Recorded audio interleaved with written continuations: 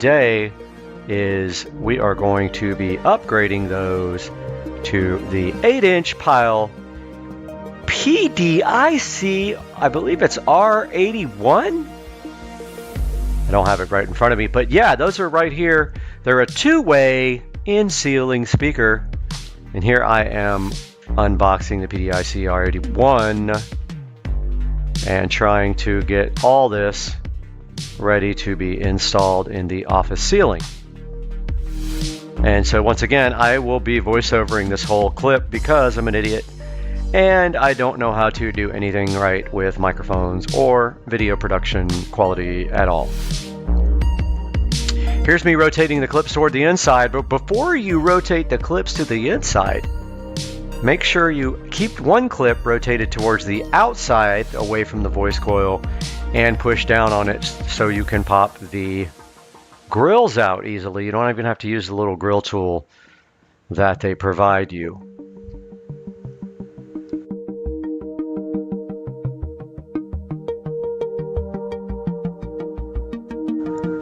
So I took all this time doing this rotating of the pegs, and then of course forgot to take the grill off, as I just said.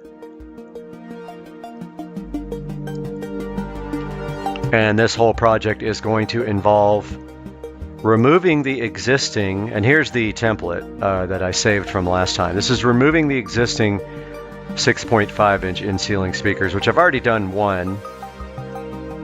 Here you see me moving the camera into the office, but you can see here I took one out last night and I needed a test speaker, and I don't have any, and that's hilarious, but I really don't. So I took one of these guys out, and then when I did that, I decided why not upgrade the office to the 8-inch in-ceiling, which is the last room besides my bedroom.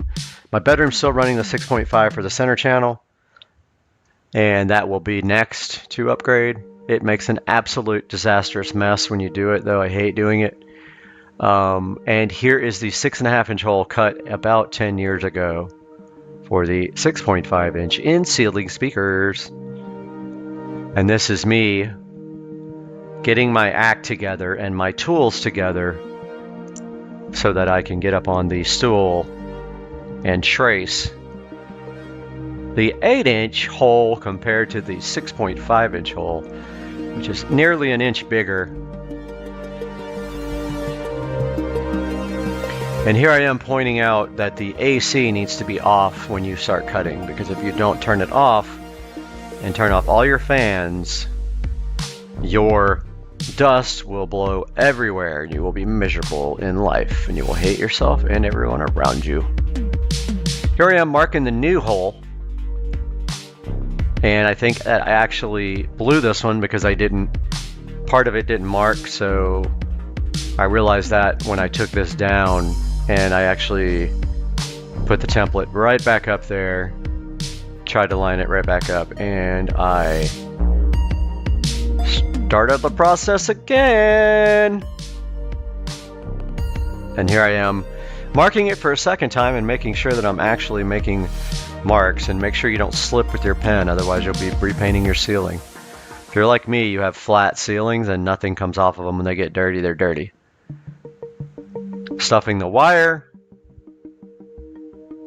up in the ceiling to get ready to cut and make a complete mess out of everything here. And I am ready to cut. I already have a sheet down below the cutting area, and here I am up on the stool about to destroy my arm muscles for a solid minute or 2 or 3 or 4. And there has to be an easier way, but if you use a tool, it gets so dusty. Like, I've used a Dremel before.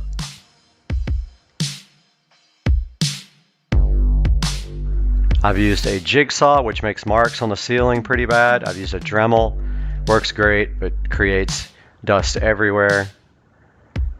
And I have used a Hole Pro, which works pretty good, except when it catches sometimes when you're actually drilling, a hole pro will catch, and when it does, it will like fly off the track and like make a big gash in your ceiling, and I've had that happen plenty of times. So hole pros are hit and miss for me, but I have cut plenty of speaker holes with them. You can't do that here because you have to have a center for your arbor to go through. If you already have a hole, you can't use a hole pro or a hole saw. You will be cutting it manually, my friend. Here I am about 50% done. What I don't know at this point until later is that this speaker is the hole is a little bit too small, and I didn't see it until after I screwed the speaker in, and it came back later and noticed one side was not flush, and I had to pull the speaker completely out and trim some more.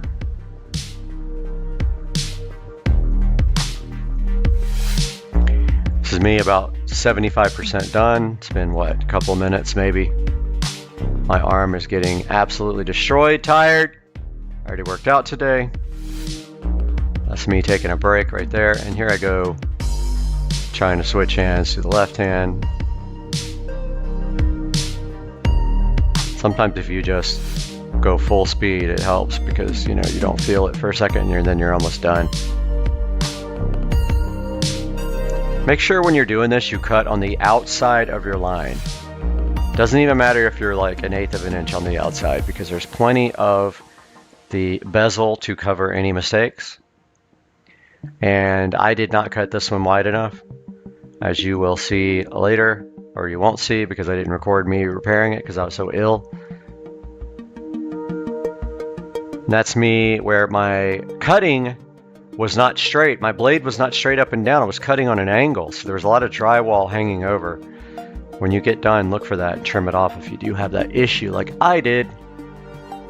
And this is me just extending it, but I didn't do it enough, because you'll see here in a minute that the speaker is off, and actually did not record that, so you won't see it. But yeah, one side was not pulled up all the way to the ceiling, and I tried to push it up and it just was not having it. So I had to pull the speaker out, trim a little bit on that whole entire side, and then put it back in.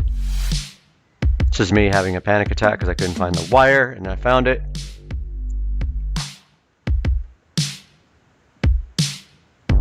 And now this is me grabbing the speaker here, getting ready to get up on the ladder, not understanding that I could have put the drill in my pocket. I did that later and had a epiphany of sorts.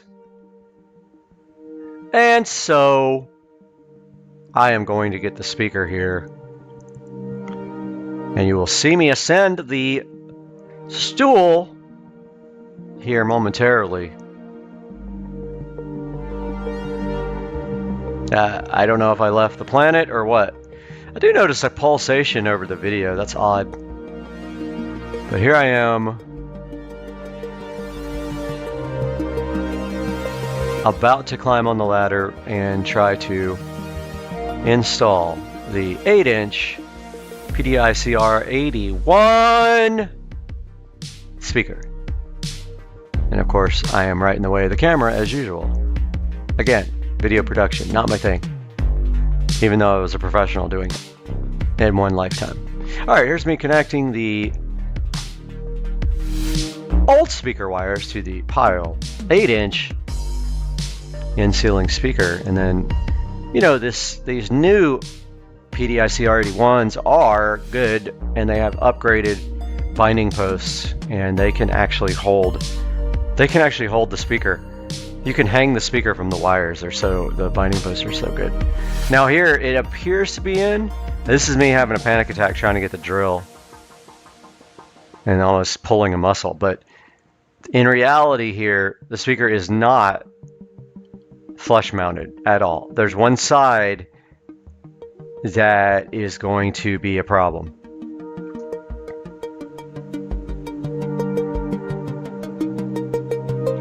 It even sort of made a bubble in the ceiling, but as soon as I relieved the pressure, the bubble went away. But you might be able to see that here momentarily. This is me putting the third screw in. Yeah, when I sucked up one of those sides, it made a bubble. I think it's this side here. Because basically the drywall on top of there is broken. You can't really see it in the picture here. It might be this one. Yeah, I think it was that one. But I didn't see it here. I went ahead and put the grill on at this point. Because I thought, but you can kind of see that there's a gap. I didn't see it from that angle, but it was on the opposite side of where I was. And here's me putting the grill in thinking I was done, and boy was I wrong. Grill went straight in, no problems whatsoever. And here I am thinking that side is all done, and I'm so happy and life is good, and actually could not be further from the truth. And I'm repositioning here. Notice the other 6.5 is not out of the ceiling, so I have to get set up here to take that out.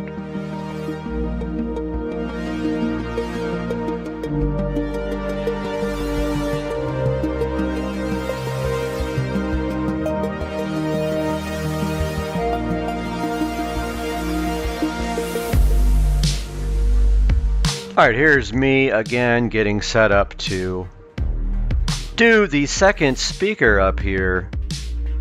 This one here is still in the ceiling, so I have to remove it first. So they will provide you with a little pin tool that goes through the grill. It has a little loop for you to put your finger in, and that's how you pull off the old in-ceiling speaker grill. Notice here you just put that through the speaker grill and just pop it right off. Now there's 4 screws here, so you take your drill and go counterclockwise, and the little feet inside the attic will turn away from the drywall and allow you to drop your speaker right out of the hole. Sometimes it goes better than other times.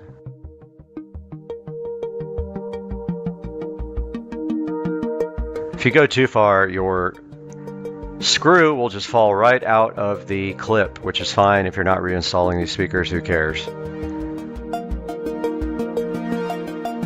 Now these old 6.5-inch in-ceiling speakers are, the binding posts are terrible. They're the only thing you can do with them is stick them through the tiny holes, or you have to use the spade connectors, which I did not do, but they won't hold hardly any gauge wire through that hole. You can get a tiny amount through one of the holes and a little bit more through the positive hole. The negative hole is tiny. This is me prepping the wire, but I still have to stuff the wire in the ceiling and draw the new template and get that cut. And honestly, I did a way better job on this one than I did the first one. Even though once I put this speaker in, you'll see that one side is not pulled all the way up. It pulled right up with the screw, no problem. Like I said, better to cut larger, because you have probably 1/2 of an inch of leeway on your bezels.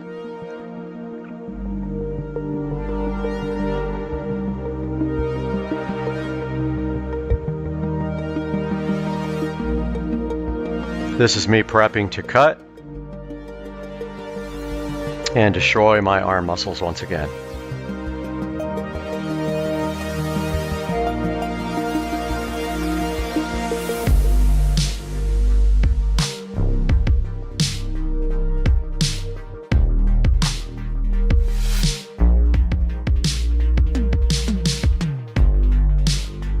Here I'm making a concerted effort to cut on the outside of my trace line, because I have learned, because I have installed probably 50 of these in my lifetime, every time I don't cut outside the line, I'm up there trimming and making adjustments, and it's just stupid when you can just cut a tiny bit more off.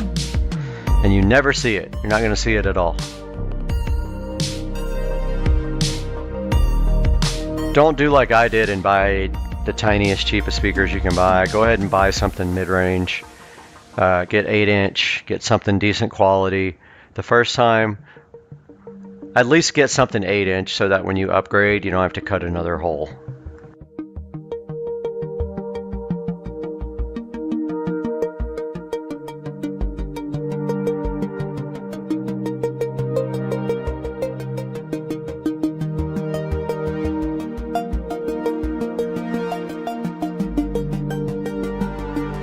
Like I was saying before, you can use tools all day long to do this, but automated tools make an absolute mess, and the only way to really keep that mess down is to put plastic up and like a tent around you, or it goes everywhere. Or get a vacuum cleaner and someone to hold the vacuum cleaner up next to where you're cutting, and that will suck up all the dust as you cut. I am a one-man band though.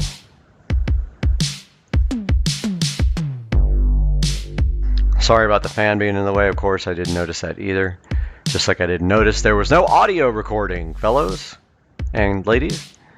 But I'm almost done here with the cut, as you can see. It's about to fall down momentarily. Almost there.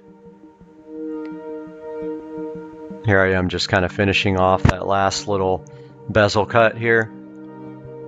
And then making sure that I don't have any angle cuts with drywall hanging over at the top. If you cut on an angle, the speaker won't go in. Here's my wire ready to go. And just me making a few little adjustments here. Making sure that I don't have any issues when I go ahead and put the speaker in.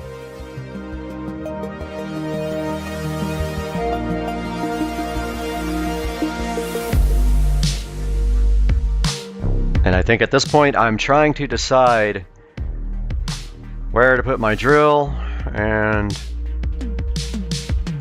so I am getting my tools ready to put the speaker in the pile 8-inch PDI-ZR 81.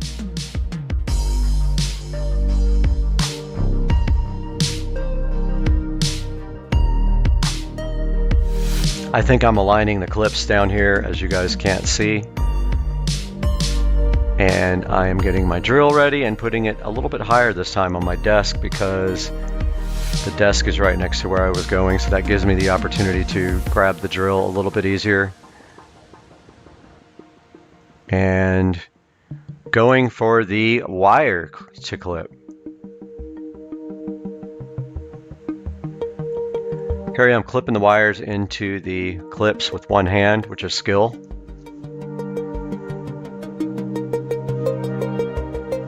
Once I get those wires in there, I make sure all the clips are rotated towards the voice coil. And put the speaker up into the hole.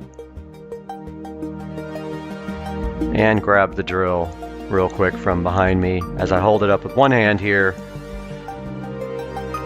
And make sure that it's flush. I grab the drill with the other hand and start the screwing process.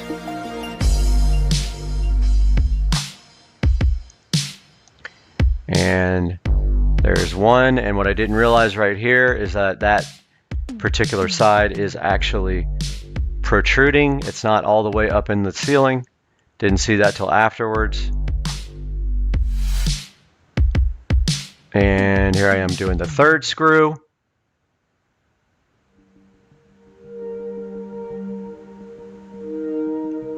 My arms are on fire. And I think I realized at this point that there was a big gap.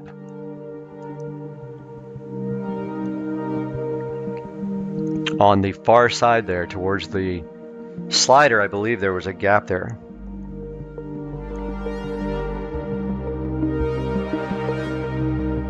Alright, so this is a look at the finished product. Here are the 8-inch in-ceiling speakers installed. Hope you guys enjoyed this. Yes, I made a couple of mistakes. I corrected them after. You would think after all that many installs, I would know how to do it, but apparently I don't. But hey, it came out great, and I hope you guys enjoyed the video. Supercar street racing here. Have a good day.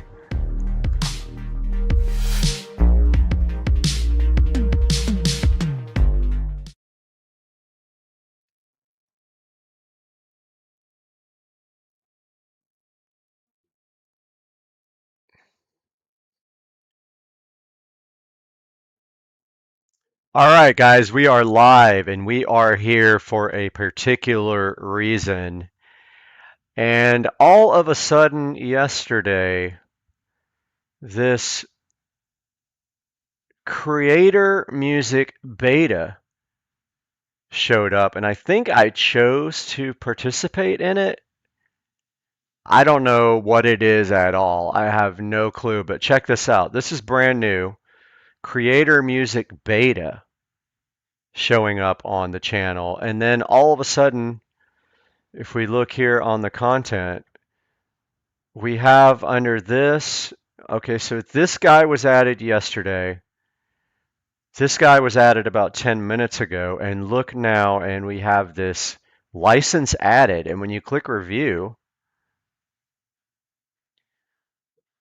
it shows you like the audio track and how it didn't affect anything. License global does not expire. Add tracks if they're not in there. They want you to add this to complete the licensing. What is this and why is it a thing?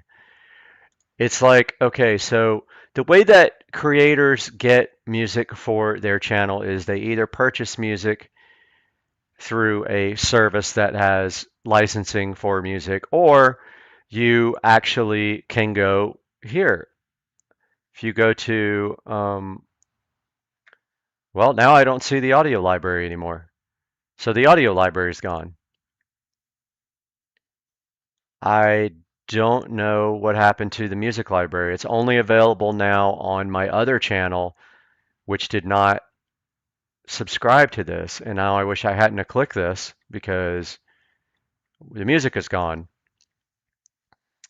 If we go to my other channel, if I can find it somewhere, if we go to the brand new channel, check out the Incredible Universe channel where it says audio library, and we go into audio library here, and here is our standard YouTube audio library. But if we go back to Supercar Street Racing here, we've got this creator music beta. They want you to revenue share where there's free music out there. I get it. People have to make money off of their creations, but you make no money off YouTube anyway. YouTube is not a money-making platform unless you have millions of views. Now we have this revenue sharing thing that I don't even understand. That I guess you go in here and you click 0 and this is free music. I mean, I don't know what to think about this new creator music thing that popped up. I wish I didn't click the link there to participate in it. It came up. Now it wants to give me $15 for free when all I want to do is use free music on all my videos. There's only 15 free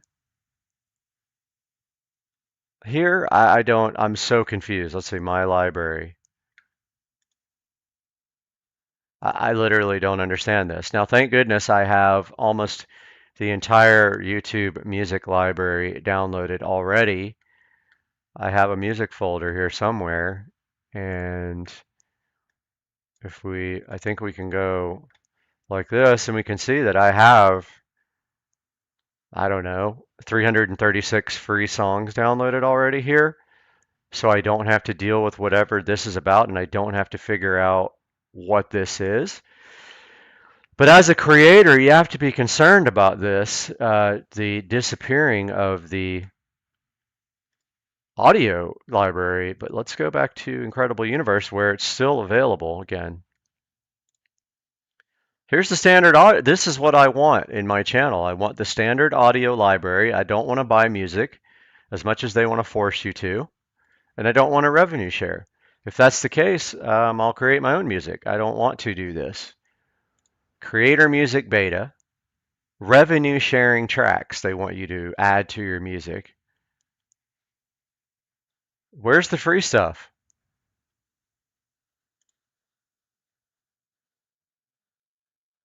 It all says 0. but yet I'm not getting it. I'm not getting the point here, what this price is. It's telling me, let's see, I can say buy license. I mean, I don't even know what this sounds like, but let's listen.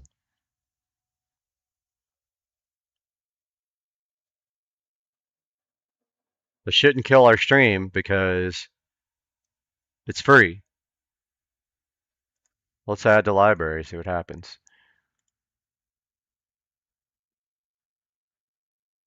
Okay, so now my library, I have this song, it was 0. Buy license. I'm not buying this. This is a revenue sharing. I'm not doing this. So I don't understand this. I think it warrants, watch this. Very dissatisfied. Okay, so just like music is not, music doesn't, other. How about some free music? I want, I want the free library back. Now, as a creator, you have to be concerned about this. Look at this. Okay, so look, okay. Creator music on the left here. All right. Okay. So let's go back to the Incredible Universe. Why is this audio library here?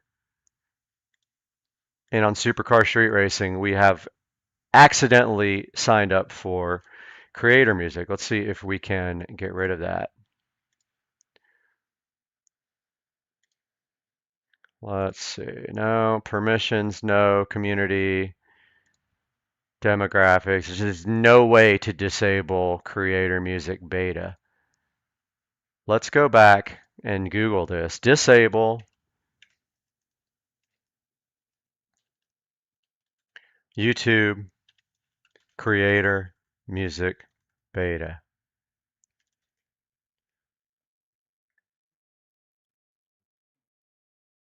No, it's all creator music. It's all creator studio. And here's the fact about this. So this is going to take over. This is going to take over where the audio library was, guys. Look at this. This music situation on YouTube is literally out of control, and you can't really do anything music wise on YouTube. Forget about using any commercial tracks. If you do, you won't get to monetize your video. Even though a guy like me, let's be honest, what do I make? $100 a month on YouTube. They want me to share my $100 of revenue with some music creators that make millions of dollars a year on their music already. So here's the fact on this.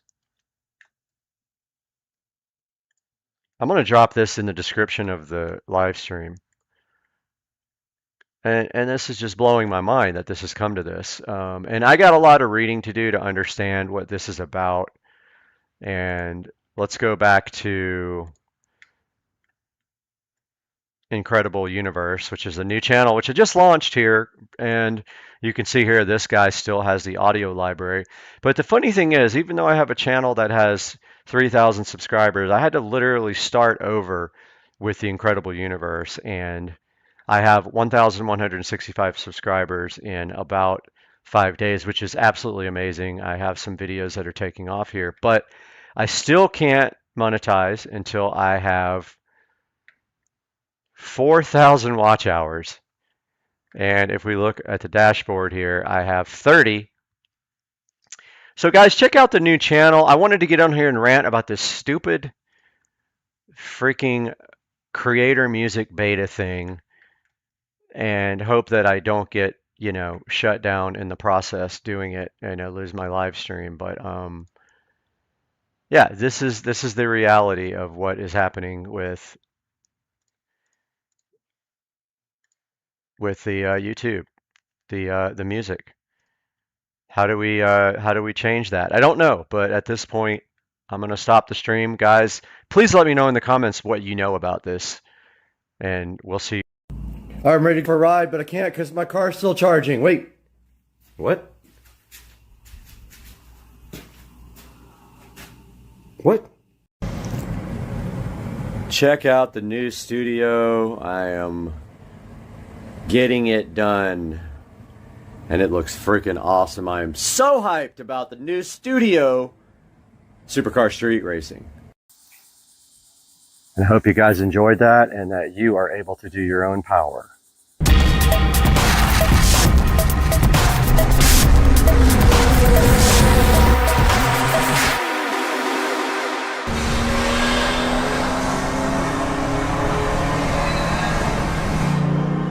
Hey guys, Supercar Street Racing here, and today we're going to show you how to add an electrical outlet to any exterior wall. And this is the first things you will need for the actual project. You need a pair of gloves. We're going to need our level to level off the electrical box outside, our concrete screws to screw the electrical box into the outside wall because I have stucco. We've got our automatic wire strippers, a manual screwdriver, our utility knife, a drill to drill through the metal box, which I'll show you in a minute, a small piece of Romex wire, which doesn't matter what gauge really, our workman pliers, and our masonry bit to actually drill through to the outside of the house. And also on the inside here in my kitchen, we have the other parts to this puzzle. We have a metal outdoor box. Got this off of Amazon. Link will be in the description. And we've got a Tamac outdoor weather box cover. So that is the first things you're going to need in order to install an electrical outlet anywhere outside of your house. The only concern I have right now is if this bit is long enough to make it outside, and I don't have an extension for that. I don't believe this will work. I have an extension, but it is not for, it's for hex. So I don't believe that will work, but we'll try our best to get that through the wall and see what happens. Back out here in the garage, we got my tool bag ready to put all the tools in. Let's go ahead and throw all that stuff in there. This is really handy for doing any job. I just throw all the tools in here and I can tote them around the house pretty simply. Even my drill will fit. And my gloves. And let's go ahead and roll inside to the bedroom and I'll see you guys in there.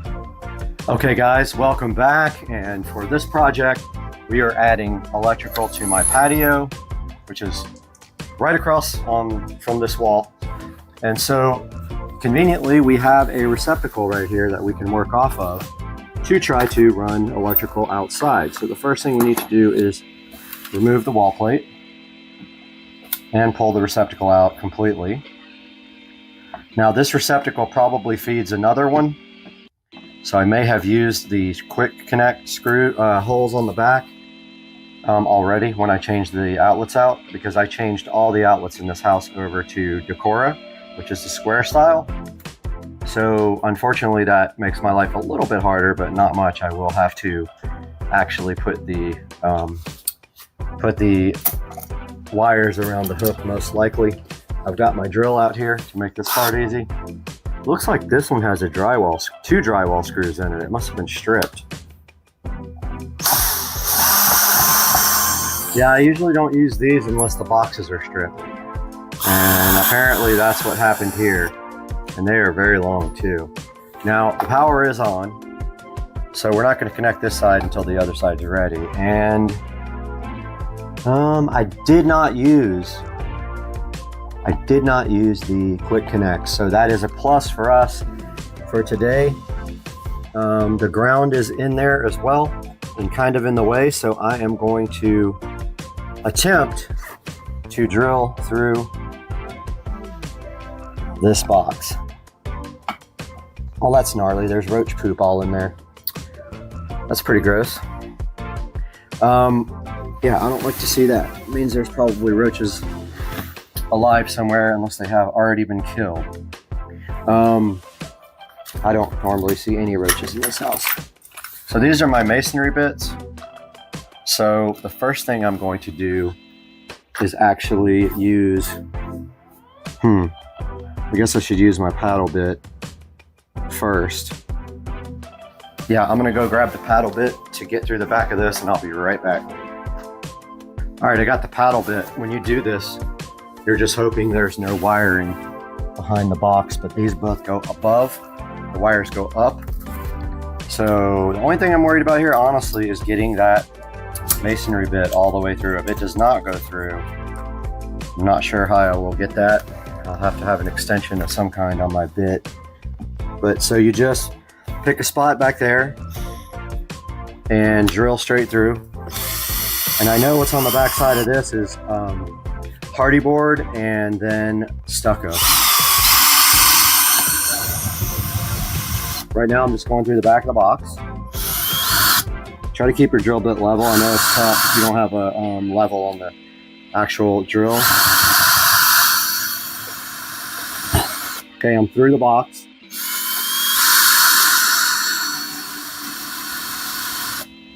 Not sure what I'm hitting now.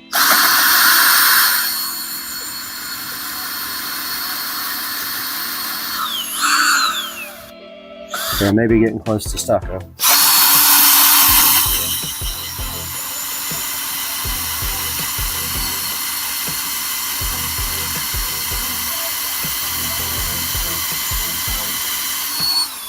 Still see wood coming out.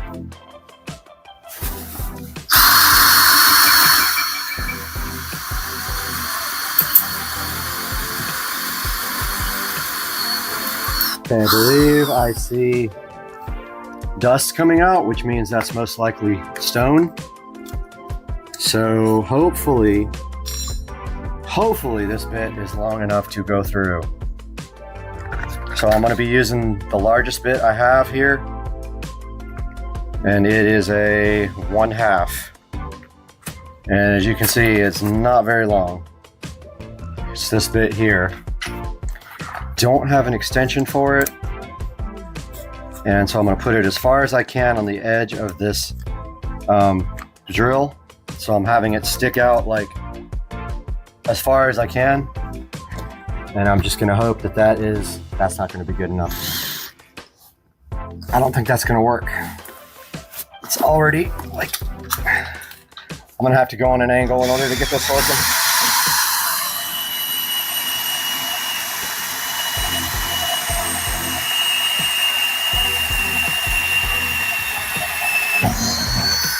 All right, we're through. I see daylight.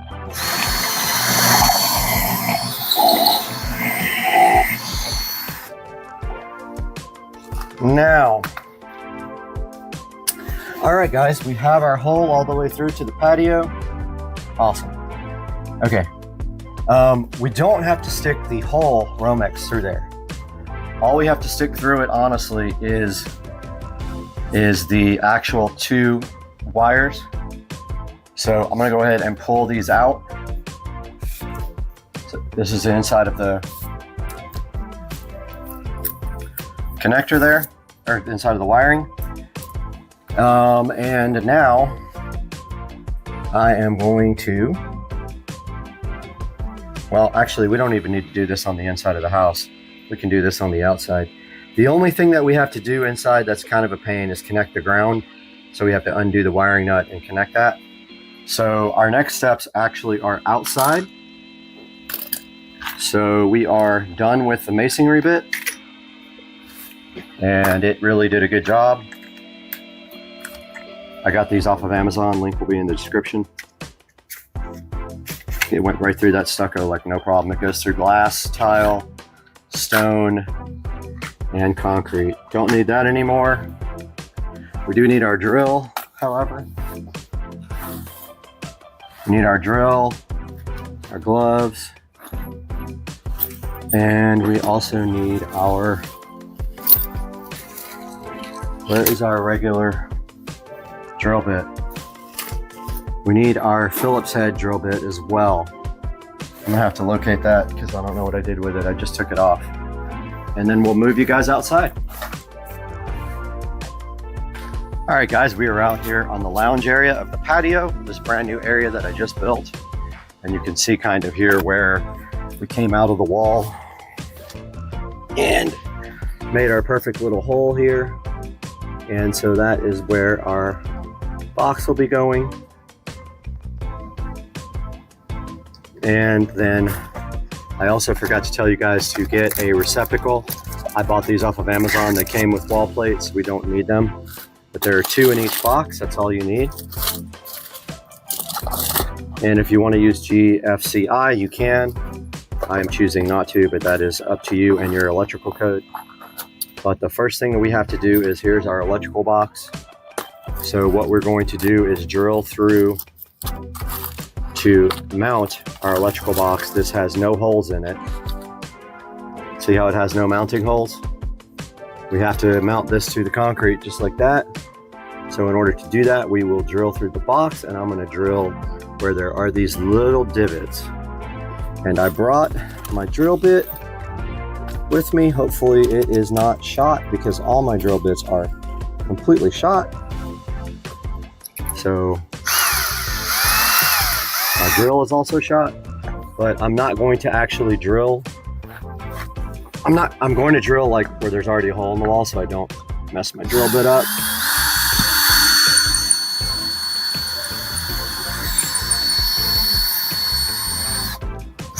Yep, that drill bit sucks.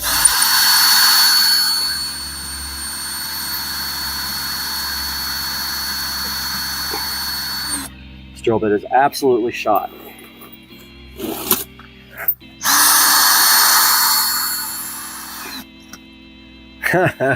This drill bit will not do anything. I've got a multi-drill bit. I'm gonna go grab that, I guess.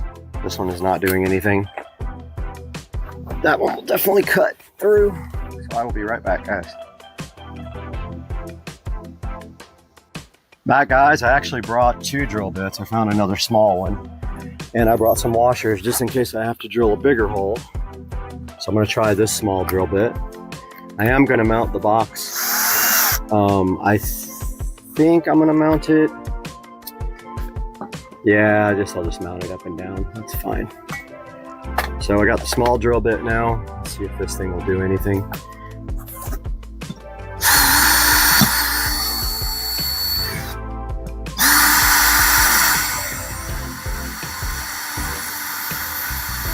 That's not doing anything either. These drill bits suck. So I'm going to use my multi-depth bit, which will cut through anything. Just a hole big enough to get screwed through. The first notch on the bit.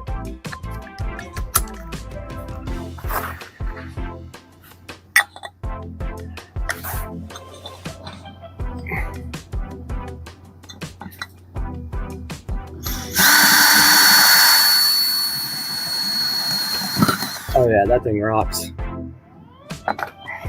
I don't believe we need 2 holes. One should cover it, should hold it, because we're also going to seal it up. But, I guess we can. Now what we need to do is take our masonry screws, our wedgets. Comes with a drill bit. And you have to drill the hole long enough for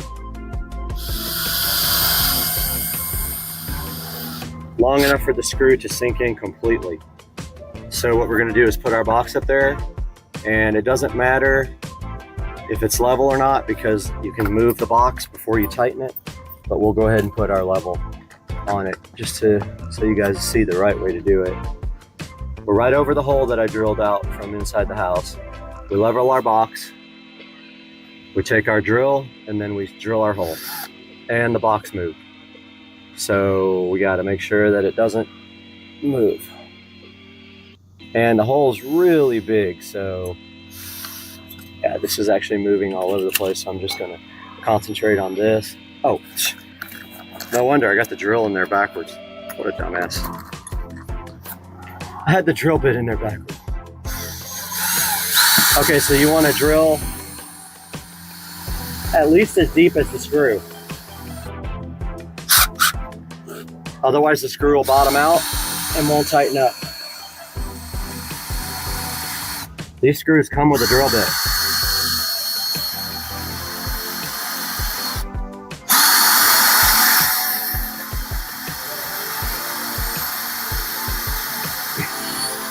Still not deep enough.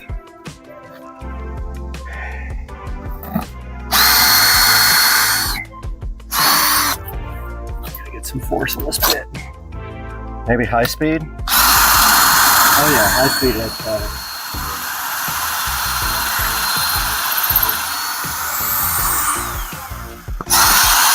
Okay, that's all the way through. Now we swap out our drill bit that came with the wedgets to the actual nut driver that came with the wedgets. I brought some washers, thinking that the hole might be big. And we can go ahead and get this thing tightened up.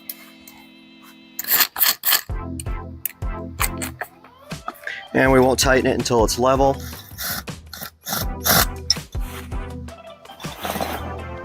I haven't decided if I want the box up or down. Well, it's going to be sideways now because that's the way I drilled the hole.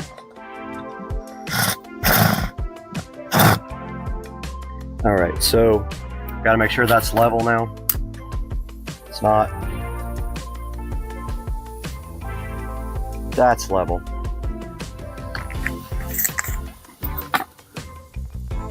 So the box is going to be sideways.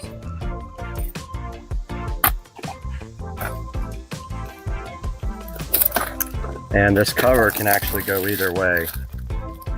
You just have to remove the cover and reposition it. Okay, I'm going to tighten it the rest of the way, but I need to. I don't have enough on my enough extension on my. That'll do it.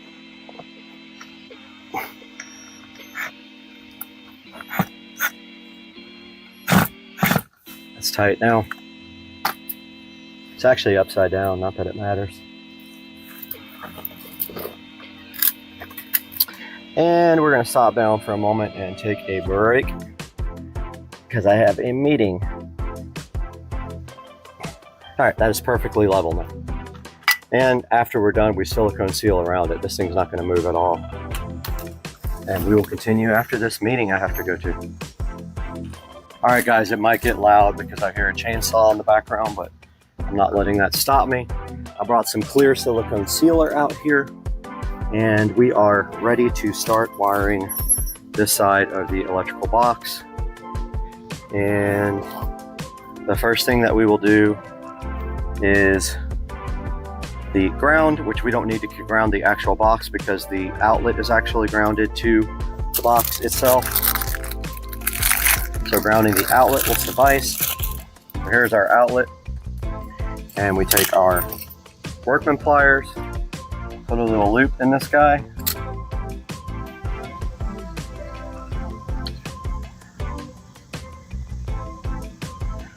And do our ground screw. Make sure that your loop is, your loop direction is the direction that the screw is turning. Otherwise it will unscrew from the actual screw. It will actually move itself out. Tighten that up really good. And now we can go ahead and wire the rest of these. So we got these wire strippers work terrible on solid copper. So I'm going to show you why, because they pull too much off. So make sure you have extra. See how much it pulled?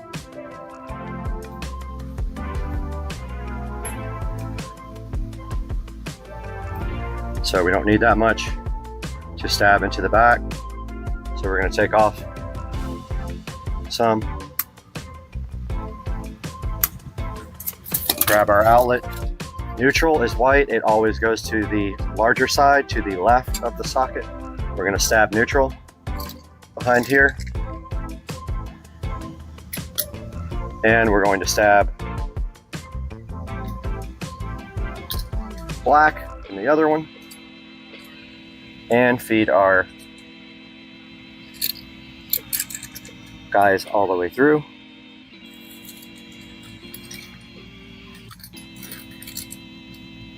Pretty simple process on the outside. If you wanted to seal the hole now, you really wouldn't have any way to, because you still got to feed all the wires through.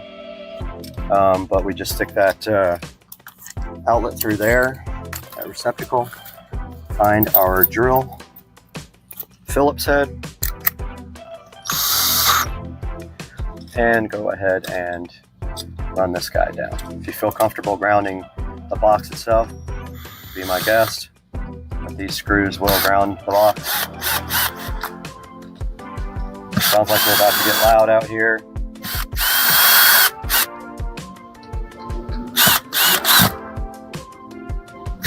Sounds like there's a race car going.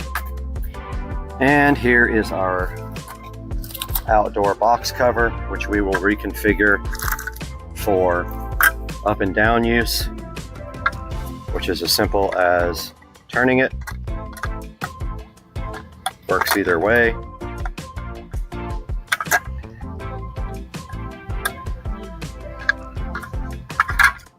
You just take this off and move it to the other pins. I'm doing this totally backwards. All right, let's try this again, folks.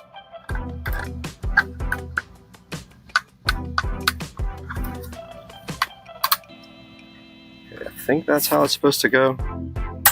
Yeah, you just kind of force it onto the other ones. And there's a gasket on the back. Comes with a bunch of different hardware here. Oh, did I do this wrong? I did this wrong. I did this wrong. This actually has to go be backed out because the box is secured with this, with your actual receptacle mounting screws. There's 2 slots there. You put over the screw, so you back them out pretty far before you put the outdoor cover on.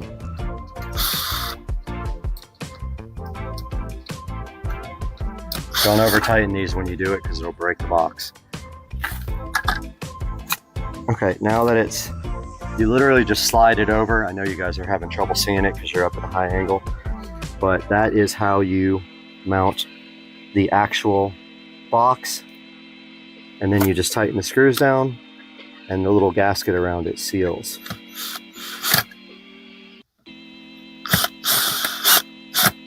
Don't over tighten it, we'll just break the box. You'll feel the gasket tighten up and you'll see it tighten here. If you want to tighten it by hand, that's fine. Just don't go crazy because it will break. You'll feel it getting tighter.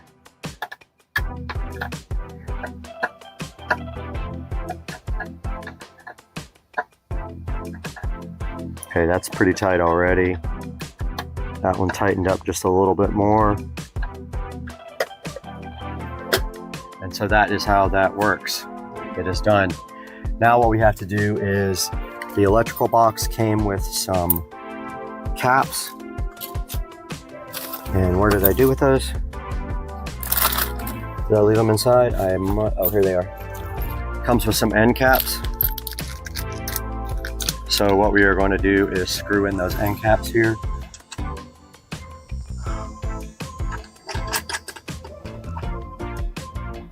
And if you want to put silicone around those, you can, or a thread sealer to keep the water out.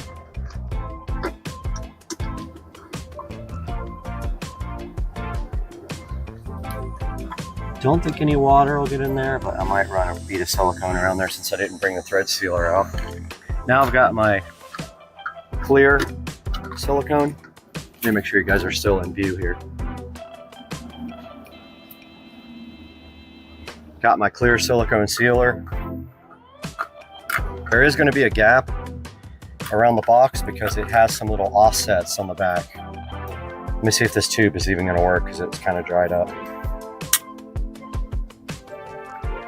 And I didn't bring any napkins with me either.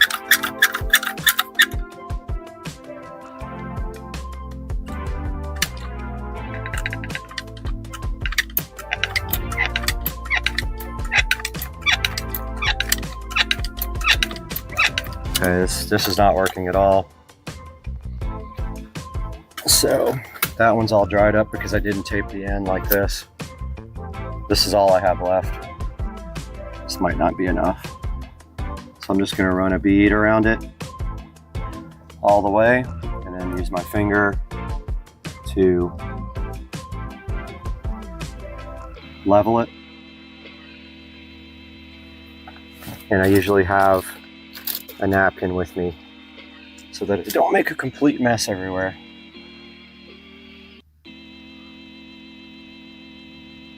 Make sure you do the bottom too, because water will run around the bottom.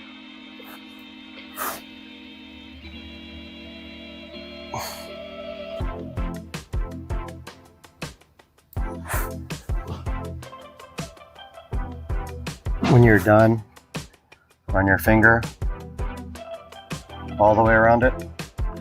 Wipe off the excess on something.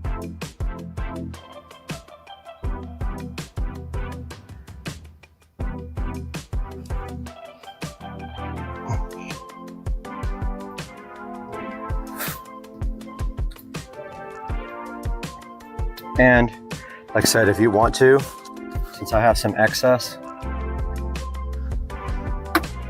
I'm gonna just take out these plugs. Really, all you need is pipe thread sealant, but I'm gonna rub some of this silicone I have extra from being on my fingers onto the threads.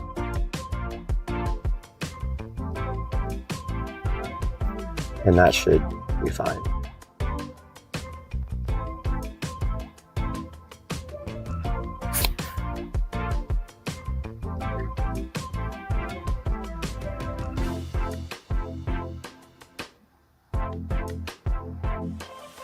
Of course, I'm getting it all over everything now.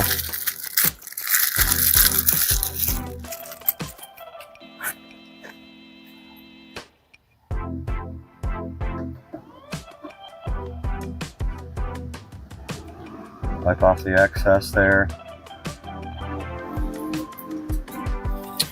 Guys, I'm gonna have to go get some rags. I'll be right back. All right, guys, I got a paper towel with some water on it, which is the correct way to use silicone sealer when you put it on by hand. I'm gonna go ahead and put some on this plug as well, because I'm being lazy and I don't want to go get the thread sealer out of the garage. But this is never going to come off again, so it doesn't matter.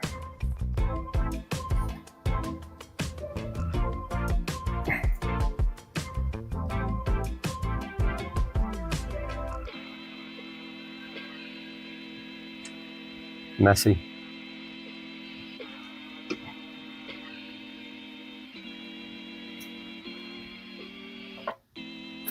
Tighten that up, get all the extra off. That's what a wet paper towel is good for. Remember, if you feel more comfortable using a GFCI because this could get wet, then that is totally fine, and you need to look up your local electrical codes before you do it and see if you're doing it the right way. But I'm just making sure that I have silicone sealer all the way around it, and I don't. I see a gap.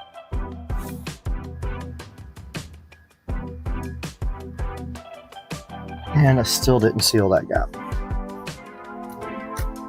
So I need to take my silicone under there and just put a tad bit more.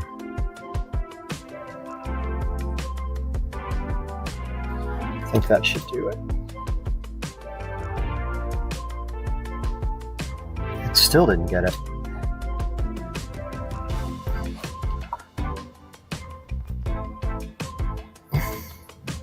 Okay, I think I see what the problem is.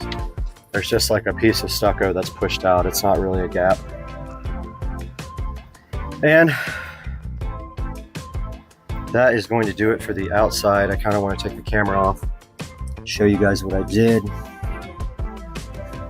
So let me get the camera. So that stuff will dry clear. Don't worry, it's not going to look ugly and white like that. That is all the way around. And then if you pick up the box cover, there is the finished electrical box. And it is sealed from the weather with this gasket. If you feel comfortable, if you feel better putting a little bit of silicone sealer around this gasket, then by all means do that. If you feel like it needs it. If not, it's probably fine with just the gasket. It puts a good seal right there. And now we'll move back to the inside. Guys, we're back inside the house. We have our tools ready, and it is 95 degrees outside or 100 degrees outside and nice and cool inside. Here are our wires that we have to. Now, actually, I should have made these a little bit longer. Kind of screwed myself. Somebody knows how to do wiring. Whoever did this original wiring is good at pushing the wires back into the box. I'm terrible at that. So first thing I'm doing is putting my ground in. And let's see, take our workman's pliers and twist this ground around with these. So you put it with the existing ground, twist it. Again, the power is on, guys. So when I start working with electrical, be careful. And I will put on my gloves. And I'm not going to be touching anything really. Turn this wiring nut till it won't turn anymore. It'll get very tight. Then take that and bend it back into the wall like it was before. It made one bend, and then these make an S shape. That's how you get these other wires in. Now all we gotta do is strip off the end of this, and don't forget these wire strippers are going to take a lot off because they don't grip the wire correctly. They take way too much off, leaving us again with a very short wire.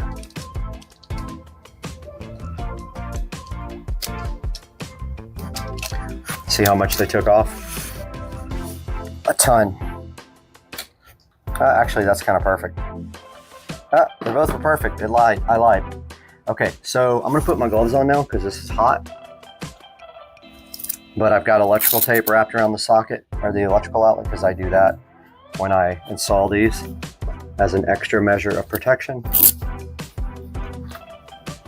And all we have to do now is push these into the quick connects in the back. I'm going to go ahead, when you're doing this, don't touch anything to ground. Yeah, these are way short.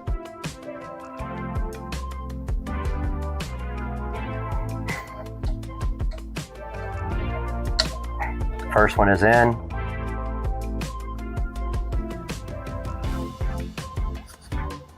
Second one is in. Now we just bend them the same way. So if you just push upwards and make an S, then all the wires will push back into the box. Like that.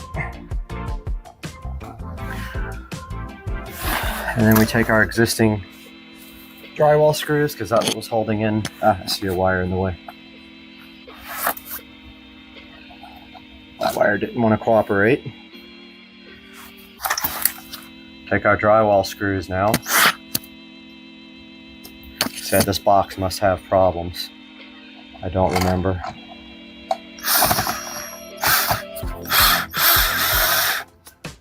Don't go too much. See what I did? I almost broke the drywall off.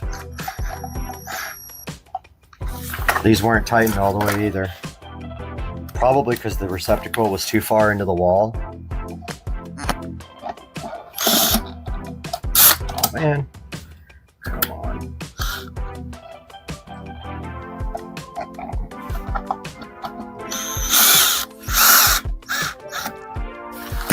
And that should be good enough. Now at this point, we should have power on both sides. Let's go ahead and put our wall plate back on.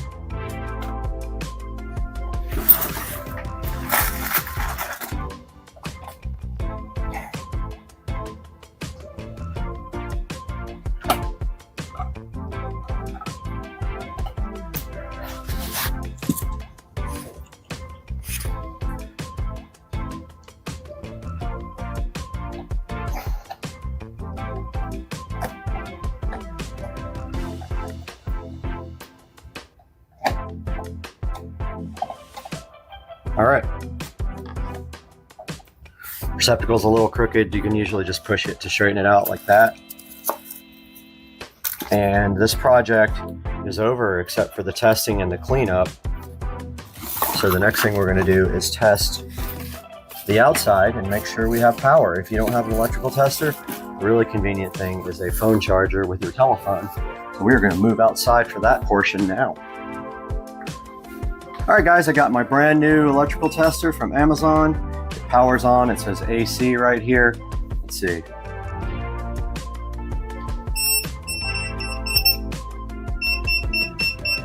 We got voltage. And so this outlet does work, which makes me assume the outside will work, but let's go test it. Out by the beautiful pool, it's about 100 degrees. I've already been in the pool today. And we're going to test our brand new outlet for our beautiful patio area here that I just remodeled, which did not go on the channel, but it is kind of nice. I probably should have put it on the channel. And we just open our box here. It's tamper resistant, so I don't know how to. All right, we have power.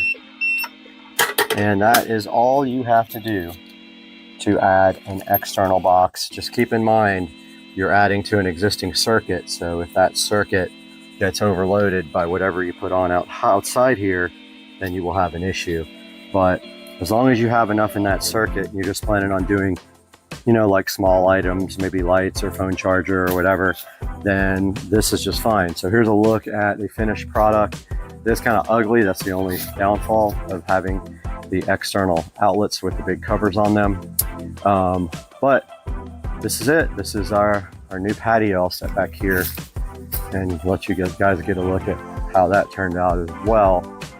And got all the nice artificial plants out here and got a table, and it makes a very nice place to dine or chill and have drinks, because right on the other side of that you've got the beautiful view here. I hope you guys enjoyed that and that you are able to do your own power. Hey guys, welcome back to Supercar Street Racing, and this is part 5 of me reacting to my 15-year-old racing videos on the Supercar Street Racing channel. I'm so glad you joined me today, and I can't wait to check out the last videos that I have of me racing on Supercar Street Racing.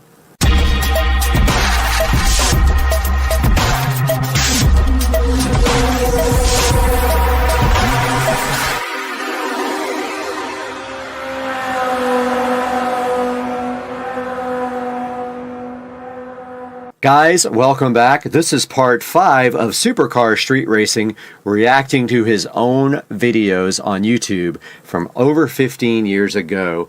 And today we have the last installment. This is all I have left. There may be some videos out there somewhere, but a lot of the sites that had my videos hosted are no longer available. So let's start taking a look at these now. This first one says single turbo 750 horsepower Supra versus the slowest Mustang in the world. So I don't know what this is. I do not remember this at all. Let's see what it says. No audio here.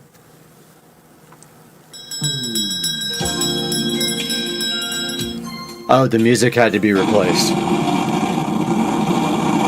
And so yeah, you can see there that it was a Saleen Mustang. It was a Saleen Mustang and it was incredibly slow. I know it's hard to even tell with this old video.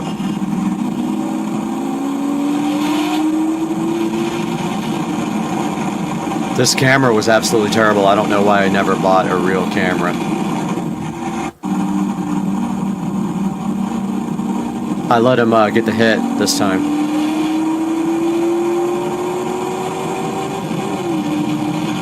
And of course just walked him. Alright, so this is very interesting. So this is the only video in existence that I know of my M3 Turbo, my E36 M3 Turbo, which was totaled in an accident. A lady hit me and absolutely destroyed it. And so there are videos out there somewhere of me running high speed in it. I don't know where those are. Like I said, one of them used to be on Speedo Pics, and I think that site is long gone now. I think I looked for it, but this is my Turbo M3 from back in the day, leaving an event. It's really short, I know that. Let's see, and quality's terrible. And I got sideways there. Let's take a look again.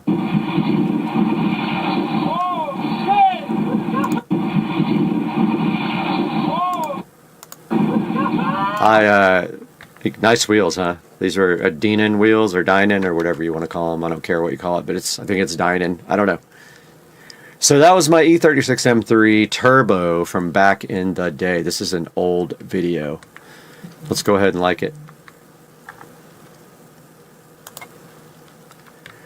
And this one is from this event called, it was some kind of toy thing where you would go to a car show and you brought a toy to enter. So on the way there, obviously we must have had a little bit of fun, but I don't remember anything about this. Let's see. Okay, so let's pause it right there. So this was actually called Motor for Toys. That's a Ferrari F40, I think, right there. I actually raced one of those on video one time. I don't know what happened to the video, but yeah, third annual Motor for Toys. You bring a toy, 2006, so almost 2007, and you are able to enter, and it was in Agora, Westlake Village, which is north of Los Angeles. So let's see what this is. We decided it was street racing for toys. Okay, so this is my buddy's brother, and he had a fake M3 CSL. So it's not a real M3 CSL. It had M3 CSL parts on it. So it says M3 CSL. It's really not. Let's go back.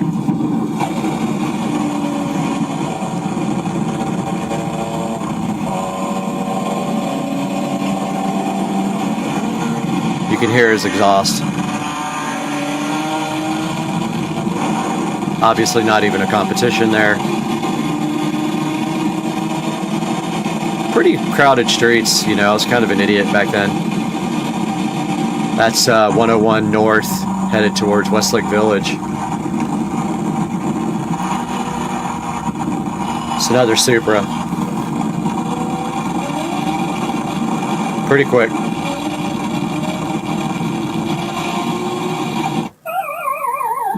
I was worried about my face being shown for whatever reason.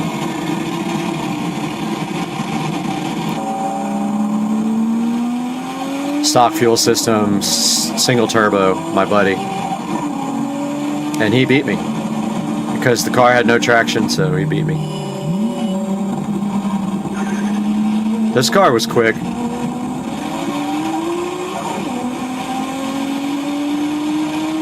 Really close race there. Here's the M3 CSL again. Oh, from another camera view.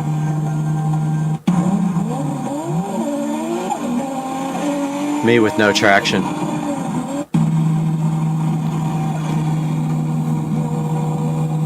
This is a good video, man. I forgot all about this one. And here's a view from the other car looking at me. And then I just waved goodbye like an idiot as I spun.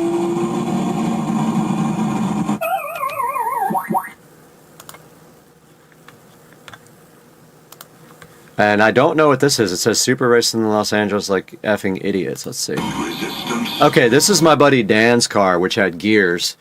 So he had a different rear end, so he had some good acceleration compared to me.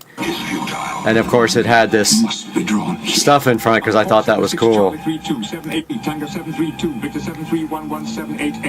This is a cool car, actually. So this is my buddy Dan, and he is in my other video with the R6. I hate this. It is revolting. More? I remember this. Please. Alright, so there's me. I'm in the... That's me in my Supra.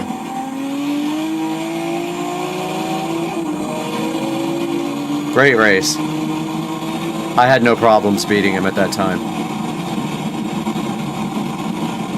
I think he was on stock fuel, maybe. But I had, you know, aftermarket ECU, fuel system, single turbo, all that.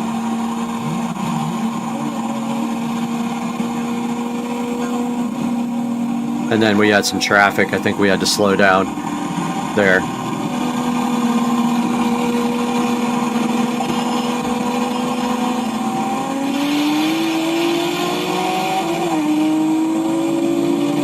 Great video.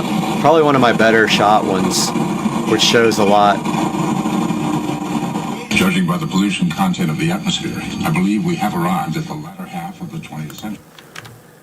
Yeah, so that was pretty cool. This one is insane. So I was actually supposed to race a Veyron, I think, this night. Something insane. And the guy didn't show up. I remember this. And the music had to be substituted, I think, as well. I don't think there's audio on this, but let me get to the actual video. So I'm going to turn this down in case this is copyright, but that was a ProCharge Z06 sitting in the parking lot. 600 and something real world horsepower. I know it's hard to see. That's my buddies that made 621.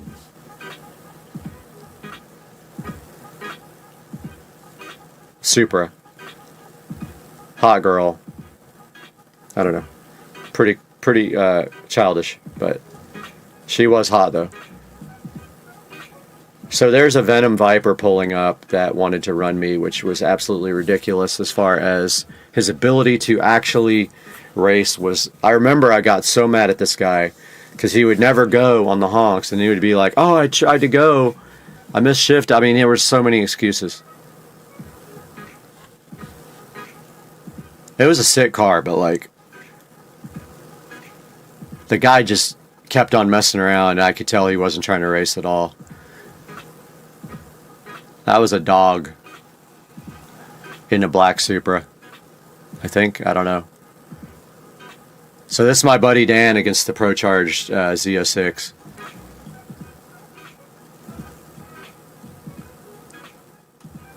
Looks like Dan won that race, though. There's no audio here. It was all copyrighted. Maybe it still is. I'm going to turn that down. So here we go. Here's a race between the Vet and my buddy's Supra. And I think that I tried to stick with them. Yeah, Dan beat him on that one. They didn't go very far. They hit traffic, it looks like.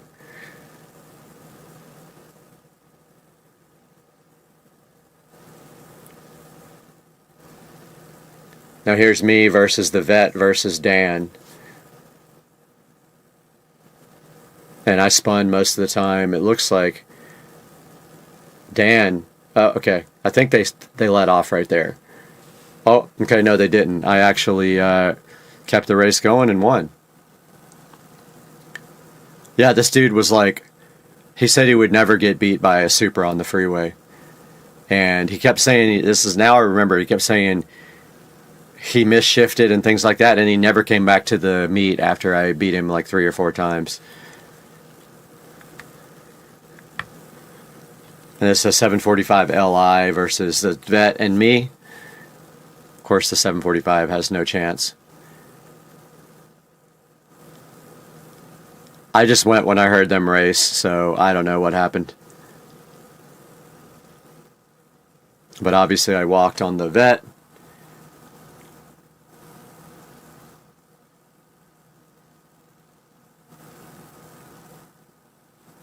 Pretty interesting video back in the day. And then I don't know what this is.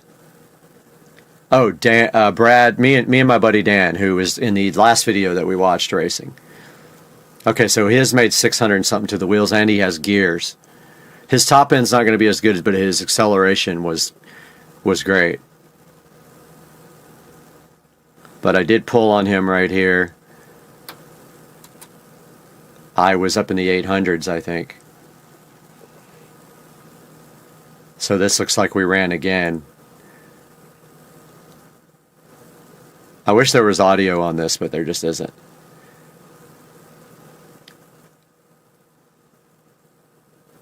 Dan was a cool guy, man. He helped me out a lot with Supras, and really nice car. And absolutely terrible camera work here. These videos are so bad compared to what we have now. And I think this is just me playing around on the freeway, it looks like. Yeah. There's no audio on this. It's just me kind of ripping. It looks like the speedometer is buried down there. Wow. Okay. And that is the end of the video and the end of the series of me reacting to my 15-year-old racing videos. And I think we went enough time. We did get past that 10-minute mark. So guys, thank you so much for watching. Please like and subscribe and buy through my Amazon links. It helps me greatly. Even if you're not buying something that's in my link, please click through one of my links in any video and purchase things. It helps me out, and I can give you guys better content. And thanks for watching Supercar Street Racing. You know, if you laugh, that it's true, and you were laughing the whole time because you know it's true. If you laugh, it's true. And then you were laughing the whole time, and it proved my point, and then you got put on YouTube. That's what happens when something happens on you. You go on YouTube. You talk funny, you go on YouTube. Blessed day.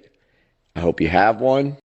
Directly in front of me on Supercar Street Racing is an important part of our next project. I've been wanting to order this for a long time because pretty soon we're going to have to get outside and do some maintenance to the house, and this is going to be super helpful when we do it. Let's take a look at what's inside this box after you see the Supercar Street Racing unboxing and review opening. Let's do that first.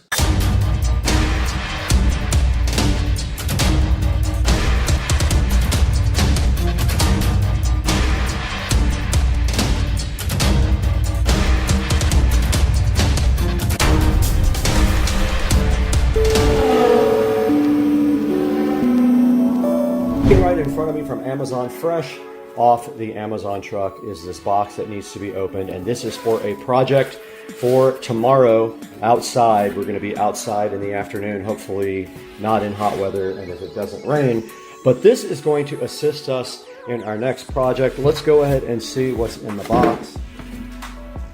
And it is a 5-liter electric sprayer from Amazon. I had one of these before and I absolutely ruined it by putting gasoline in it. Don't ask me why I thought that that would work. But this is a 5-liter shoulder type electric sprayer, and this is going to help us outside because we are going to start doing the soffits and the gutter cleaning tomorrow. It's going to take us probably an hour or so to do the whole entire house, and this will also help when we do the fence. We can actually fill this up with cleaner and spray the fence. Probably charge will last all day. Let's get this thing unboxed and see what's inside of it. Got the box cracked right open now, and right inside of this box is some goodies. Looks like on the very top we have the actual lid, so it is a threaded lid. Then on the side here, apparently we have a hose. We have a attachment belt here. Looks like we have the entire sprayer 1.3 gallon tank right there. We have some nice attachments for the end of the spray wand. We have the actual spray wand now. We have this nice card to scan in case you have issues. Then we have the wand itself, which is actually where the pump is located. So let's go ahead and break out the instruction manual and see how you assemble the electric sprayer Type 5L. All right, here's the user manual and accessories, and you notice already there is a USB Type-C charger with this thing. There are 3 different attachments here and some O-rings, and I'm assuming those attachments go onto the end of the wand here. Here is the actual handle, which is the pump, and this end comes off here, the end with the spring. Let's open up the Side King manual and see what we have to do to assemble this guy. All right, first of all, the pictures are very blurry. You can't even see them. And obviously someone doesn't speak English. Installation the nozzle and tighten it. It doesn't say to what, but I think they are talking about one of these. They don't tell you what these do. That looks like some kind of, like almost like a shower-like sprayer. They don't tell you what the 3 nozzles do. Doesn't say anywhere on the box. Okay, so nowhere did they tell you what the 3 nozzles are. So I'm gonna go ahead and just put on this one that looks like almost like a shower. And from the picture, it does appear that it goes on this side, just like this.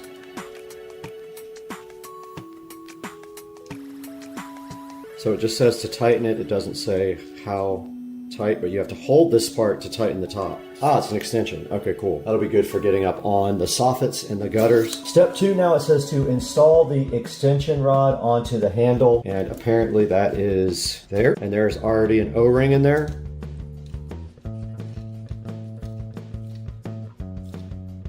There we go, that is installed. Step 3, unscrew the nut. I already did that. They're talking about this when they say unscrew the nut. They mean the nut that was on the back end of it, like that. Thread the nut through the hose pipe first. You push it all the way on that first, or it's just gonna fall right off. Then you take your nut and screw it all the way in, and it actually got tight that time. Hand tightened it, now we're good to go. Insert the water pipe into the spout of the tank and tighten the nut. There is an O-ring on this, and this nut just pushes. The tube goes in, so it reaches all the way to the bottom.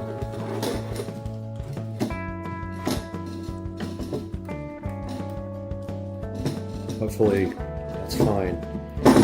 They don't really give you like great instructions. Okay, this is tight. And then they have a little piece of tape on the hose. I'm gonna go ahead and cut that. And then I'm assuming the last step is you just put your handle on.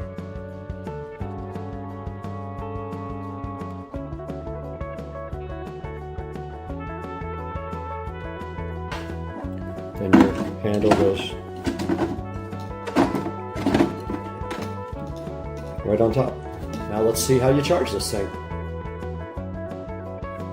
Okay, we have our rechargeable sprayer right here, and it does come with a USB Type-C. It's a very short cable. Here we have a multi-USB charger. I'm gonna go ahead and plug it in right there. I'm gonna go ahead and plug the wand handle in here, and it's supposed to have a display on it. Let's see when I plug it into the charger. And it does have a display. It's got 3 out of 4 already done on the battery. 3 out of 4 bars, as you can see right there. So probably won't take long to charge it.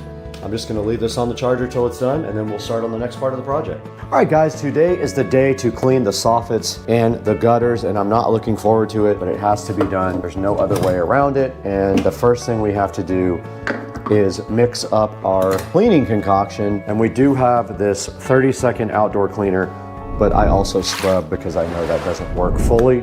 So what we're gonna do here is go ahead. It says 1-to-1, but I think that is complete BS because they want you to buy more product. I think we're gonna go like 1 cup per full thing of cleaner. Actually, let's do 2 cups per full thing of cleaner on this spray thing. So 2 cups would be right here. Since I'm gonna scrub too, I feel like that's complete BS.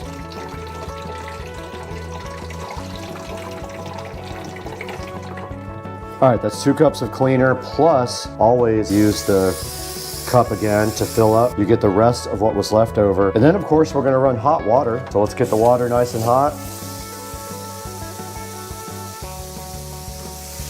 Super hot, so let's pull it right over this guy.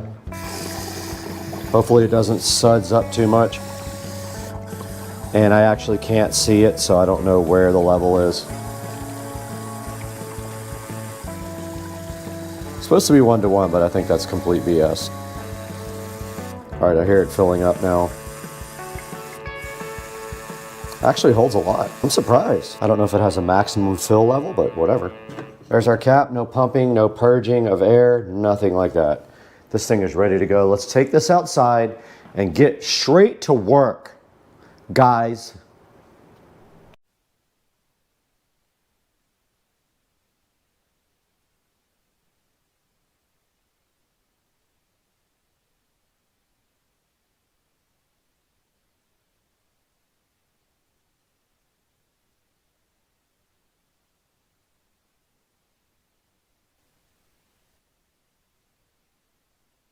Okay guys, we're all set. We have our brand new scrubber brush for the soffits.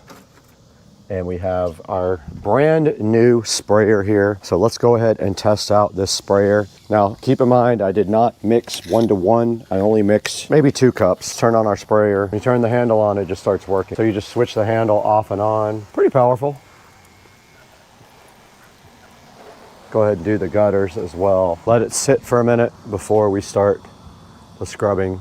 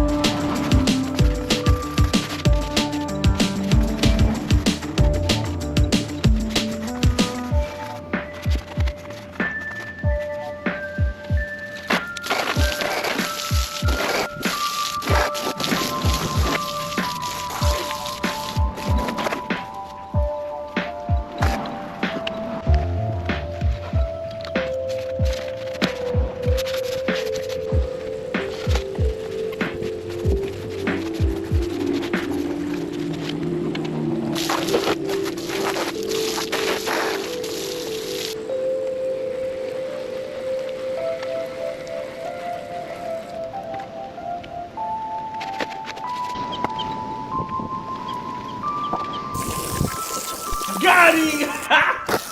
Got him!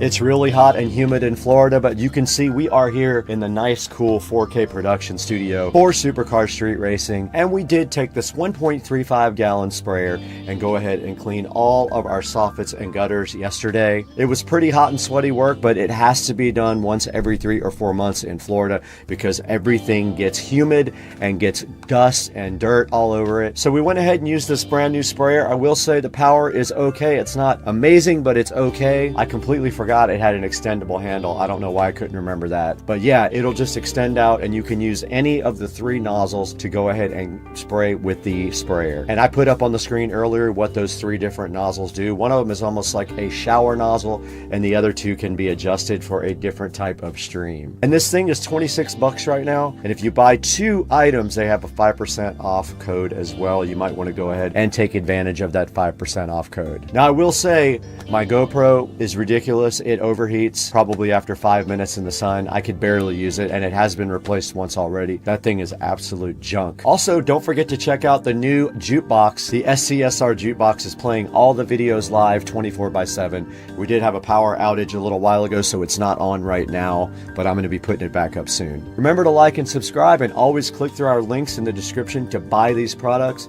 It helps the channel out greatly. It gives us a few dollars here and there to keep the channel going because we lose money on the channel. Go ahead and pick up your sprayer. It's got a 4.4 star review and it's $26.34 right now on Amazon. Link in the description. We got to get out of here though. We got another project planned for later this week that involves cleaning as well. We'll see you later.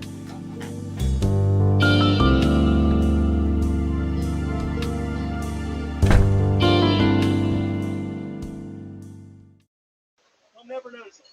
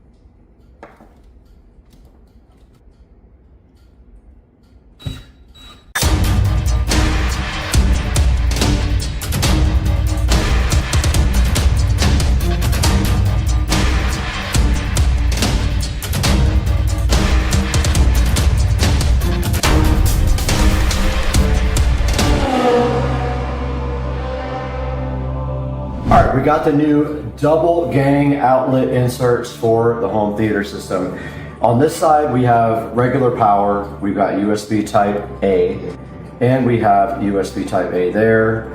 And then over here, we have Ethernet cable, which we're not using, and then a HDMI cable. We've already pre-wired, so we have power here, we have Ethernet here, and we have HDMI. So all we have to do is put the power in here, wire that up to the back of this, put the Ethernet right into there, the HDMI right into there, and then the TV is updating for the last hour at least, and it's ready to install another update. Let's get this here installed. And I'm gonna do power on the left, so I'm gonna do power right there. I'm gonna do HDMI and Ethernet right there. And I got my screwdriver over here ready to go, and all my tools. So all I need for this is my Phillips head screwdriver and my workman's pliers. Whenever you wire up this, when you wire up an outlet, neutral is always on the left, so the white wire always goes to the left. This is an odd one because they're usually on each side. In this case, they are all on one side, so we have to see which one is neutral and which one is hot. Okay, so right here it does say white, and then right here it says hot. So white is always neutral, and so when you connect this to the outlet, you always want to go in the direction that the screw tightens up. So when we undo the screw, you see how it goes to the left like that? So it loosens to the left, counterclockwise. So when you put the screw back in with the wire, you always want to go in the direction of the tightening. So for the white, you just take your workman's pliers like this, and you do a loop like that. And then we'll go ahead and do this one too. But they're both going to go clockwise, so to tighten. So those are ready. And then we'll do the ground too, I guess. So these guys are ready to go. Loosen the ground. I'll do the ground first. And then sometimes you have to actually hold the wire while you put it in, because it will tend to back out. So if you keep pressure on it like that, that's the ground. Just like that, and just kind of hold pressure on it while you tighten it. It helps to have like a regular screwdriver too. And then believe it or not, these electrical connections can actually get loose over the years just from the electricity. So it helps if you really torque them down with a manual screwdriver. All right, so that thing's ready to go. Now, all we have to do is put it in like that, and it should have screws. I like to leave them loose though, so when we get the wall plate in, we can move this around if it's not squared up with the wall plate. Okay. On the way. I'm the worst at this stuff. I really can't. I'm not good at getting the wires back in the box. Kind of force them in there instead of doing like what electricians do, which they fold it like a certain way. I can't do that.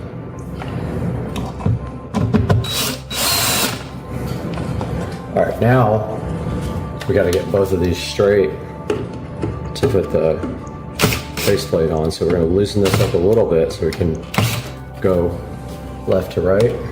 I can tell already this thing is like leaning towards you. Yeah.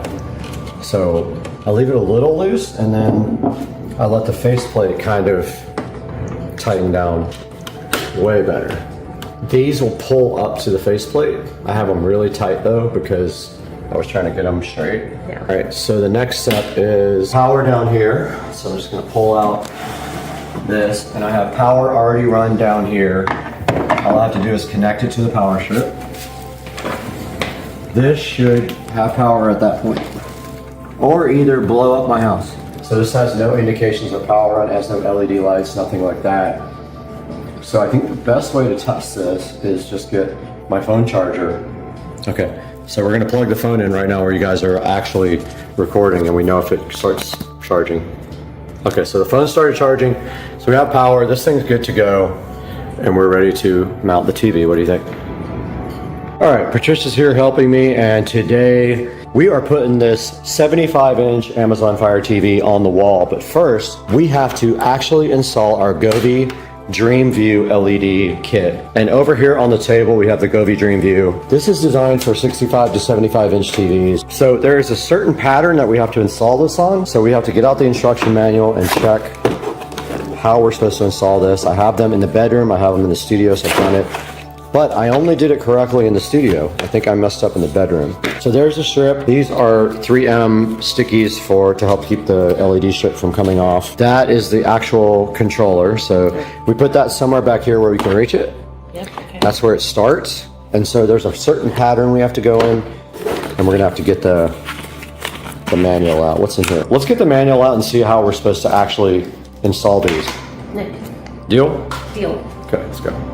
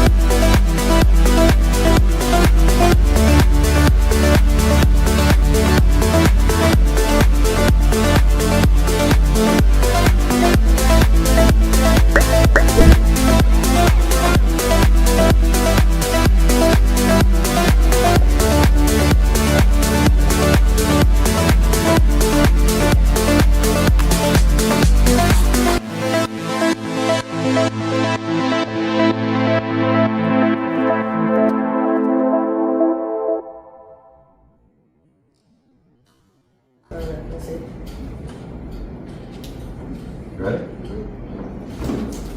Tell me when I'm close. We're close. My side is on. Mine on? No, back. Go back some. Mine on? You look like you were. Mine on now? I can't see it over there. Hold on. Don't move. We gotta go all the way your way too, by the way. There we go. That's it. That's it? No cords. That's kind of money right there.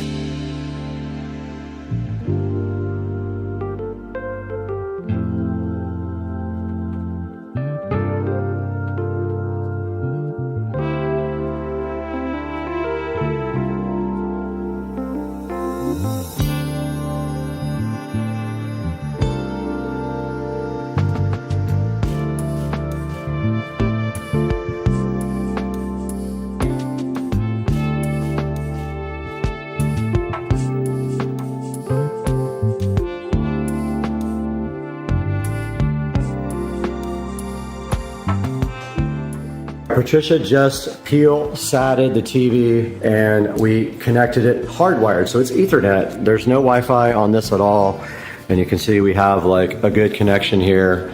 So the next thing we have to do is set up our Govee DreamView. We have the camera there. Now we have to take our setup kit. So they give you these little setup oranges things, and you put them There. So you put them on all the quadrants. And then you go to the app, find the dream view, and set up dream view. So let's do that right now. Yes. Good afternoon, guys. It is Monday. It's Martin Luther King Day, and it's time to reveal the new vehicle.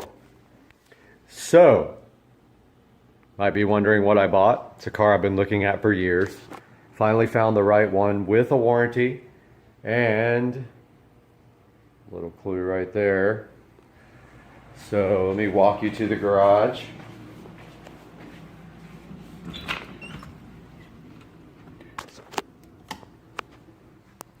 And there it is, folks. So I bought a 2005 SL65 AMG. This car is in amazing condition. It doesn't have barely a scratch on it. It has someone put SL55 wheels on them, had it chromed. So there it is. The SL65. And the thing is just spotless. Interior, exterior. Just in really good condition. 49,000 miles on it when I bought it. Found it up in New Jersey. Drove it back here. Got some big plans for it as far as modifying and more horsepower. So from the factory, these are 604 horsepower. They have a twin turbo V12. And not a huge aftermarket community for these things, but there are things available. Already did a mod to it. That will be for another video. So that's going to conclude this one. So there it is.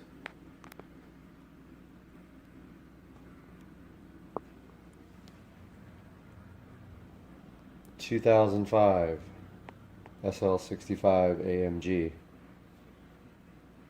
What is this? 5.0, baby. 5.0.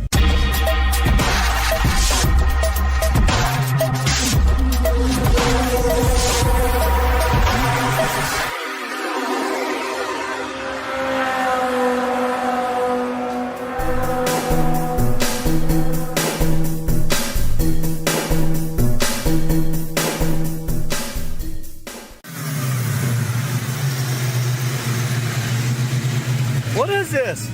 5.0, baby. 5.0. All right, turn the music down. All right. Dude, this thing's sick. Hell yeah.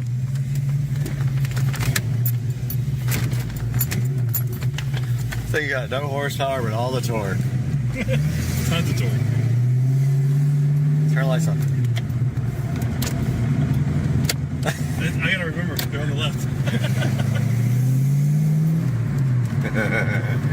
Dude, it's so good though. It's a great car. It's peppy. Yeah, it is peppy. And you can do some pretty cheap stuff to it to get it going. You know, Supercharger? Whose car is this? Ryan Wallace. Oh, Ryan's. Yep, Ryan's car. Yep.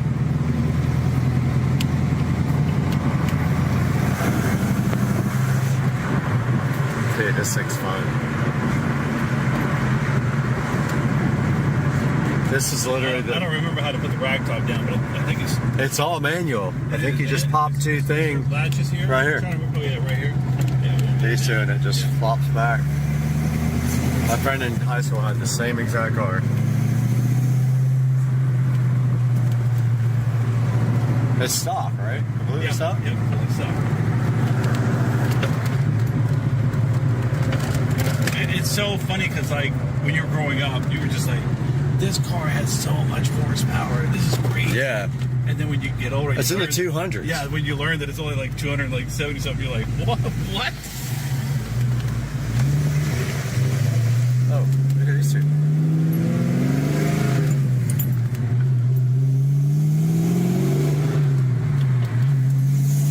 This is a fun car, man. And the sound. You buy this thing? There's no better sound than this exhaust here. So good.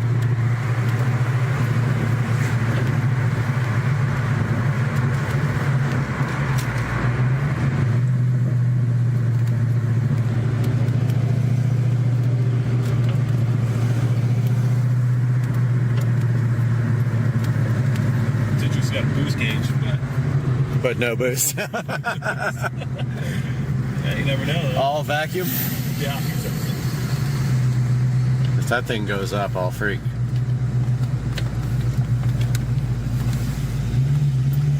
No, no boost. Zero. Is that floored?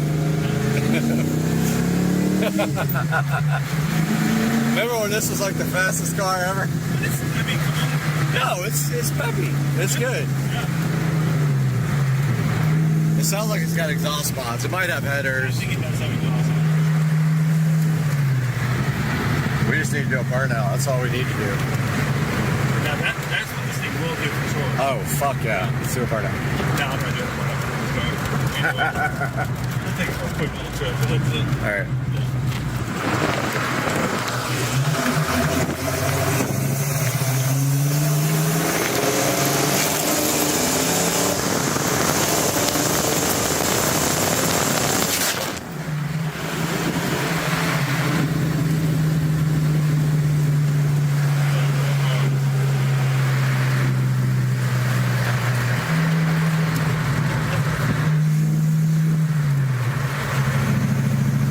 Sure it's 100% soft?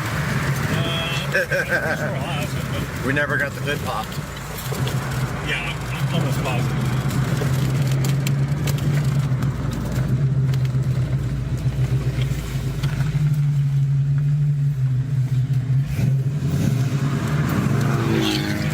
Oh! Oh!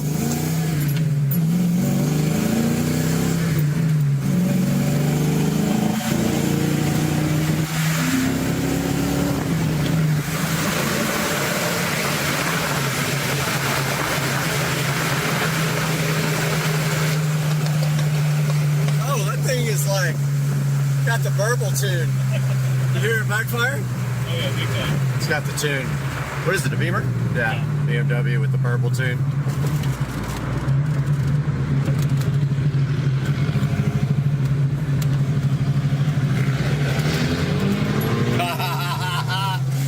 Oh, perfect.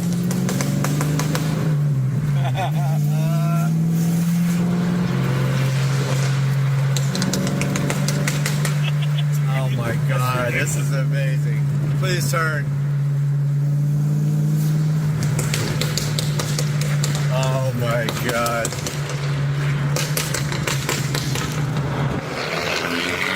Yeah, it's like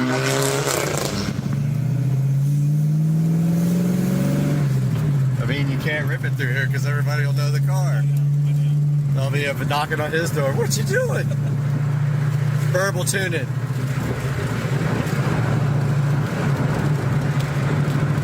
This thing's sick.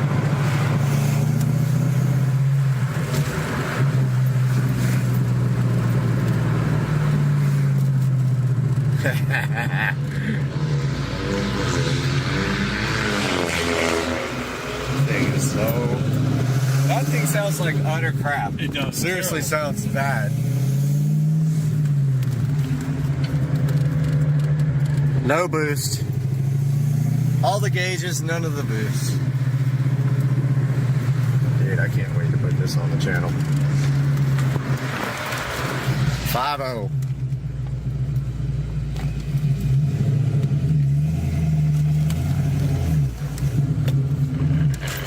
Oh! It's tight. Yeah, I shifted it into first when I was in Yeah, it. it's super tight. Feels like it's got like maybe a like some kind of shift kit. Like what do you call it? Short shifter. Yeah.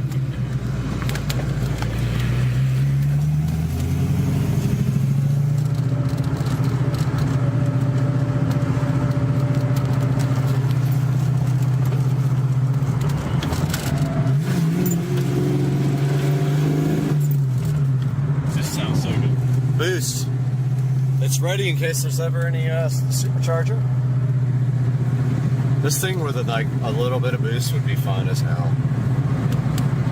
Just like 6 or 7 psi, like lower on it. Oh my god! Go on, tear this place apart.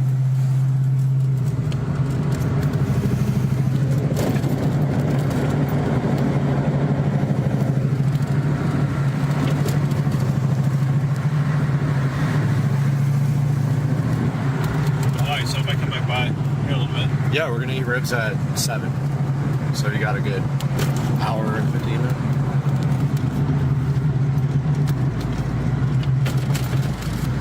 Over here at these places. These two.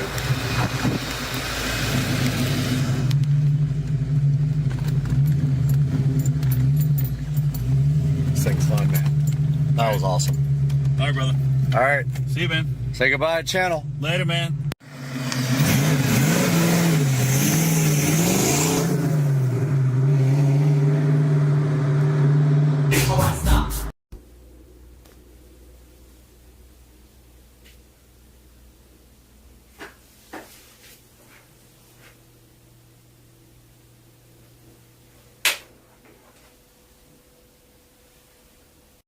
Hey guys, welcome back to the channel. Supercar Street Racing here, and I have a studio update for you. It is insane. I want you guys to see this, the way this studio is looking. Check out the studio, guys. I am super hyped. And I want to give you guys a huge update. I have not been live streaming or updating lately because I've been super busy and I had the network down in here, but today we made some huge strides in the Supercar Street Racing studio. And let me get started and tell you what we have done. First things first, but not the biggest, the Harbinger's powered studio monitors are mounted and they are flying from chains right there. Got that done today all by myself. I don't know how, but there is the other one. Alexa, set the office lamps to 100%. There is the other Harbinger flying from the chain and angled down at you for goodness. On top of the Harbinger. I haven't quite figured out how or what I'm going to do with this, but this is my 20 something whatever port. I don't forget how many ports it has. Netgear switch. And you can see the Ethernet connections all labeled and going into the wall, and up there we have a Wi-Fi extender hotspot thingy, and that is connected to Ethernet, and then it has a Supercar Street Racing Wi-Fi signal. So I got to still figure out what I'm going to do up in this corner, how I'm going to organize it, if I'm going to do a little shelf or what I'm going to do. Not that important right now. The biggest thing is I got the Ethernet connected. Secondly, huge. I got the 4K Fire TVs mounted, and literally luck that they can swing out and touch each other like that. It is absolutely perfect. I couldn't have done it any better if I meant to, and I didn't mean to. And they are on these, they're not horizontal like usual plates or mounting plates, they're vertical. And they swing out and they are tilted down at you. And you can see right now they are playing 4K video from YouTube. Visual Dawn, one of my favorite up here too. Visual Dawn with the 3D animation spacescapes. So we got the 50s mounted. I ran out of Ethernet cables, or they would all be connected to Ethernet. This one is connected to hardwired Ethernet, Wi-Fi. This one doesn't have an Ethernet jack. That one's connected to Ethernet. I ran out of patch cables. Next, we got the Marantz NR1711 receiver in.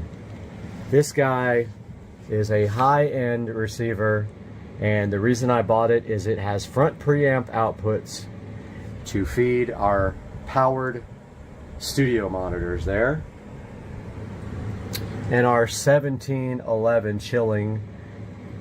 We got our wall plates all done mostly. I've got 2 more to put in here. One of them is for the front speakers, which will be RCA. The other one is a dual Ethernet jack, one for this and one for the PC. So there is the home theater wall plate, and that little thing coming out of the corner is the USB. You don't want to do a USB extension. It's already extended twice and it's already going to be an issue, so I just drilled a little hole in the corner and ran it straight through. We got all the other wall plates done. They're not exactly on the same level, but they'll all be under the desk. We got all the power done. The only thing I have to do over here is connect the subwoofer plate for the sub that is going to go somewhere over here. I'm not quite sure yet because there's not much room right here. And we got all of the wall plates done behind the Fire TVs. This HDMI wall plate here feeds down here. So if you want to connect a laptop or a tablet or anything else to that guy here, you can do it right there. I have not connected the HDMI here to the TV yet, but that will be next. Same thing over here. This HDMI wall plate feeds this guy here. There's also network down there, so if you want to plug a laptop in and work on this 50-inch, you may do that via that port right there, HDMI. There's power there, power there, power there, and power there that I installed today. And I did the power and the wall plate with the USB, HDMI, Ethernet, and coax. We're not using the coax. Those are behind every television. There is one back there as well. It's hard to see.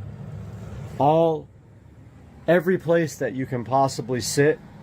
Here's another Ethernet and HDMI. HDMI feeds the 32-inch, and you can connect a laptop or whatever here and have Ethernet.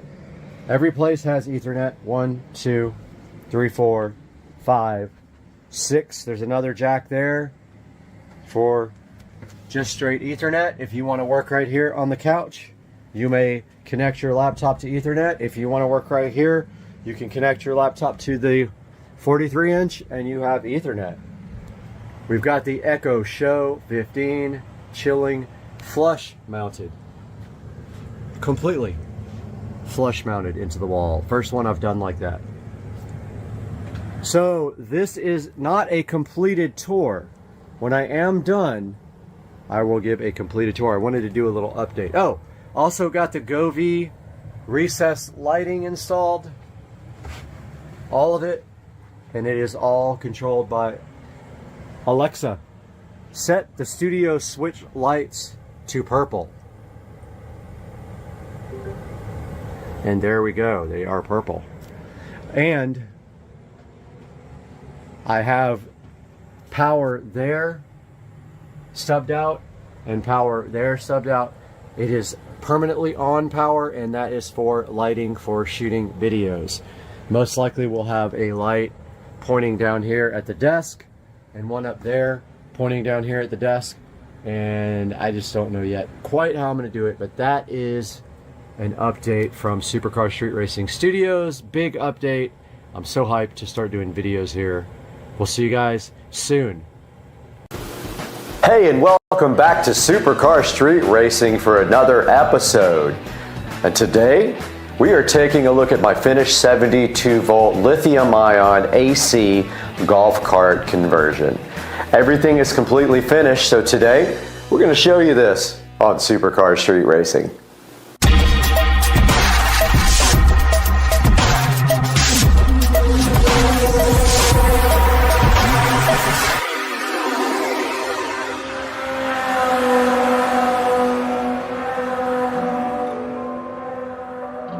Hey, and thank you so much for coming back and joining me again on Supercar Street Racing.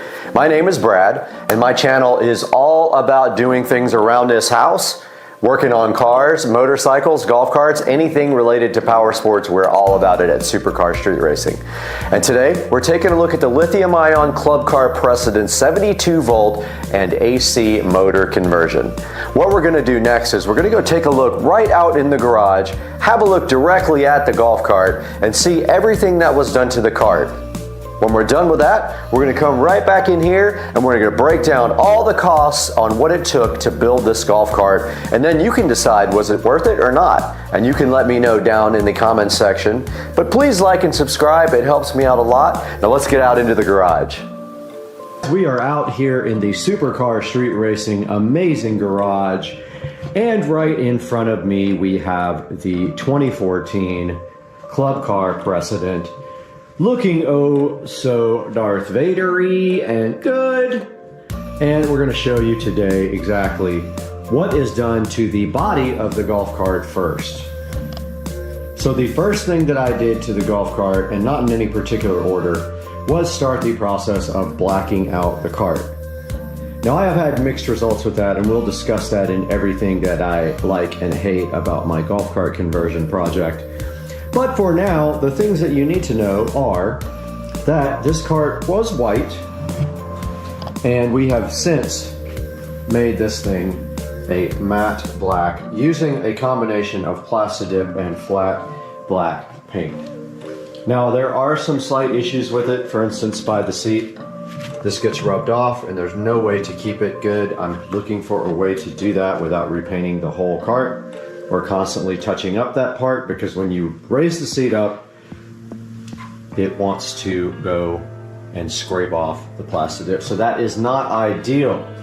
The rest of the body's not too hard to touch up, but that part is difficult to keep looking good. We also see here on the body that we have blacked out taillights using Plastidip. So a light dusting of Plastidip over the taillights will then look very good. And that's what we did here to the rear of the golf cart. You can see, might be a bit dark in here. This one's probably better, but there is the blacked out taillights. We also took the time to Plastidip all the plastics on the golf cart to black. And you can see that these plastics here are all covered with Plastidip. However, I have issues where the back is peeling a little bit, and I have touched it up several times, but it's not ideal right there. The cart does have kind of a industrial rat rod type look to it, which I do enjoy that part. We did not have to do anything else to the body except to the roof. The cart came with a white roof. We did source a brand new black roof and remove the white roof in place of this black roof. Moving forward, there are a couple of other things actually related to the appearance of the cart. We also did the carbon fiber seat rails, which that one over there is wanting to come off, so I have to figure out a way to secure it a little bit better. But those are the carbon fiber seat rails for the cart. They're pressed right on over the old seat rails. And the next item is the carbon fiber look-alike steering wheel. It of course is not real carbon fiber. I could not find one that was real. But that is the carbon fiber look-alike steering wheel for the club car precedent. And moving forward to the next mod for the exterior. There are more than I originally thought. We have the carbon fiber dashboard looking all so amazing. This was probably one of the more expensive parts. The dashboard is one part, and the ring that goes on the top of the dashboard there is a completely different part. So there is the dashboard, and the dashboard has cup holders up there. It has a pocket down here, which we have now put our Eco battery charging monitor on there, and it has places for 6.5-inch speakers. And the trim ring on top is separate, and it rounds out the look of the carbon fiber dash for the Club Car Precedent. Moving downwards, we have the Extreme Matte in black with a silver stripe. These guys are laser cut, and this one fit perfectly. Very easy to install. You literally just take your old mat out. It fits right around your pedals right here, and you can see it fits perfectly up against the factory plastics there. So that is the Extreme Matte. And that is going to wrap up mostly everything else is related to stereo equipment as far as external modifications go, because the seat was already on the cart, this nice looking seat. And it says that it is a Challenger HD seat. So that will wrap up the external modifications to, wait, I did forget something. The wheels and tires. Yes, we have these beautiful SS wheels and these 205 3014 tires wrapping these beautiful kind of a matte black, satin black wheel. And I do love them because they don't have the two-piece bolts. Took me a while to find these, but this is exactly the look I was going for, and the car will have something similar on it as well. I did notice a few little scrapes where I definitely didn't hit any curbs. So yeah, so the wheels and tires, that was about a $350 addition, and there they are looking so beautiful, and that will actually round out everything that I have done to the external of the cart. Guys, let's take a look at the audio system installed in the cart, because by far this was the biggest mod done to the cart. And we will start up front where we have these JBL speakers looking so fresh right there. These are the two-way 6.5 speakers, and I do have the boxes somewhere. I will put down in the description exactly what these were, but we have one 6.5 there and one 6.5 chilling right there. And then if we move to the back of the cart, we have a 6.5 there and a 6.5 there. The reason they are so close together is because the original holes were already there, and we did not want to get new plastics for the back. So the JBL GTOs are sitting so nicely right there, and somewhere we have the boxes for them. This is them right here. The Stadium GTO 620 by JBL is what is currently installed in the golf cart. And moving to the center of the dash, we see this lovely Samsung tablet. Now this tablet is a, I think it's an A7 Lite is what it's called. We are using that for Bluetooth, and if you see right here, right now, we are able to use the Navitas dashboard, although it wants to be in a different orientation when it comes up usually. But this allows us to connect directly to the controller right there. And it is loading ever so graciously there. And there is the connected Navitas AC controller. This also allows us to do a speedometer with GPS, and I use Ulysses Speedometer Pro for this. And as you can see here, right here, and right now, this has the GPS in it, and it thinks that we're doing 0.3, but it is confused. And so this is what we can do with the tablet. And also, if we go out to the top here, go back into Chrome, we see that this allows us to play music. Let's see if we can get something to play.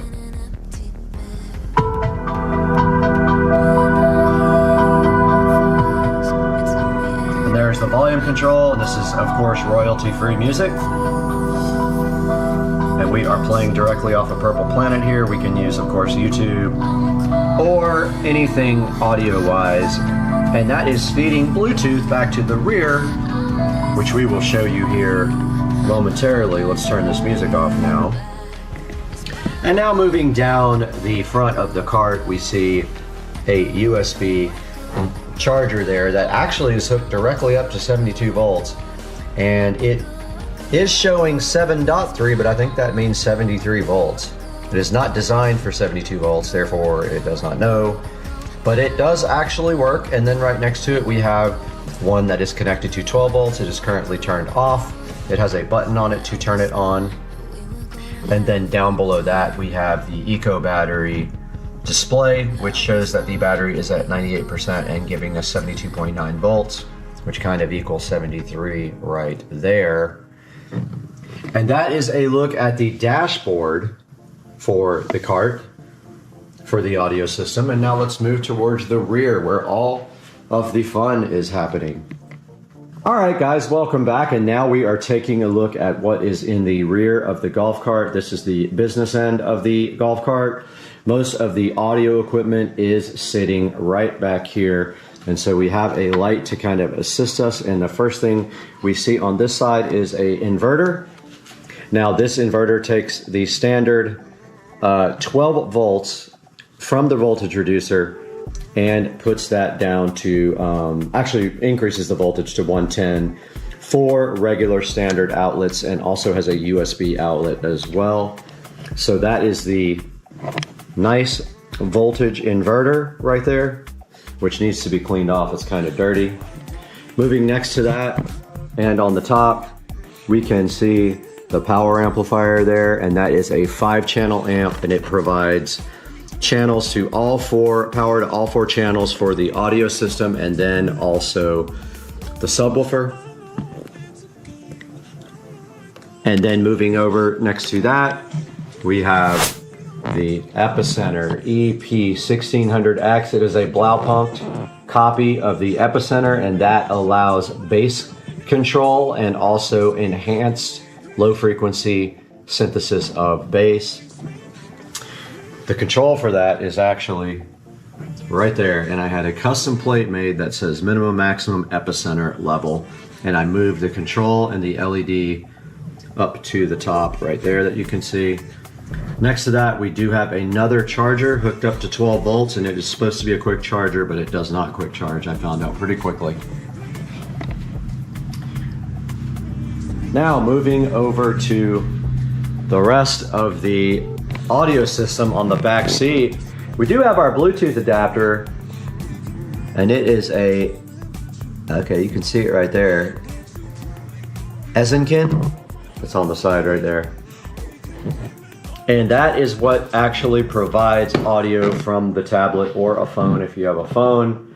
And then it is split out of there and fed to the amplifiers in the Epicenter. Just a standard Bluetooth adapter receiver. And moving towards this side, we have an inline fuse for the 12 volt system. It's a relay fuse, so you don't have to ever replace a fuse if something goes out. And then right below that, we have our voltage reducer. Now this takes the golf cart high voltage and reduces it down to 12 volts to run all the systems on the golf cart. Now it doesn't say it would work with 72 volts, but it is working just fine. As you can clearly see, the amp came on, everything else comes on. And under there you can see the wiring for the voltage reducer and how I did that. That then runs under the seat to a fuse block there where it is distributed throughout the cart. Now yes, everything is mounted nice and clean to the back seat and is out of view right here. It was a great idea that we came up with for doing the audio system, and it is nice and clean. And now we will show you what happens underneath the seat of the golf cart. We are back now with a little information about what's under the seat of the golf cart, where all the fun stuff is. The seat will not stay up, unfortunately, by itself, which is one gripe that everyone has about this cart, the way it was designed. But here is the beautiful eco battery in all its glory. This is a 70.4 volt, I always call it 72 volt. It is 70.4 lithium ion, 105 amp hour battery, and it is all self-contained there, and we were able to remove those heavy lead acid batteries, and also they spit acid all over the place. So now we have this beautiful eco battery in its place, and we do have some more stuff to show you here. I'm trying to get the light to balance. And also down here with the eco battery, you can see the connections that go over to the solenoid and the controller. But right next to the eco battery here is the onboard charger. Once you do a 72 volt conversion, you no longer need a charger sitting out here on your shelf or in your garage. Your charging port converts over to a standard 110 volt connector, and you plug a female, such as this, into your charge port, and that is how you charge eco battery with this built-in charger. Up front here, we've got a nice, let me get the light on that. We've got a fuse block right there. Now that fuse block distributes 12 volt power to anything in the cart that needs 12 volts, and I am going to put another one over there as well. So that is just a 12 volt distribution block. And then on this side, that is the master switch for everything 12 volt related in the golf cart. So when you get out and go in somewhere, you can turn off the master switch and no one can use the audio system or do anything like that with the golf cart. And the key prevents them from using the golf cart itself.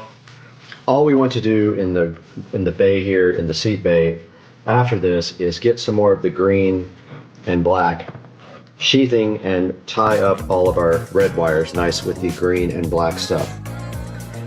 And that wraps up the under the seat for the golf cart.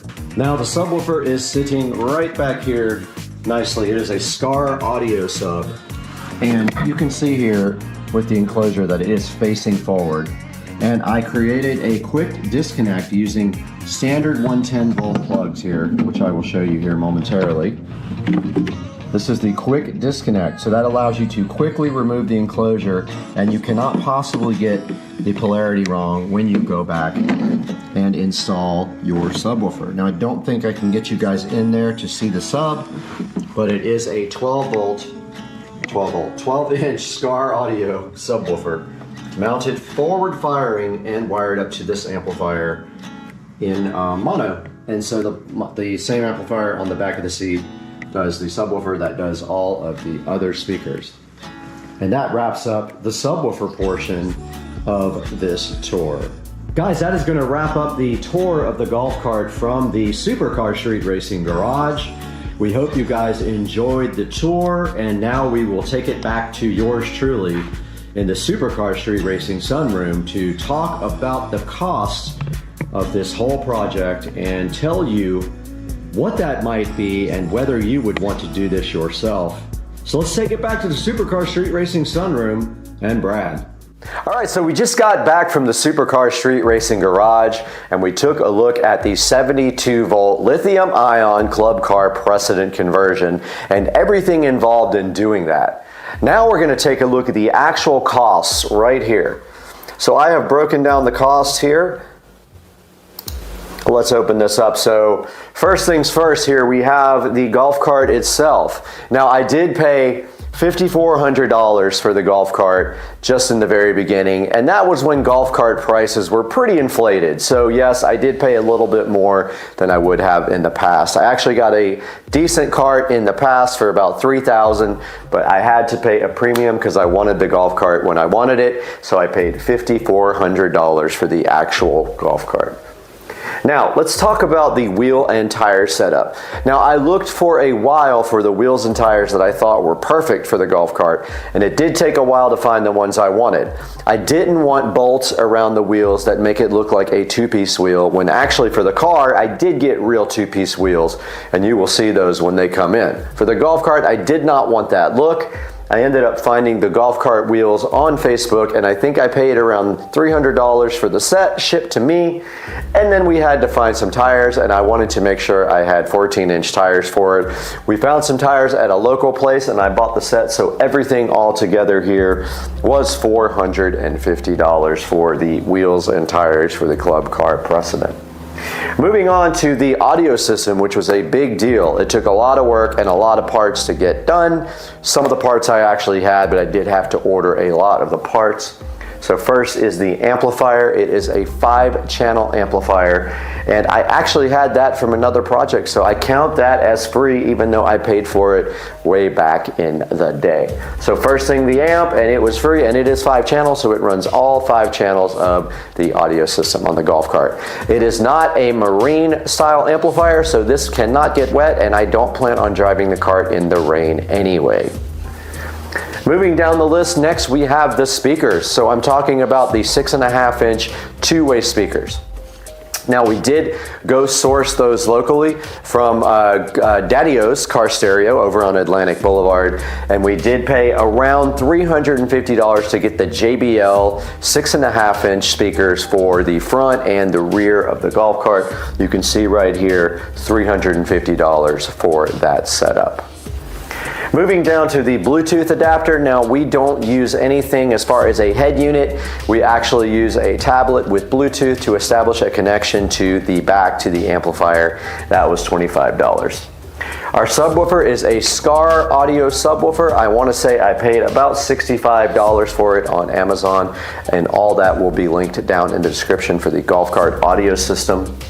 The enclosure for and we're talking about the box for the subwoofer, was around $125, and it worked out and fits perfectly down behind the golf cart, and you just saw that when we were out in the Supercar Street Racing garage. Moving down the list here, we've got the tablet, which was $100, and that is a T-Mobile connected tablet, a Samsung Lite, forgot what version, I think it's a Galaxy Tab A7 Lite. I'll have to go check it out before we edit the final video. That was $100 on eBay, refurbished, and then of course I subscribe to internet, so I have internet connectivity anywhere I go. Moving down the list next, we got miscellaneous wiring. That's going to account for any kind of wiring or little adapters. I had to buy any clamps, any tools to do the wiring, and that is, I put in here another $150, but it actually could be a little bit higher due to the fact that I did have to buy some basic tools that I always wanted to get the connectors all shrink wrapped and done properly. Now, our 72-volt lithium-ion and AC conversion, that was a big deal. It actually costs almost as much as the golf cart costs. You cannot get this actual setup done, I think, in a golf cart stock. So we paid about $5,300 for the lithium-ion conversion, and that included the Navitas DC to AC conversion. So we have the AC motor, we have the AC motor controller, we have a solenoid, a 400 amp solenoid, and we have the Eco battery, 72 volt, 105 amp hour battery. Now, by far the most expensive thing of this whole conversion was that battery. The battery was about $3,600 just on its own, but everything together in the kit was around $5,300 shipped right to Supercar Street Racing headquarters. Next, we got suspension bushings around $35, and Dukes of Duval and myself actually did the labor, so we saved on that. Now for the body modifications. So just Plastidip and paint, about $50 on the body. That's all I really have done. I didn't put the mat in here. That was actually another $130, so we should add that on, and that is the mat at the bottom of the floor on the golf cart. Got a new black roof to match the black body, and that was $100, but I sold my white roof, and that is part of the parts down here at the bottom. Sold about $650 worth of parts on the golf cart to recoup some of the damage done by the expensive eco battery and AC lithium ion conversion, bringing our total down to around $11,500, $11,600. If you gotta get very detailed, I would have to go back and pull out invoices, but I'll put links to everything down in the description. And I hope you guys really want to enjoy this lithium ion golf cart conversion for yourself. And if you have any questions, it's kind of a complicated process to get it installed. Make sure you like, subscribe, and comment. Please buy anything from Amazon through one of our links through the description of the video. You don't have to buy the actual product. If you just click through and buy anything, I get a commission on it and it helps me do more projects on the channel.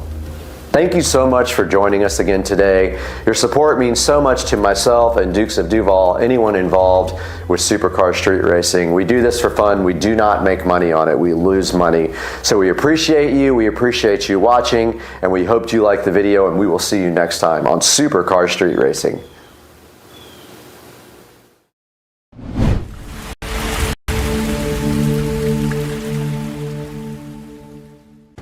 Guys, welcome back to Supercar Street Racing. We have the SCSR video jukebox going in the background here, and we are back in the SCSR compound in a very dreary Florida afternoon day. And outside, you can see it is not great weather, but hey, doesn't matter. We're here today to do one thing. We are going to be taking a look at something for a project that is coming up, and it is this Zucchio indoor floor can light. Let's go ahead and get this thing opened up and take a look at it.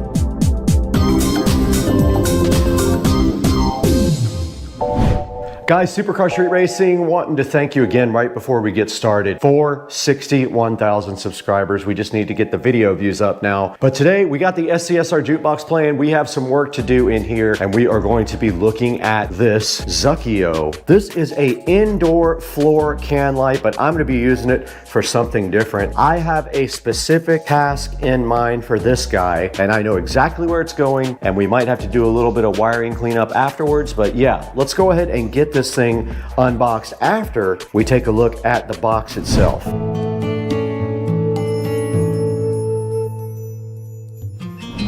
We got a whole bunch of stuff on this table to go ahead and review for you guys. We got some cool power strips right here. We got some retinol facial cream, some other things coming up, and we got the wrong item shipped to us, but that is not our mission today. Today we have the Zucchio indoor floor can light. It does use a GU10 bulb, 100 to 240 volts, a US plug, and it is made out of aluminum. That is all of the information that they give you on the outside of the box. So I guess in order to actually see what is happening with this thing, we're gonna have to go inside of this box. All right, we got the Zucchio light here.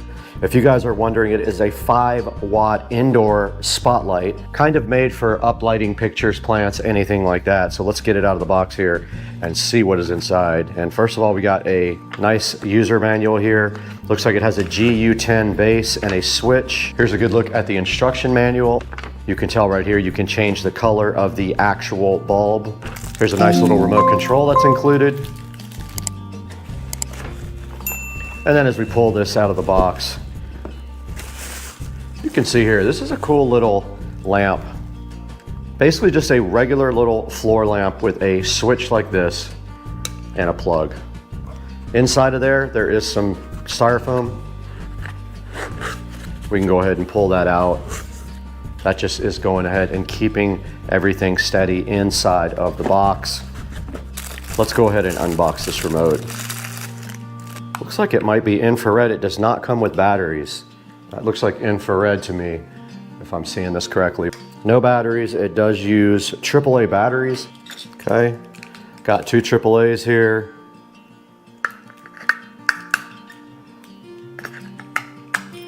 Go ahead and battery up. And taking a look at the instruction manual here, basically it says works from 100 to 240 volts. Don't mount it near anything related to fire or heat. Don't secure the product with staples or nails or place it on hooks. This is not a toy, risk of burn. But it also says unplug it in extreme weather conditions. I guess if you're having bad weather in your area. Never use strong or volatile chemicals to clean the lamp, otherwise the metal parts will be damaged. And they do give you a nice email address there to email support if you need to. Looking at the remote control here, the controls for the actual light, it's got a brightness control, an on-off button, 16 static colors, and then dynamic color changing modes. Let's go ahead and plug this guy in and see what it actually looks like. And I've gone ahead and plugged it in, and you can see it is a nice shade of red now, like that. And it just did turn yellow, and then green and blue. Let's go ahead and make it white. We did make it white. There's a good look at the white color, pretty bright. And you can go ahead and take the brightness down on it with this clicker right here, and you see it did go dim. That is the dimmest it will get. And then there are controls down here for the color changing mode, flash, fade, strobe. But yeah, you can just press any color there and it goes directly to that color, or you can do fade modes like this. And it is fading between colors right now. This as a specific need in mind. I'm going to be using this for something very specific. All right, guys, we are in the Supercar Street Racing hallway now, looking at the new Supercar Street Racing whole home audio system. And my plan is to put this right here on top of the WIM to light up an object that is going to be right there. Let's go ahead and get this thing connected and see if we can run the wire in such a way that you do not see it. We're gonna try to run down the side of the cabinet there like we did everything else. So let's get that done.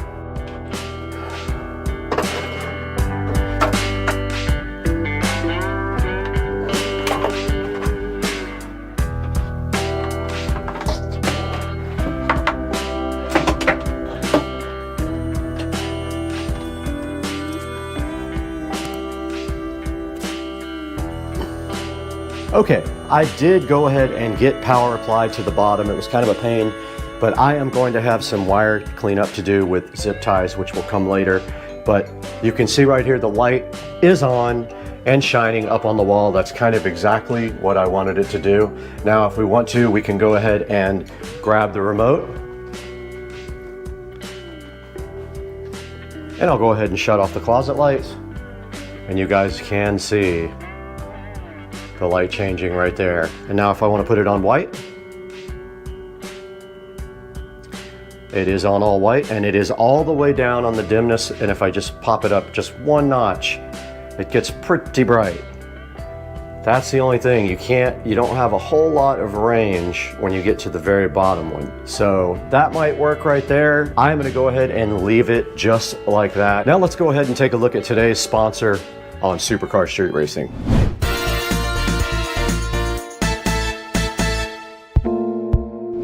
Guys, we're back in Studio B now, and we're so happy to have Remedial Packs as a sponsor on Supercar Street Racing. They were so kind to sponsor today's video, and they did go ahead and send us a sample of some of their very awesome products. Now, they had a lot of different products available, but today they went ahead and sent us their retinol and collagen moisturizer face cream, 5%. Now, this is for day and night use, and they do have a lot of other products. We will show you kind of that in a minute, but let's take a look at this on Amazon and see what people are saying about it and what the benefits are. Okay, we're right in front of the Remedial Packs Face Moisturizer Retinol Cream. This is a 1.85 fluid ounce canister. Remedial Packs has a solid 4.4 stars on this guy, and it is selling for $23.49. There will be a link in the description, and this stuff is their anti-aging, designed to minimize wrinkles and enhance skin firmness and elasticity. And you can see here all natural ingredients there are listed: retinol, collagen, hyaluronic acid, vitamin E, green tea, aloe vera, and jojoba oil. Now, this stuff does have 1% retinol, which is also a great thing for your skin, and it's for all skin types starting ages 20s and beyond. They have things like hair growth serum, hands and feet moisturizer, scar cream and firming cream, things like eye cream and hemp cream. Go ahead and visit the Remedial Pack store or pick up your retinol and collagen moisturizer cream today from the link in the description and support Supercar Street Racing.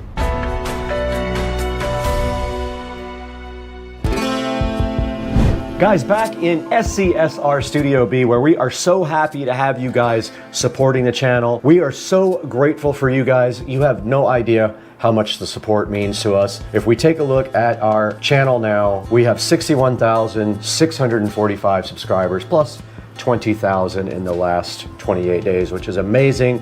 But we're here today to look at the Zucchio, or Zucchio, however you want to pronounce that, indoor uplighting RGB floor can light LED spotlight. Now this thing is pretty cool. It has a 5¼ inch cord. It works on 110 to 240 volt, and it does come with a remote control. It does color changing, and it does uplight things, so it looks pretty cool. This is very cool for things like pictures or plants, anything that you want to actually highlight. You can see right here they have a picture of it uplighting some plants.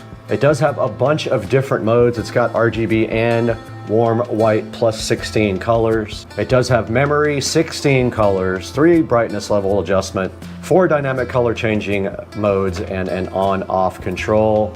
High brightness, very bright. I showed you guys how bright the white light would get. It'll work for 50,000 hours. It does have a foot switch, and it has a US plug right on the back there. It does have a GU10 bulb inside the lamp, so that is how it obtains all of its colors. It's about 3.5 inches wide and 9.8 inches tall. There is a 2-pack for 45 bucks or a single one for $25.99. There will be a link in the description to this guy. And this guy has 4.6 star reviews, very good reviews, and I am curious as to why it has a 1 star. Said the remote doesn't work right up against it, or it says the remote doesn't work unless it's right up against it. Other one says poorly designed. I don't know. I think it's a lamp. I don't know how it could be possibly poorly designed. It feels fine to me. It doesn't feel cheap or anything like that, and it will get the job done. Guys, go ahead and go to the link in the description and order this lamp or anything from clicking that link in the description, because as long as you use any of our affiliate links, it will go ahead and help out Supercar Street Racing tremendously. And it helps us just a little bit by giving us a few dollars to go ahead and keep supporting you guys on the channel. Something big is coming, guys, and I just cannot disclose it yet, but we have a big partnership coming up soon, and also another big event coming up, pending how the channel does in the next few months. Please like and subscribe, and we will see you guys next time. We gotta get out of here.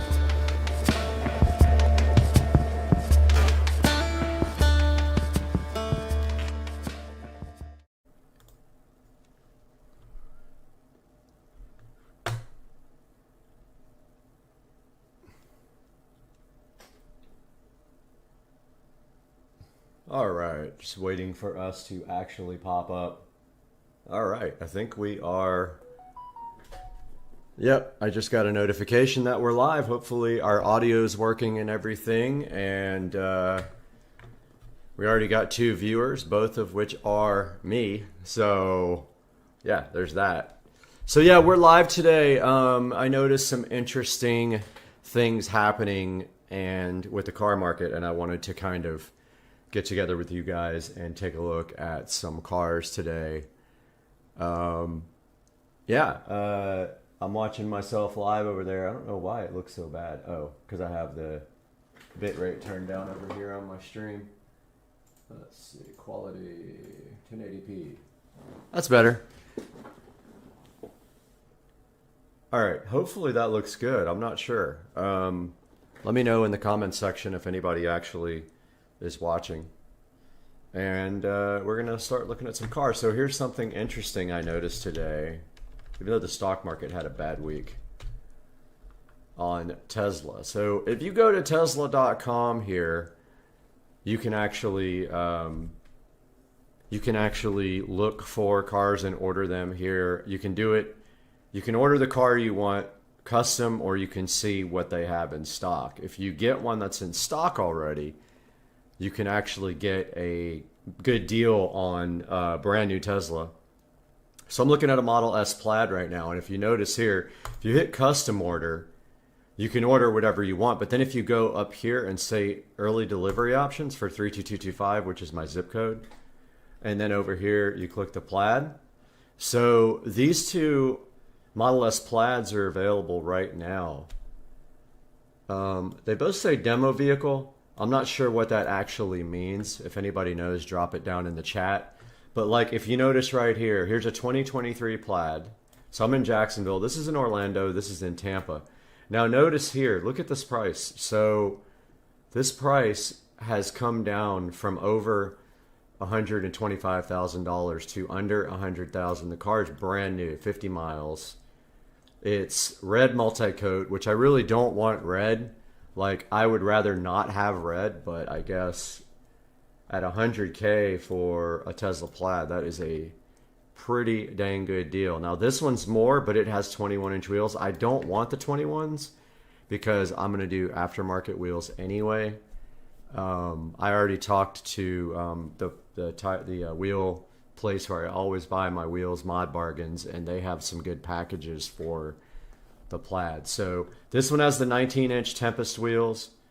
None of them have full self-driving from Tesla directly, but this one has 19-inch wheels. It has black carbon fiber interior. I really want black on black, but let's look at this car because this is kind of a good deal directly from Tesla, brand new. I really don't want red, to be honest with you, but there's the Tempest, the 19-inch Tempest wheels. This is not the exact car. This is just a stock photo. So it is red multi-coat. I think that costs a lot more when you order it, like from Tesla. So this is kind of misleading, this $94,000 saving. It's telling you what you're going to save on gas after like owning the car for a certain number of years. And if we look right here to loan, which is I'm going to finance it through Tesla, except I'm going to do 36 months. It's going to be more than this because that's a down payment. I'm putting 0 down. But I am financing the taxes, so it's going to be quite a bit more than this. It's going to end up being about $108,000, I think, with everything. $3K a month, not bad. And destination fee, I don't know what that's about. But yeah, so it's a 5.4 APR, which is actually better than ViStar can give you. So yeah, that's not bad. A 5.44 APR. So if we look up Florida state automobile taxes.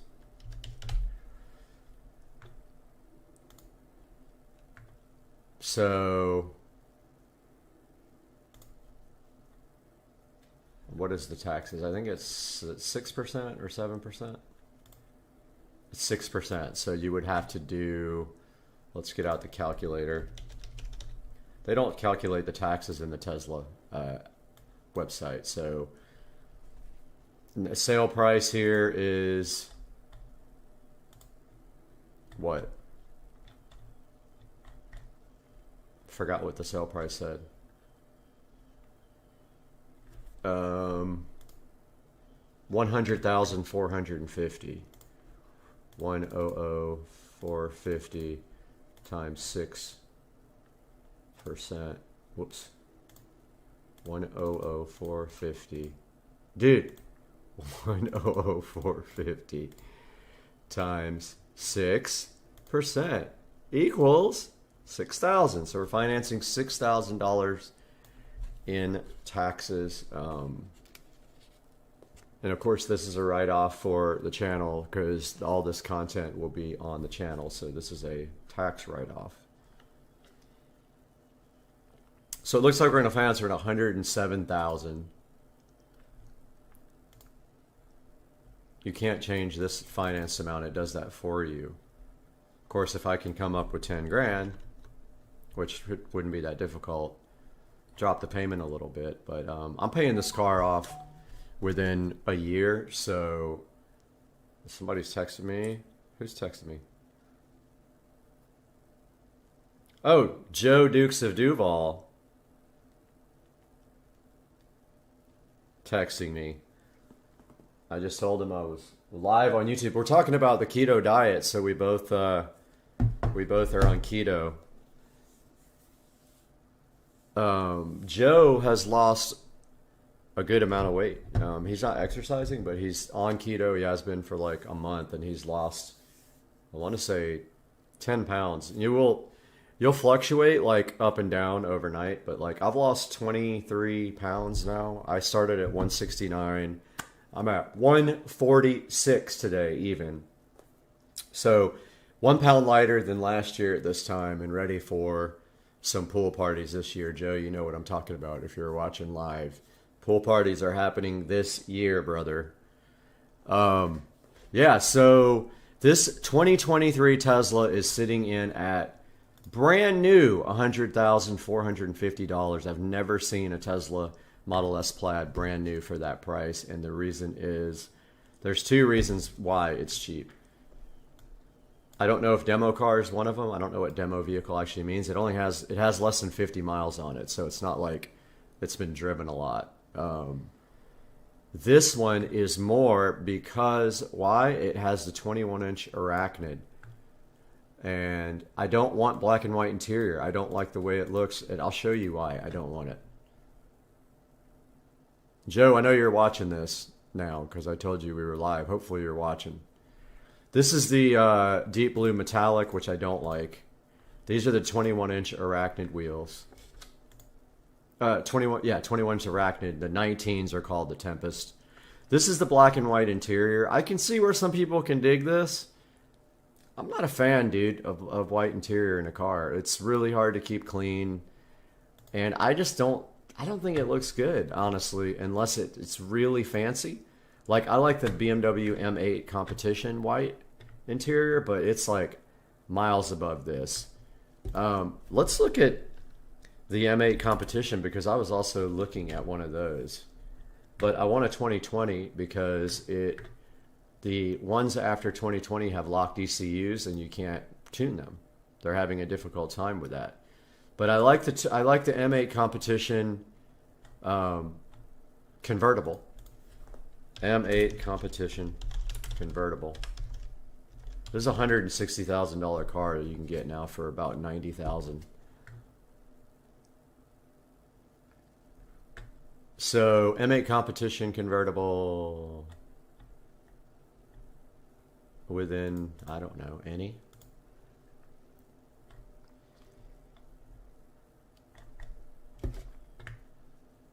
It says R8 Competition. M8 Competition. BMW M8 Competition.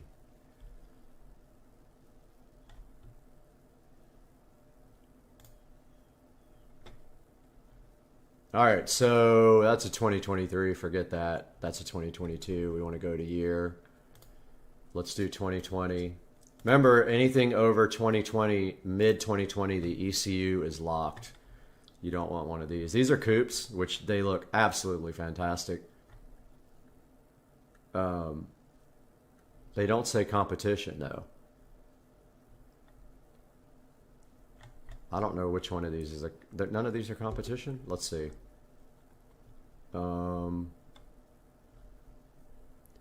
Body style, convertible.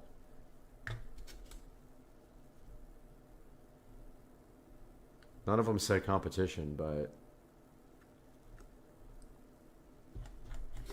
I put it in there. M8 competition.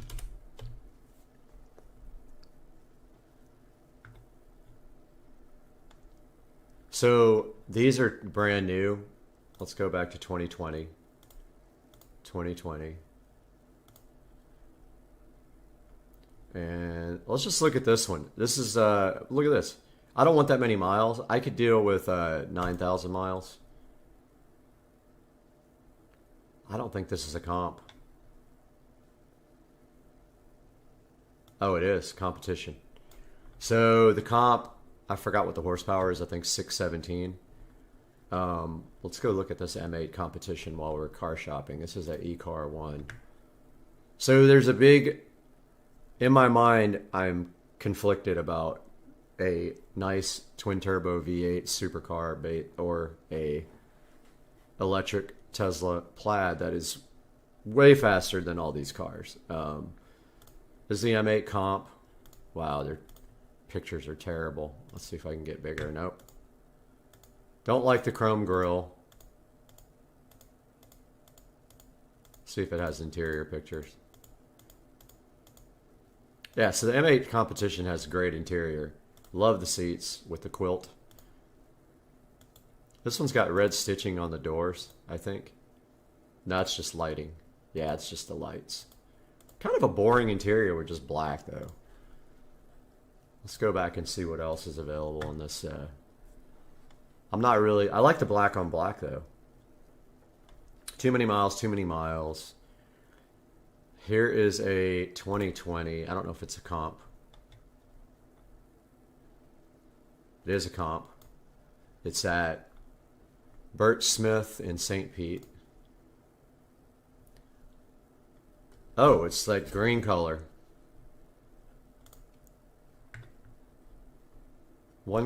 Seriously? One picture? You gotta be kidding me. You got to be kidding me. One of one photo. Alright, so this is $99,000. It's beige in the inside. You can kind of see it there, but like, really? You got one picture up of your $99,000 vehicle.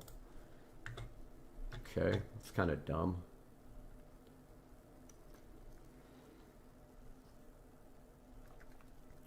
Let's go by miles. Actually, maybe there's one close to us. Let's go by distance closest. 32225.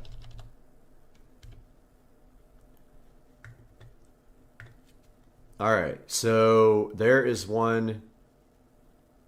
This has got to be sponsored. It's not, yeah, see, 900 miles away, but that's pretty though. Man, that thing is sick. This gray is so nice.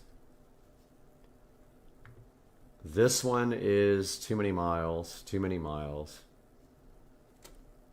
This is the one in St. Pete, I think. Isn't this the one we just looked at? Burt Smith? Yeah. That looks black to me, brother. Okay, this one is at Carmart. Too many miles. Too many miles. Look at the miles. This one's got 15,000 miles. It's in Fort Lauderdale. That looks like a stock photo to me, Broham. Let's go. Joe's going to drive me to get my car. Location. Fort Lauderdale. Pre-owned. M8. There it is right there. They don't have any pictures. M8 competition? Oh, they got a bunch of these. I got to go to freaking Fort Lauderdale and buy a car, I guess, if I'm going to get an M8. This one's sick, but I don't want a 2022. M8 competition. This one's white. I don't want white. Here's a comp with black with this weird interior color. Let's check out this interior color.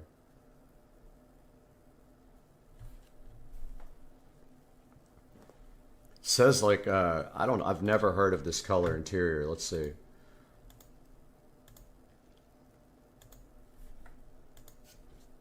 Please have interior pictures. Don't be dumb. Yeah, I see it now. Nah, nope, nope. No red interior. It's literally red. I'm a no on this one. I used to like red interior. I think this looks tacky now, man. I mean, I could maybe see it in a Lambo or something like that, but yeah, pretty cool car, but I don't want red interior. And then they have silver with red interior too. They have black with Silverstone leather. That's not a comp. They have black on black, and we looked at this one, I think, already. Let's see. Yeah, we looked at this one already. Website's slow.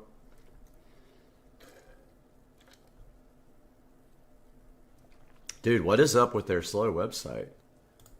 This isn't bad. I love this lip. Yeah, that's black on black there. Pretty good.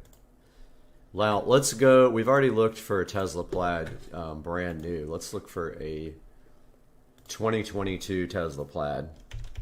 Tesla Plaid. I've looked this up every day for the last 3 months. There's never any in my area. And I don't like some of these because you don't actually get the name of the dealer. At least with Auto Trader, you get the name of the dealer. 32225. Let's go 500 miles.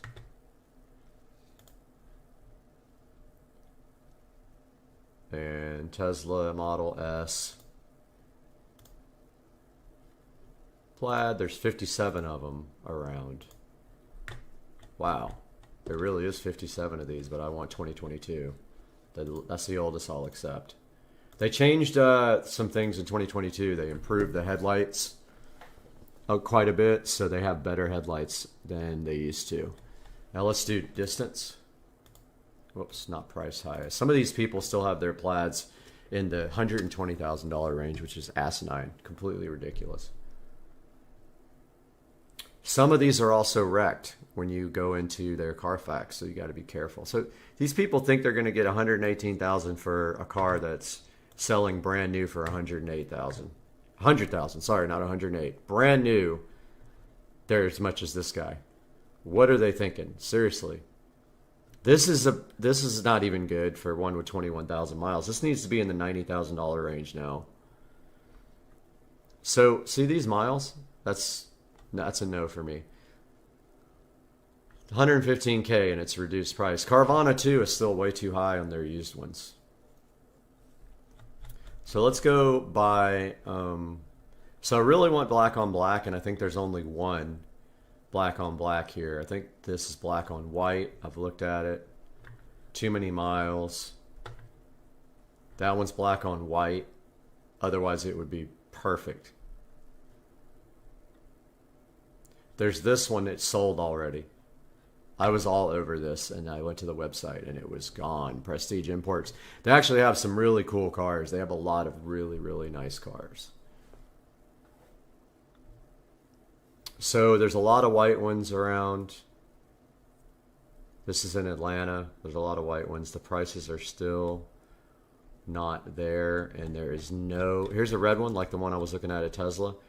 It's more than the one that's brand new at Tesla. It might have full self-driving. Who knows? It's 493 miles away, and it's got white interior, so there's really not a lot out there. And when you go to Tesla, you have this $100,000 red one that could be the one for me with the price is right. There's a lot of Tesla wheel and tire packages out there, so I'll take a look at that. But yeah, so that's the current state. I like the 2020 M8 competition, and I like the Tesla Plaid. I looked at McLaren 765 LT. They're in the $250,000 range just to start. They're just starting at that range. I looked at Lamborghini Huracans. They're in the $200,000 range. That's it. I'm going to end the stream here. I'm so glad you guys joined me, and we'll keep looking for cars, though. I'll see you guys later.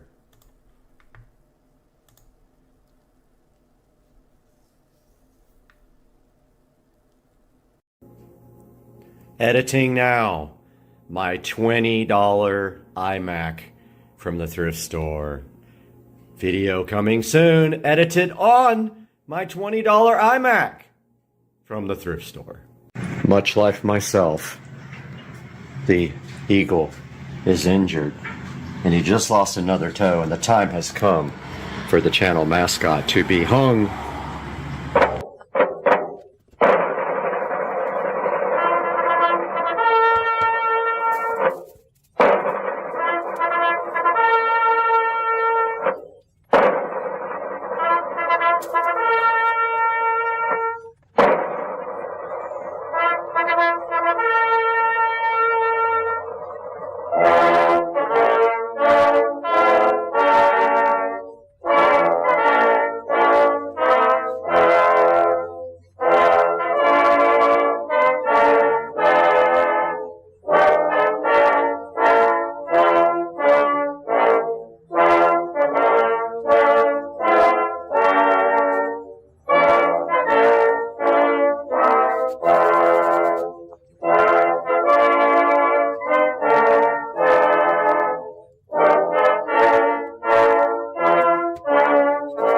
The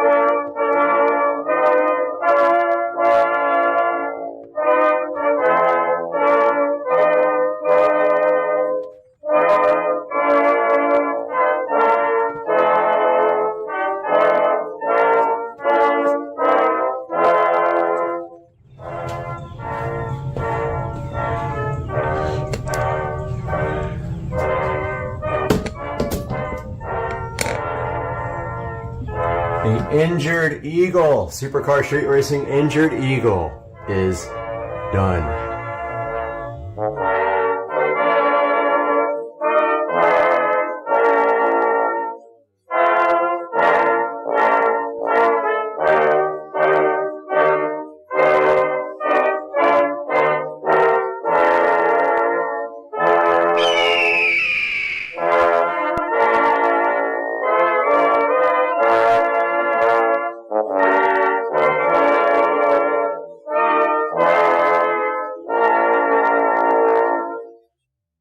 The correct time is 4:15 a.m. Had a little bit of drinkage last night with Joe Dukes of Duval County, and therefore did not sleep very well. Never sleep well when I have alcohol. But I'm up and I'm ready to work and then get on the treadmill. And today we have a box of goodies here and some goodness here that we've got to get into for the mini bike.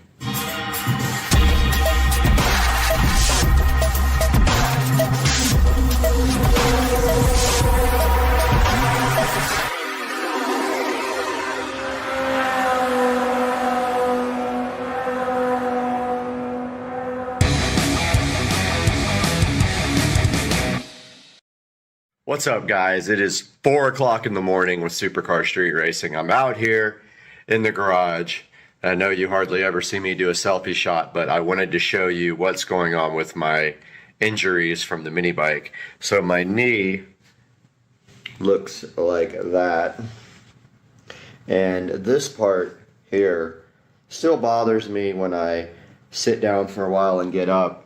It actually hurts because I think it's healing and it's, you know, flexing every time I try to get up. My thumb is still pretty jacked up from the accident. I jammed it pretty hard and it's multiple colors and yeah. And then that part of my hand right there lost a bunch of skin in the accident as well. I got some bumps and bruises also, but those are healing up pretty nicely. So I just wanted to give you guys a little update before we start.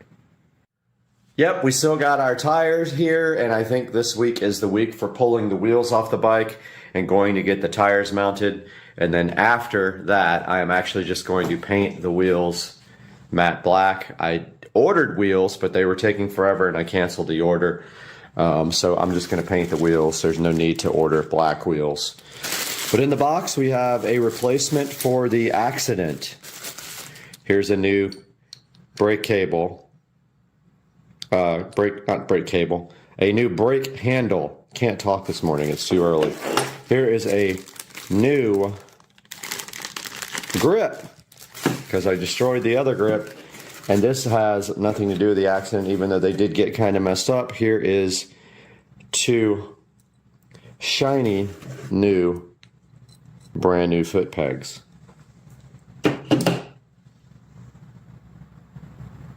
Absolutely nothing to do with the accident. This is my nightmare. This fuel cap is brand new and it leaks. Brand new. Look at it. It's shiny. It's got a new gasket. It leaks. So today we are going to take care of that with this cork gasket. In the gasket kit that I bought to make for the carburetor, there was this lovely cork gasket inside. It is going to be perfect for making a new gasket for the top that hopefully never leaks again. Fuel goes everywhere.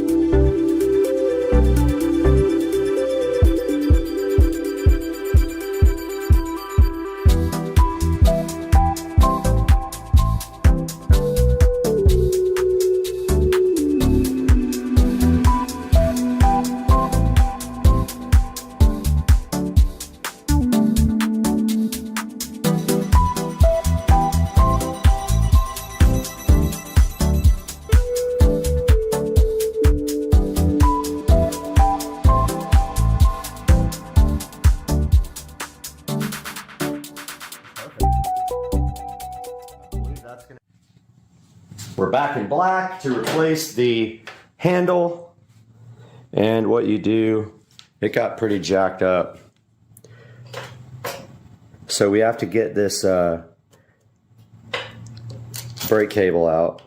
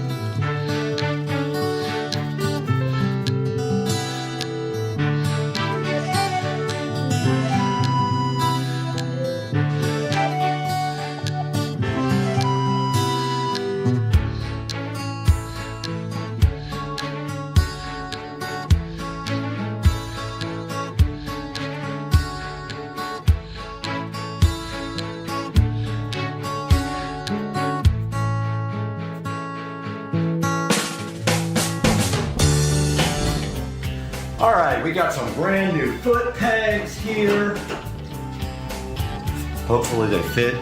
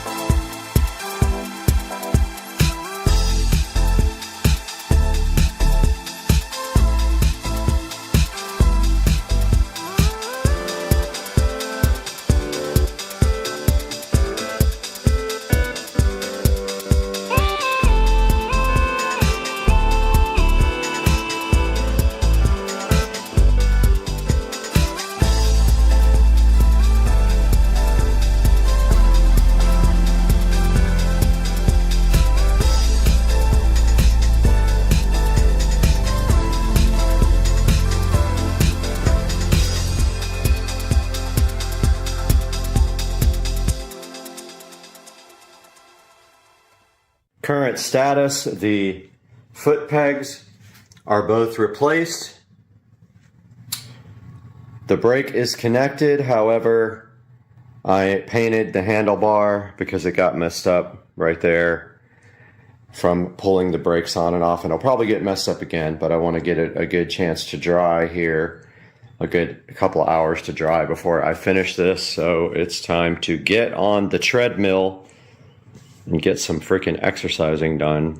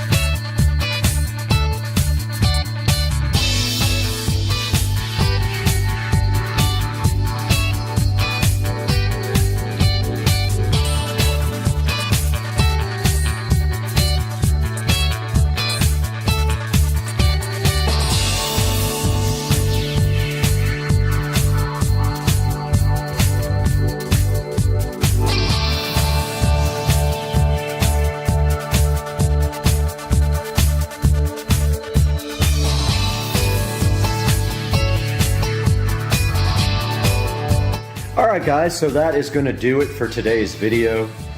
We got the awesome new brake handle installed after my crash. I didn't show you guys the third degree burns on my leg from the exhaust either. So yeah, big time crash. Big time, bro. Got the brake handle done. Got the brand new pegs done, which look pretty awesome. What else did we do? That's it. Oh, new grip over here. And I also have one for here. I just haven't replaced it yet. So that's going to do it for the video today, guys. Hope you enjoyed it. We'll see you next time.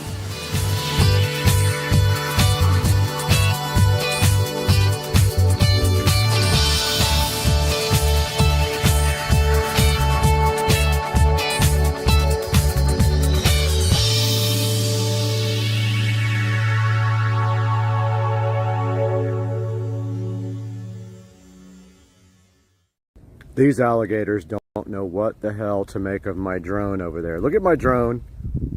Look at these alligators. I was trying to fly it over their head, but I'm sucking at it. These guys are staring at it like, get out of here.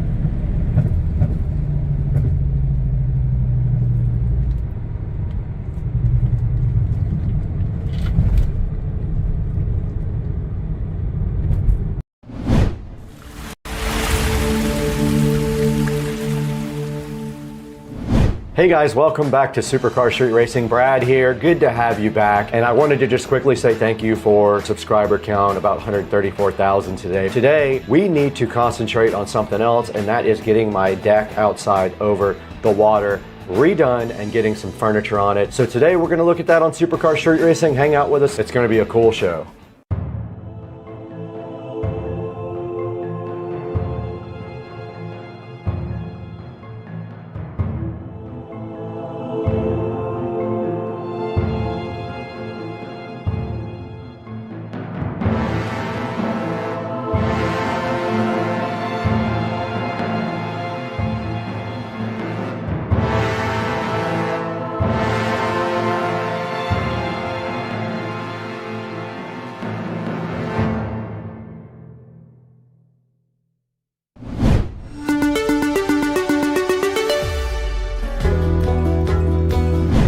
Guys, welcome back to Supercar Street Racing. Today we have a few things to talk about. One of them being getting my deck outside over the water, my dock, redone completely because I noticed in the last couple of months some of the boards were getting kind of soft on it. So what I did was I went ahead and found someone to do the work. I was not wanting to actually go do it, and since I don't have a truck, it's difficult for me to get wood from the store. So what I did was I used the same guy who did my gates. His name is Ray. Him and his buddy went and checked out the dock. They measured it out, and at the same time, one of my big goals was to see if I could get this enlarged at the same time. Now they were able to do that, so you're gonna see here when we take a look outside what exactly they did to replace all the wood on the dock and then also expand it. Let's go take a look.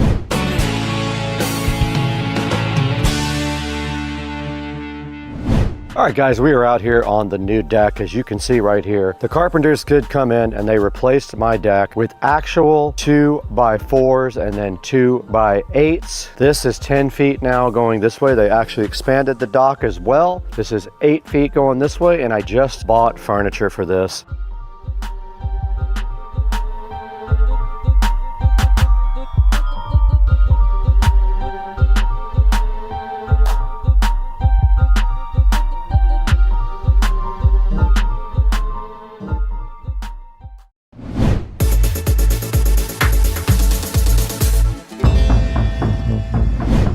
right, guys, you just saw my new dock outside. Now, basically, when those guys came to replace my dock, they took all the boards off the top. Those were just deck boards originally. They took them all off. They looked at all the stringers underneath. They inspected the posts. They did find that the stringers all needed to be replaced. They went ahead and replaced those. And so that means everything underneath the deck boards, the long 2x6 boards that connect the posts all the way back to the bulkhead, were all replaced underneath there. And a few things were added on each side also so that it could be expanded. Now, they did expand the dock by 1 foot on each side. That's pretty good. Like, I needed a lot more room out there. So now the next step is to show you guys what we have to do to go ahead and protect that deck from the sun, the water, and the wind in Florida. Let's take it outside and show you what we used on the wood to protect it.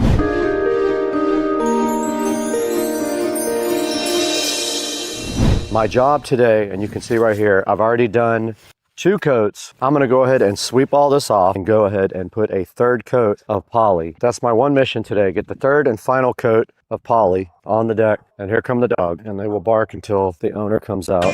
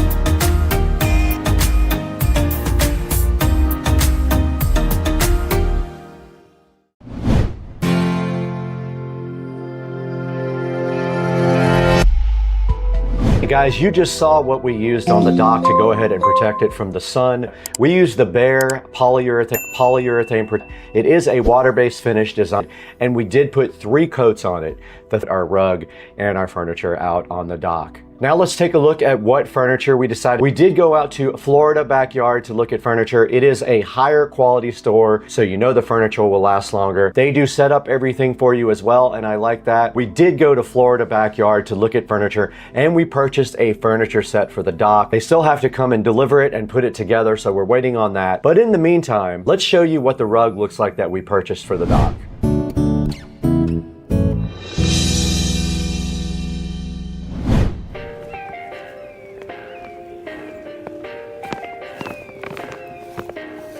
Look at that dude, sitting in the grass. What's up, dude? Perfect. He's coming over. Still kind of wet. I'm gonna let it dry out for like another hour. He's hissing at me. What you hissing about, dude? Yeah, this is still wet. I'm gonna let that dry. All right, we got our new rug right here. I haven't measured it or anything. I just went by eye. That's gonna go right out here on the dock, but I'm letting the dock dry out for like another hour before I put it down. I'll do it right after lunch, right after I eat, because they're gonna be here between 12 and 2 o'clock. That's the new rug right there. Okay, now that everything has dried out sufficiently, it's nice and warm out here. Let's go out here and see if we can get this rug put in place. There is a fence post. There's an entire fence in the pond right here. That's awesome.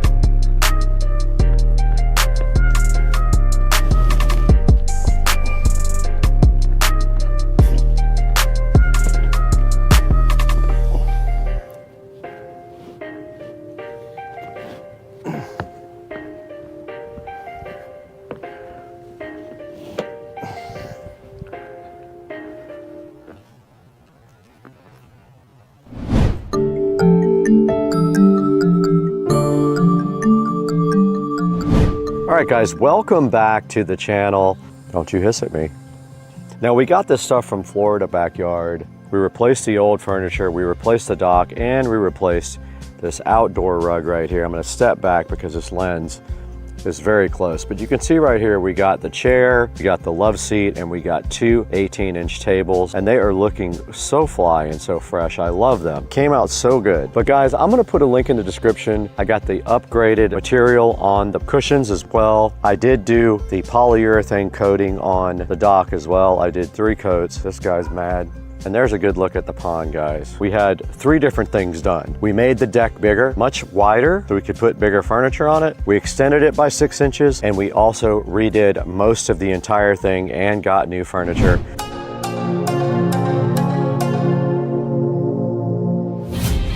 Hey guys, and welcome back to Supercar Street Racing once again. We're here in Studio B, and right in front of me you can see the Pollywood Lakeside Deep seating set. Now, Pollywood has a bunch of different choices for you on colors and also different choices for you on the cushions themselves. You can see right here, this is gray with textured linen is that color. I did go ahead and get the white on mine, and my cushions were actually made by Florida Backyard. They made those for me, and I got the upgraded fabric so that I could get a good waterproof, bleach-proof fabric. You can see right here, this set is only $1,049. I paid around $2,300 for my set with the upgraded fabric. So expect to pay about $2,300 for what I have, which is like a 4-piece set with 2 small tables, a love seat, and a chair. And they look awesome and they'll last forever. When the fabric gets dirty or moldy, you literally can spray it with bleach and hose it off, and it does not affect the color on the fabric. We would have to pull everything off the dock though and get that rug out from under it so we didn't ruin that first. But it's good to know that you can clean those without having to actually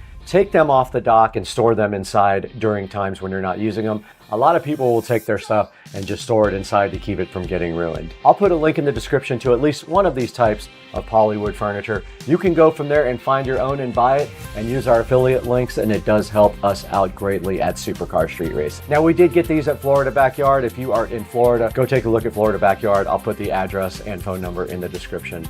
They did set everything up for us as well. Now, at the time of this recording, we have 150,897 subscribers. We thank you so much for your support. If you're new here, go ahead and click subscribe and like the video. It helps us out tremendously. Buy everything through our Amazon affiliate links, and we'll see you guys on the next one. We got to get out of here.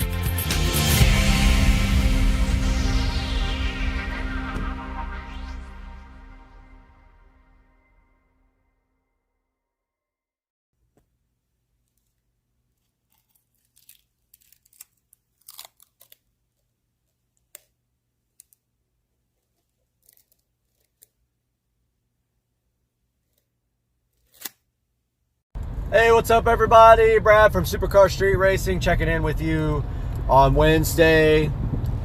Just got a couple of texts and some emails saying that my new car is going to be here on Saturday. So my car is being picked up from Chesapeake, Virginia, and apparently it's going to get here on Saturday. So it's costing about $500 to ship. I think that's worth it to not put miles on the car.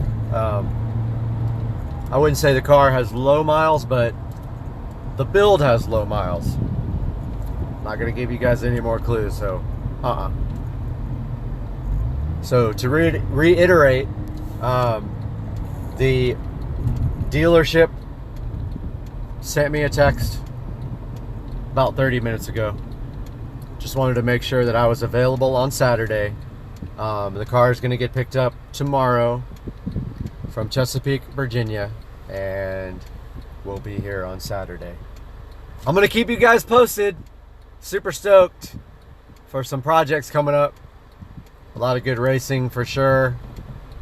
You guys know that we're going to do some racing, right? If the car's fast. We still haven't figured out what it is, so it may just be a Toyota Corolla. You never know. Might be a Smart. I have had one of those too. Stay tuned, guys. I'm going to update you guys with a video when this vehicle comes off the truck on Saturday. We're going to have a whole big thing. We might do a live stream at that time. Later, Gator. Hey guys, welcome back to Supercar Street Racing, and this is the video before the video. And I wanted to get on here before we start installing this device and talk to you guys a little bit about why this device is so important. Chamberlain absolutely refuses to work with Alexa. They will not pay the fees to be integrated with Alexa, so you cannot control your garage door with Alexa. You would have to subscribe to a service to do that. So this Tailwind smart Wi-Fi garage door opener allows you to integrate with Alexa. All you have to do is put it on your garage door and your opener, and then you can integrate for free, just the cost of the actual device. So Chamberlain, shame on you, but guess what? We're gonna get to work today and show you guys how you can do this on your garage door. So let's get to work.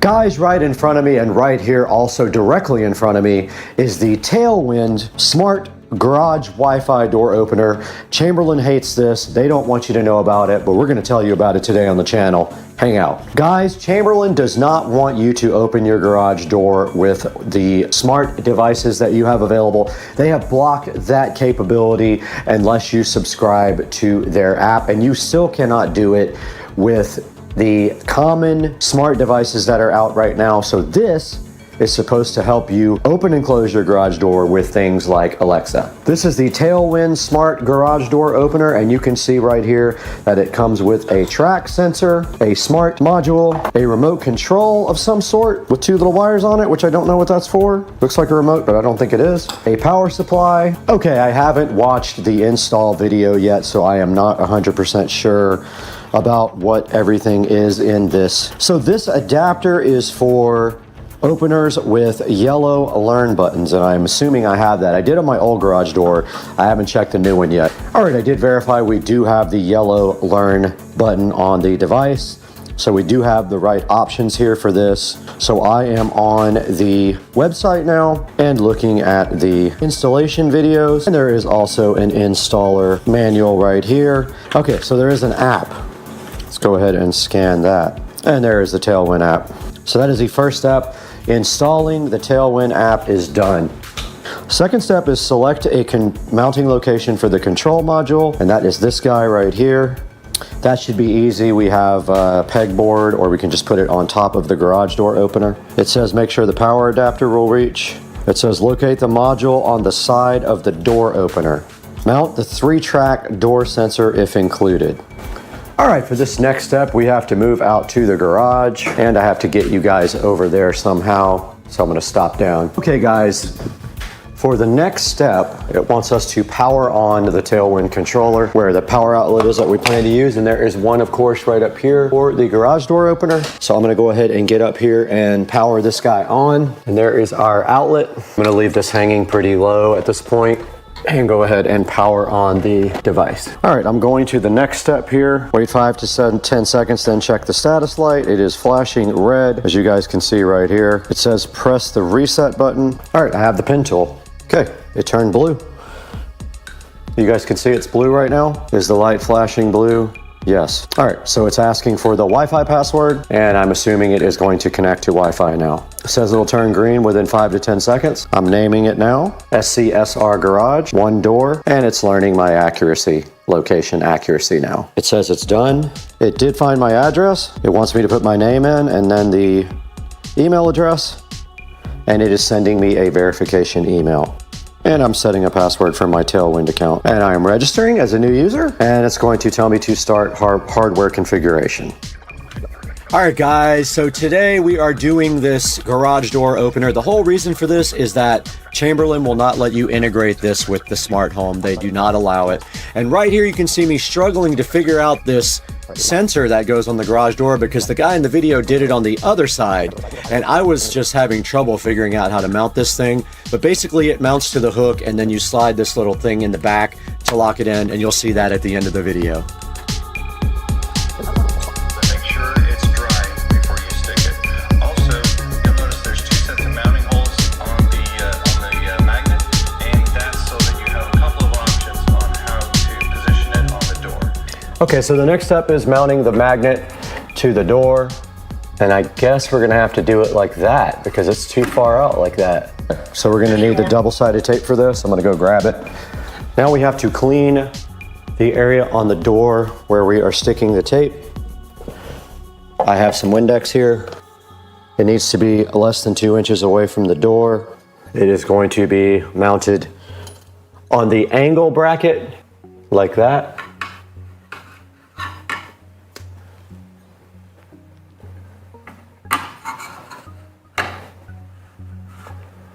Just like that.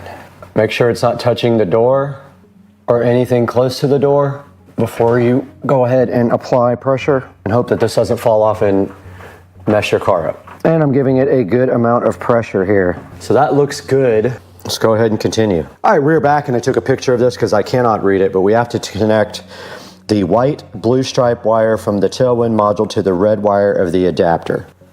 And after we are all done, we'll tie these wires up nice.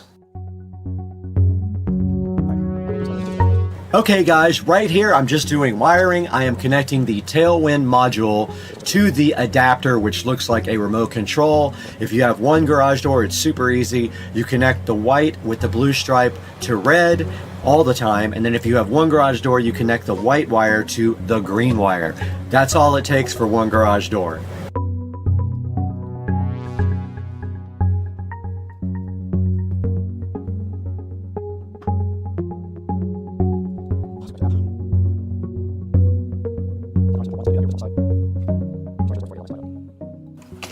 Okay, so I guess I don't connect to the opener. I think we're already there pretty much. Now, I don't think anything hooks to our opener because the remote control does everything. This remote does it. Okay, let's see if it works. It wants me to update the firmware now. I'm gonna go ahead and do that. It says my garage is green, so it says it's updating the firmware.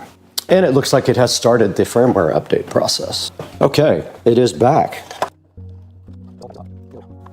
All right, guys, all you see me doing right here in this clip is tying up the wiring really nice to the side of the garage door. And also, I have heat shrink tubing over the joints, and I use soldered connectors that use the heat gun to go ahead and make them stick. So I'm doing that all right now in this clip. And that is that. Should be done with this project besides getting this thing linked up to Alexa. Okay, so the final part of this project just involves you linking your Tailwind account to Alexa. And I know I'm gonna wake up every device, never mind. And so what you do here is in your Alexa app, you go to Skills, you search for Tailwind. It will find two, it's the one that says Smart Home. Then you click launch and you link it to your Tailwind account using whatever account you signed up for with Tailwind.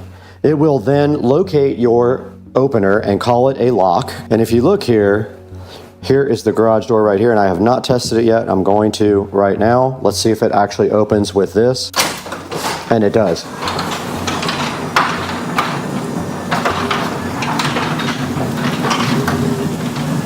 And now we will go ahead and close it when it is done. So you say lock it, it actually closes it. Chamberlain does not want you to do this, so just remember, Chamberlain will do everything in its power to not let you control this with Alexa. Okay guys, I just wanted to give you a good close-up view of this, the way this actually installs. So you take this Tailwind sensor here, it hooks around the J track right here, and then this little plate pushes through to kind of jam it up against the track. And then you tighten down this screw here to get it completely tight. Hopefully you guys can see that right there. So this just hooks around the back and this little plate slides through there. The magnet that it has to sense mounts right on the garage door right here. And you can see I use the angle. If you don't use the angle on this, if you use the flat, it would be too far out. So the angle lets it sit just next to it. And we went ahead and installed the actual smart box and the adapter on the very top of the garage door opener right up there. And the power goes up to the ceiling right there. We went ahead and tied up all the wiring and did heat shrink tubing. Even on the stuff that they gave us that had wiring nuts, we did heat shrink tubing and we did the solder shrink wrap connectors. And that is how the system came out. Let's go into the Supercar Street Racing Studios with Brad and see how you can get yourself a Tailwind for your Chamberlain garage door. Hey guys, welcome back to Supercar Street Racing. This was a difficult one for me to tape and film because of the fact that there was a lot of downtime in between clips and stuff like that, and also pretty boring, but I wanted you guys to see this because Chamberlain refuses to allow you to let your device work with Alexa. They don't want to pay the licensing fees, and in order to use it at all, you have to do like IFTT or something like that, and I don't even know if that works anymore. But this Tailwind device will allow you to do smart home with your garage door and also open and close it, which you cannot do with any other device. So you got to get this Tailwind. You can see it right here on your screen. It's basically a control box right here. And what happens is if your garage door has a yellow Learn opener on it, then you will need the special adapter, and it basically looks like a remote control that wires into the Tailwind smart home device and then allows you to link your Alexa to that and use it in smart home and use your voice to control it. It will ask you for a PIN because it thinks it's a lock. So you will have to give a PIN number to open and close the garage door, but that is totally fine because otherwise you can't use it at all. Now I've had this sitting in the closet for almost 2 months and I was really putting off putting it into the garage. I wanted to get everything in there first on the new garage door opener. So we do have it installed now and it works great. And then you can program it and put a routine in there to where if you say open my garage door, it will go ahead and open that by doing the lock part. So go ahead and order yourself a Tailwind because Chamberlain, you're not going to let anybody do it. I know you're not. And guys, we got to get out of here because we have to go open the garage remotely 1,000 times.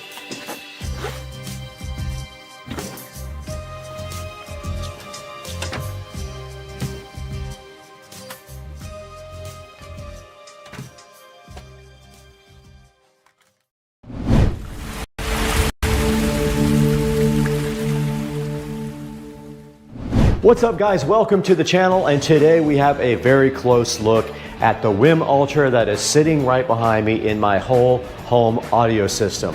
We did go ahead and decide not to use a regular receiver with our whole home audio system this time. We went ahead and got the WIM Ultra and a big 8-zone amp for the whole house. So check it out. We're going to talk about this today on the channel. Stick around.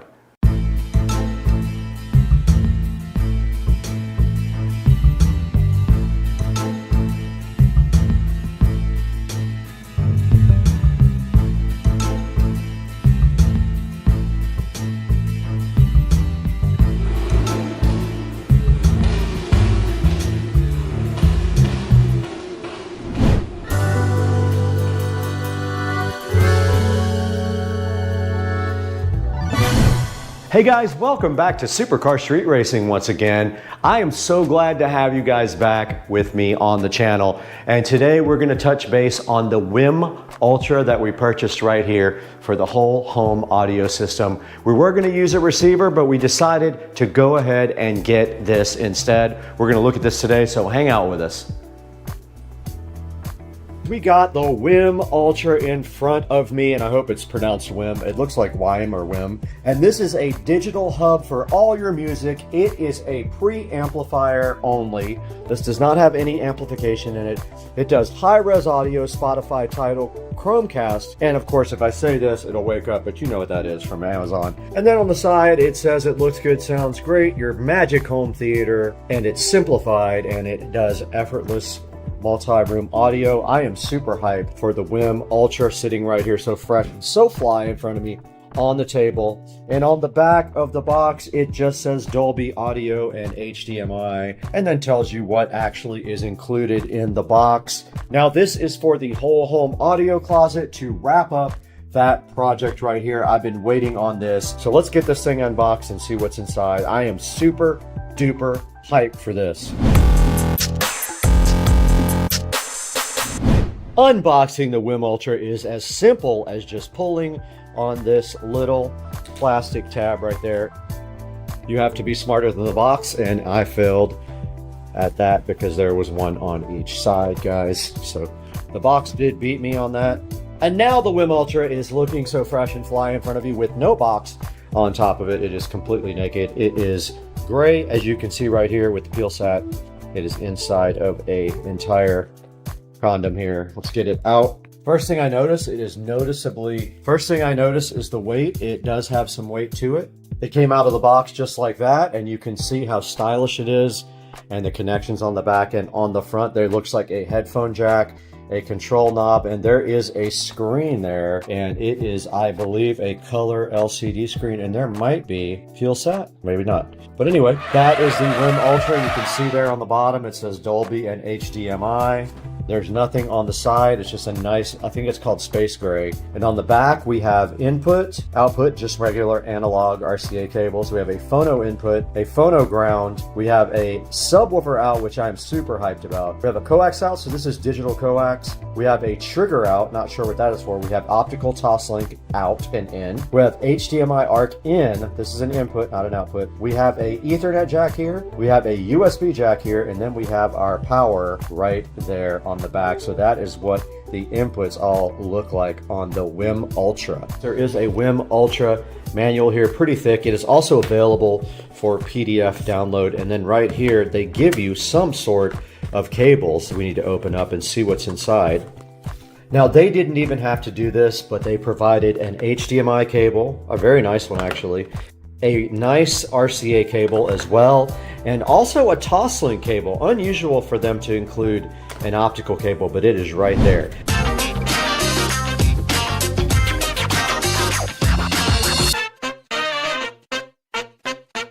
All right, we did show you guys the unboxing of the WIM Ultra and some of the features on the back. We have not shown you yet the app or how it works or this guy in action. So you can see right here in front of me the WIM Ultra sitting on top of the whole home 8-zone amplifier.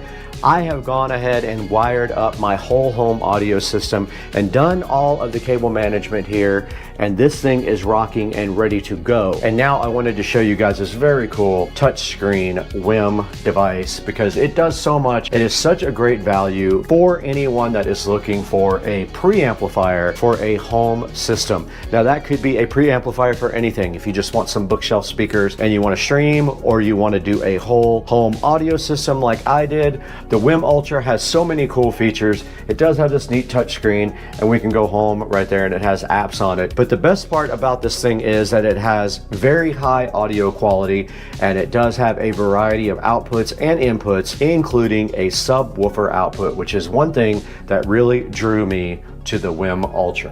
It does do streaming from a lot of different sources, including Bluetooth, so you can use your phone, and so far I have been able to go out through the whole entire house, and I have not had any issues streaming to the WIM at all. And you can see right here on the front of the WIM, you are able to change the front display to a few different things. You can look at your presets. There is a full screen of what you're playing, or you can do it like this where it actually shows you the title of whatever's playing. And right now this is Sinfera on Soma FM, which I cannot play for you guys because it is copyrighted music. But this thing looks so cool. It is in space gray. As you can see, it comes in two different colors. I opted for the space gray. It does have a remote right here, a wireless remote with voice that allows you to control it remotely, or you can also control this guy with your smart home. So either the Amazon ecosystem or the Google ecosystem can control the WIM Ultra. Now you guys already did see in my whole home audio closet refurb video here, which looks so fly. You already saw the inputs and outputs for the WIM, but I wanted to go ahead and just get a quick shot of the back and show you that the wiring is very clean. I tried to make sure that I did everything right this time when I did the wiring, and I am using the RCA inputs from the dot here. So the input to the WIM is from this dot so that you can do smart home features with the dot right there.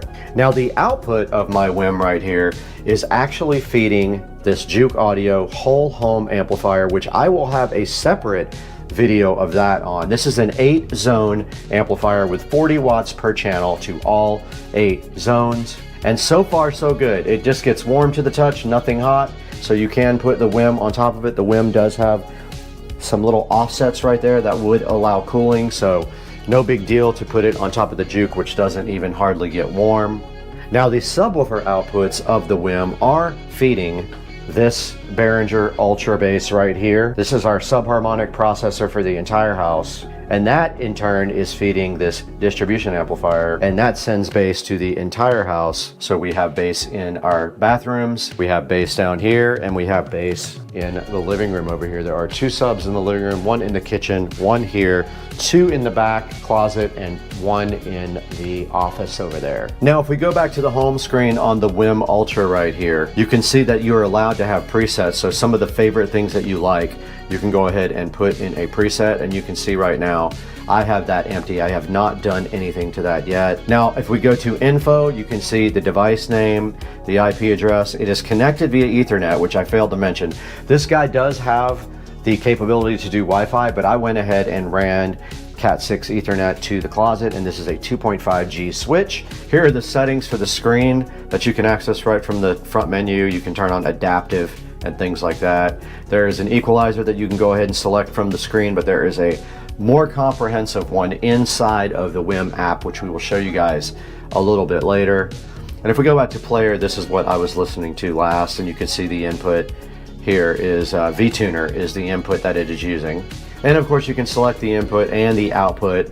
You can select by Ethernet, which that is what it's using now. Bluetooth, you can go the HDMI input, the phono in, the line in, or the optical in. And of course the output, we are using the line outputs. So that is all we're using. It does have a Bluetooth out, a coax digital out, a optical in and out, and a headphone out. And that is all that you can do from the front, except for this nifty dial that spins, which does volume, and also a play button right in the center of the dial as well.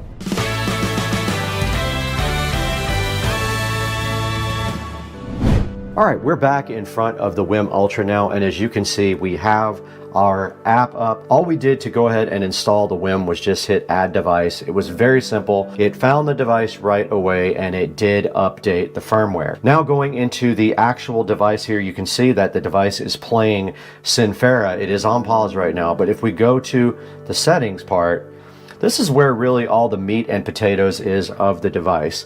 We can go in here and we can rename the device. We have it named what we want to now. It's just named WIM Ultra C322. We can go ahead and rename that Whole Home Audio WIM. All right, we did rename it. You can see right there on the screen, it says Whole Home Audio WIM. Now we can go into device info and we can see things like our SSID, we can see things like our MAC address, our firmware version, and we can check for updates. This thing is fully updated in the firmware already. There is an alarm clock that you can set up in here.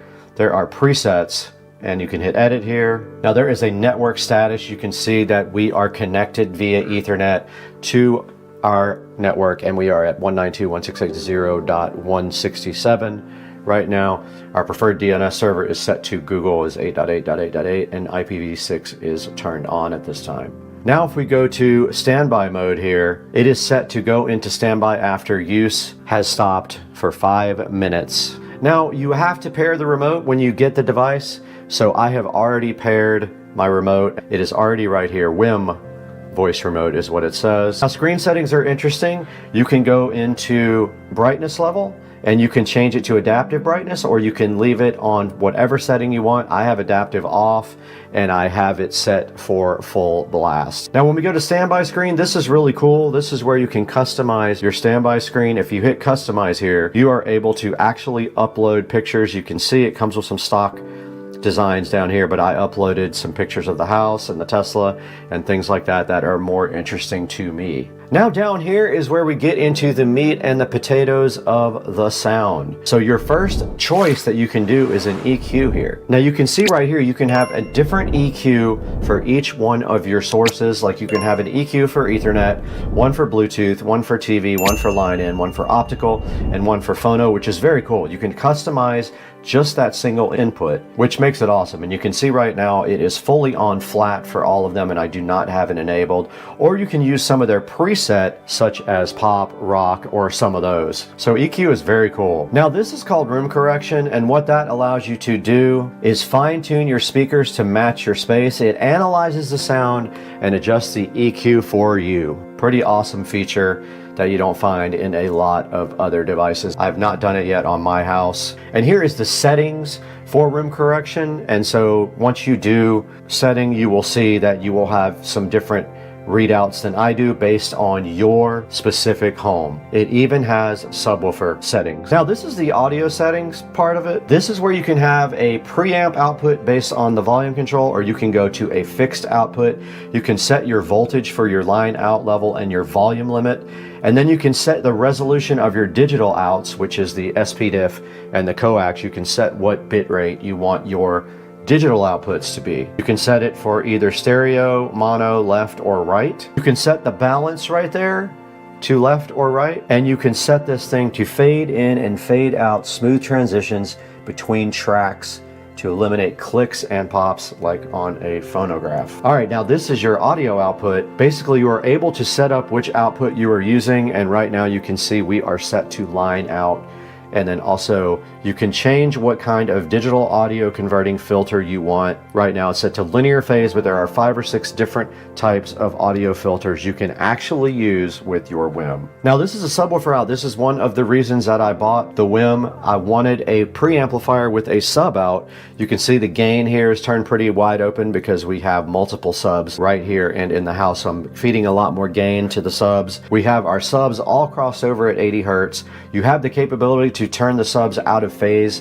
If they are out of phase already, you can flip that phase over. You can sync your subs and your speakers, which is important because if you have a long run of cable going to your subs around the house, you might have to delay that, so you can actually do an automatic sync of your sub and your speakers if there's some delay problems. You can bypass your subwoofer, and you can also tell it to send bass through the main line outputs, which I have on. I want bass to be sent to all of my in-ceiling speakers up here, not just to the sub, because there's not a sub in every room. Now, right now, we're currently just using the Ethernet input, which is network. You can set it to auto sense the optical in an HDMI and switch to that. Optical HDMI denoising. This thing can control the device that is connected to it via HDMI with CEC. And the line input resolution is set to 16 bits and 48 kilohertz, and you can go all the way up to 24 and 192. Now this is cool. This is a pre-source volume control, meaning if all your sources are different in volume level, you can set up each one independently. Now this is to keep the audio in sync. They have an auto or a manual sync. All right, so there is your Amazon settings. I don't want to say it because it'll wake everything up. Here is your Chromecast audio settings. You can stream with Chromecast on, off, and there is a reboot for your device. Now looking at the front of the app here, you can actually search for something. You can find your favorite music on all of your services. Or if you hit browse here, I wanted to show you guys what is available here. You can see right here you have Amazon Music available, you have BBC Radio available, you have Calm Radio here, Deezer, iHeartRadio, KKBox, Napster, the Open Network Stream option to just stream directly from the network.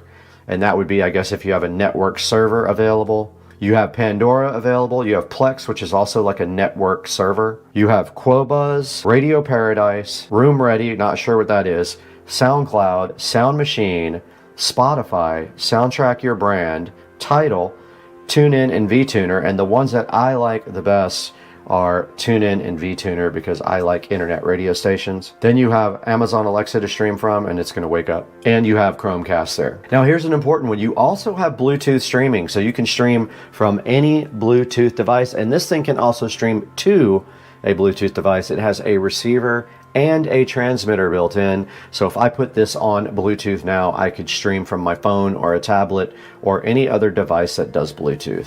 The TV input is the HDMI input, right? So that is just providing audio from a source that has HDMI. Line in is RCA input, so it's analog. You've got your optical input as well, which is the digital input. And then you have a input for a phono as well. Now let's say that I want to go to the VTuner and I want to search for something like Soma FM. So it found all the Soma stations, and now let's say I want to listen to one. Let's say I find one that I like. I can go ahead and add it to my favorites here. I can go ahead and play it, or I can add it to my favorites when it is actually playing on that screen. Like this is one of my favorites. After it was muted and we go here, you can see on the phone, it shows you a whole display of it. You are able to then favorite it right here, which I just did. It was successful. And then on our display on our device, pretty cool. You can go to the left and you can see the playback screen of what is currently playing. So it also has some good information here about the line output on the screen. And up here, it shows you the bit rate, all your sampling rates and your bit rates right here on the screen for the station that we are currently listening to. So now that is added to my favorites, meaning when I go back to favorites here, it will show up on the bottom of the app there like all these other ones are, and we can play it directly from there as well.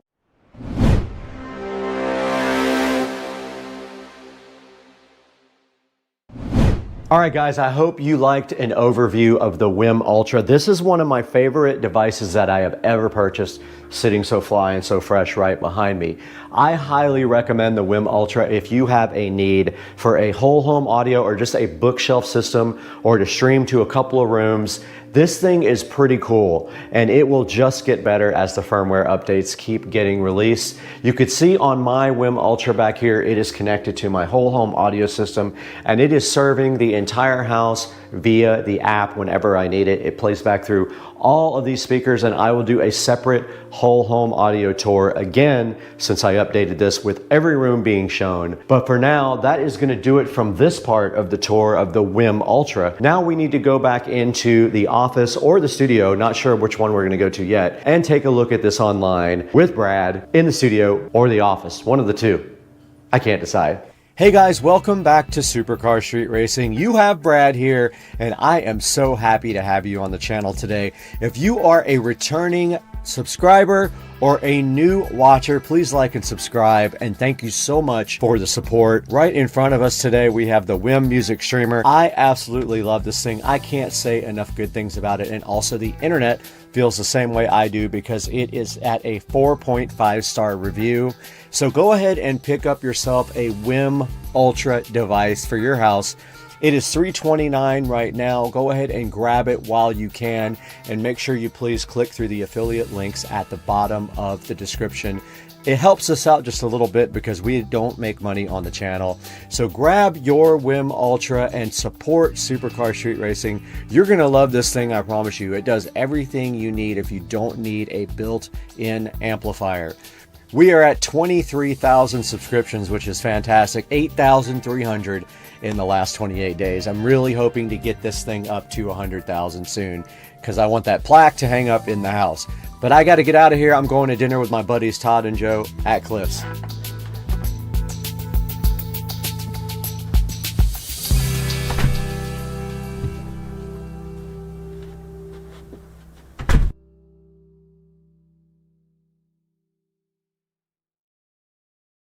All right, now we got the patio lights on, so the string lights.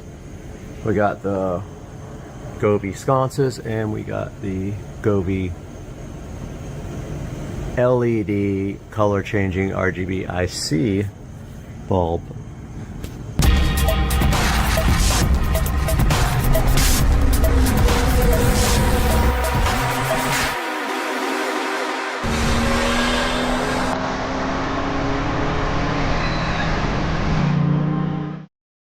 Alexa, set the lamp to dynamic. Okay.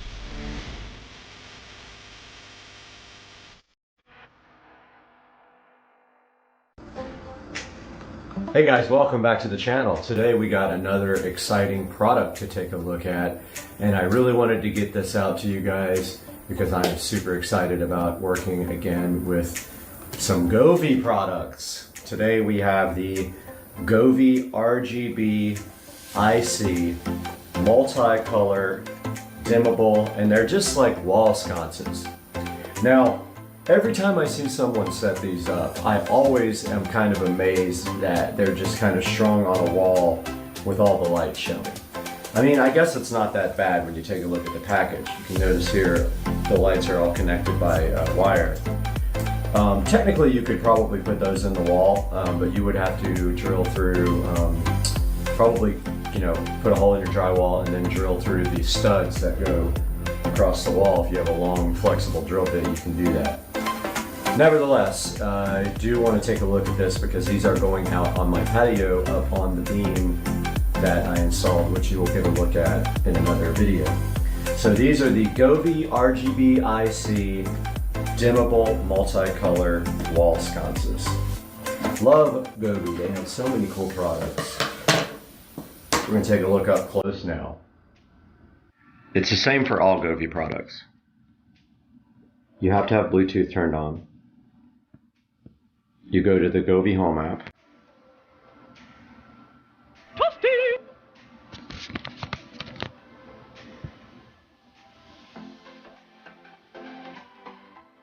Gotta log in.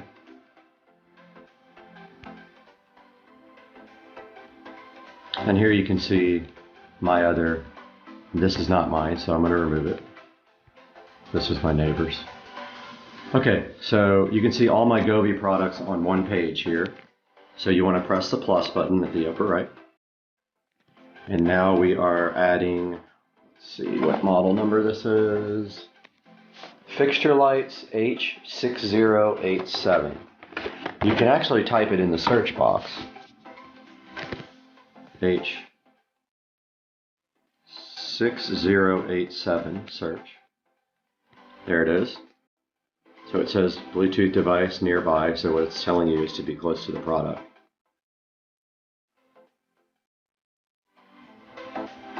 Okay, so it looks like it found it. It's got the serial number. So we click on that. It's connecting.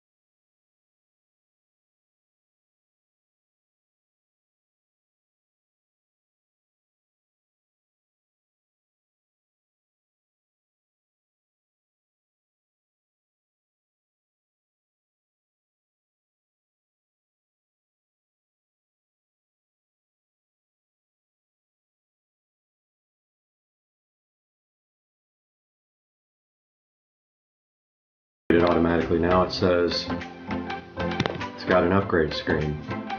So it asked me if I wanted to upgrade it, but then it actually did not do it. So you have to go into the settings and then the firmware update to accomplish this. So here we go, it's upgrading the firmware.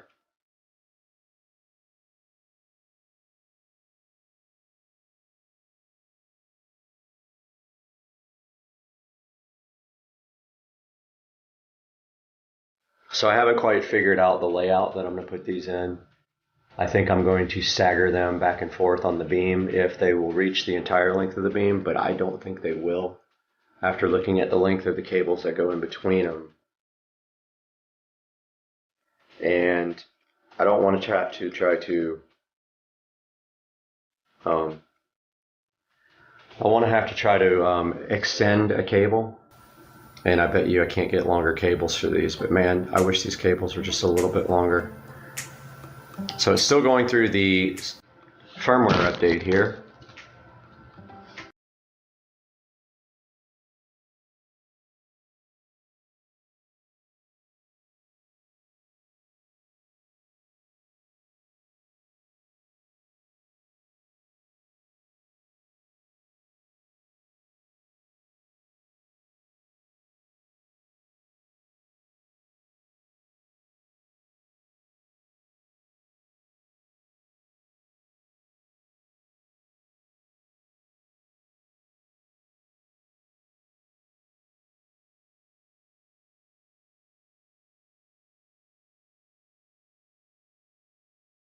Now this might be okay, the length. Alright, we're at 76% guys. It is upgrading the firmware at this point on the sconces, on the lights. Gobi does have a really nice app, and they do stay on top of all the support. 92%.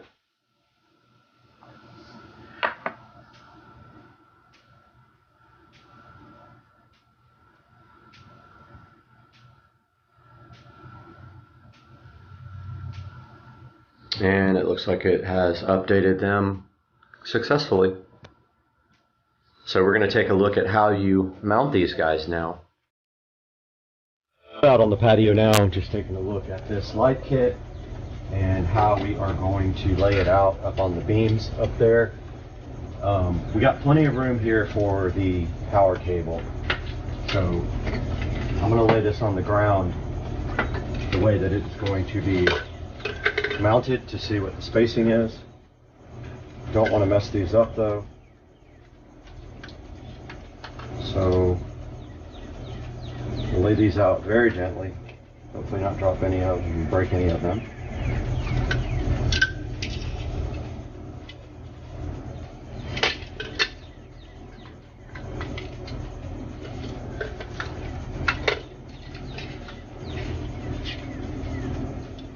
So I'm thinking one on each side to like stagger them out.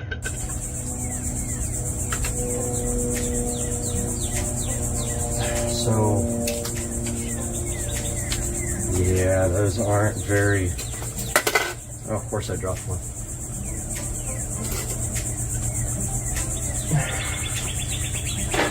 Clip came right out. Must not have been in all the way. Okay.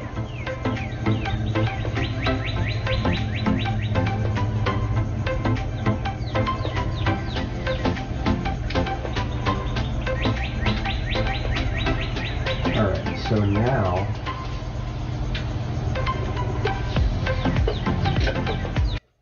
we know how far it's going to work good actually.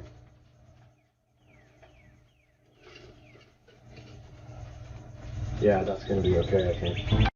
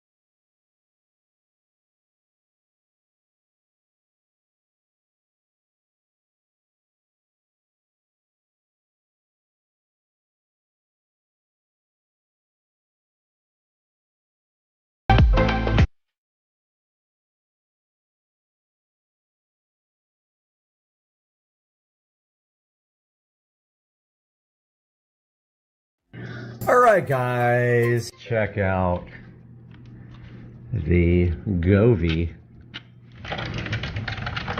sconce lighting on the patio. It looks so sick. So sick. I guess I better get the tablet so we can like run through the patterns and like take a look. But dude, OMG, Becky, look at this. Goodness, right? Her. Look how good this is.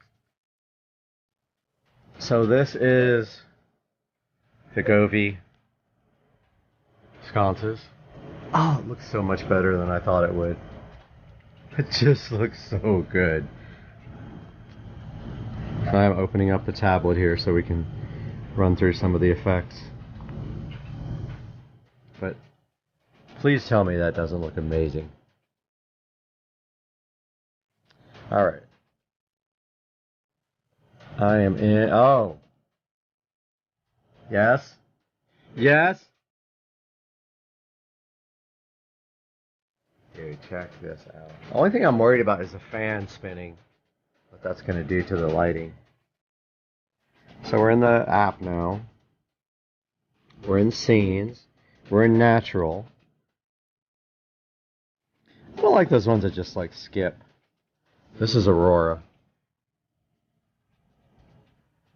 Flower field. It's like purple, pink, yellow, and like greenish yellow. Rainbow. It's fluctuating. Starry sky. So these pre-built scenes, you can't modify the speed, and some of them are just way too fast. Let's go to festival. No, those are all like crazy. Emotion. Here's leisure. This is so good. Look how bright. Nightlight. Romantic. Candlelight. Dance party. This is good for, actually really good for a pool party. There's the pool, by the way. Oh, we got to turn the pool light on. Oh. I didn't even think about that.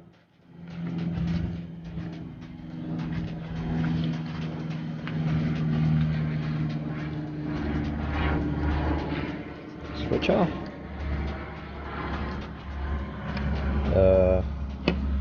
That's not working at all. Let's go see why. Auxiliary 1 must be off on the pool box. I can't see auxiliary 1. Alright guys, auxiliary 1 was off on the pool pump controller, the pool automation system. Should come on now. There's the pool light. Of course the light isn't mounted, so it's kind of just laying in the pool on the step over there, but that's what it looks like. Dude, come see the lighting.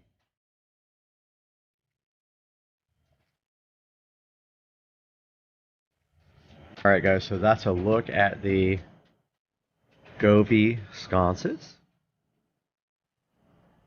And you can see how sick these things. We don't even have this guy on either. Should we turn that guy on? Yeah, we should. Let's turn that guy on.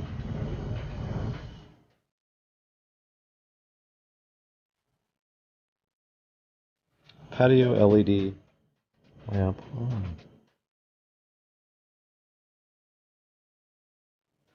Oh, it can't come on because the lights aren't on. Alright, now we got the patio lights on, so the string lights. We got the Govee sconces, and we got the Govee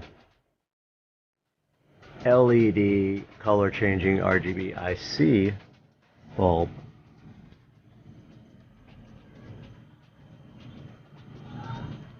And this dude, I'm putting him on sweet or warm.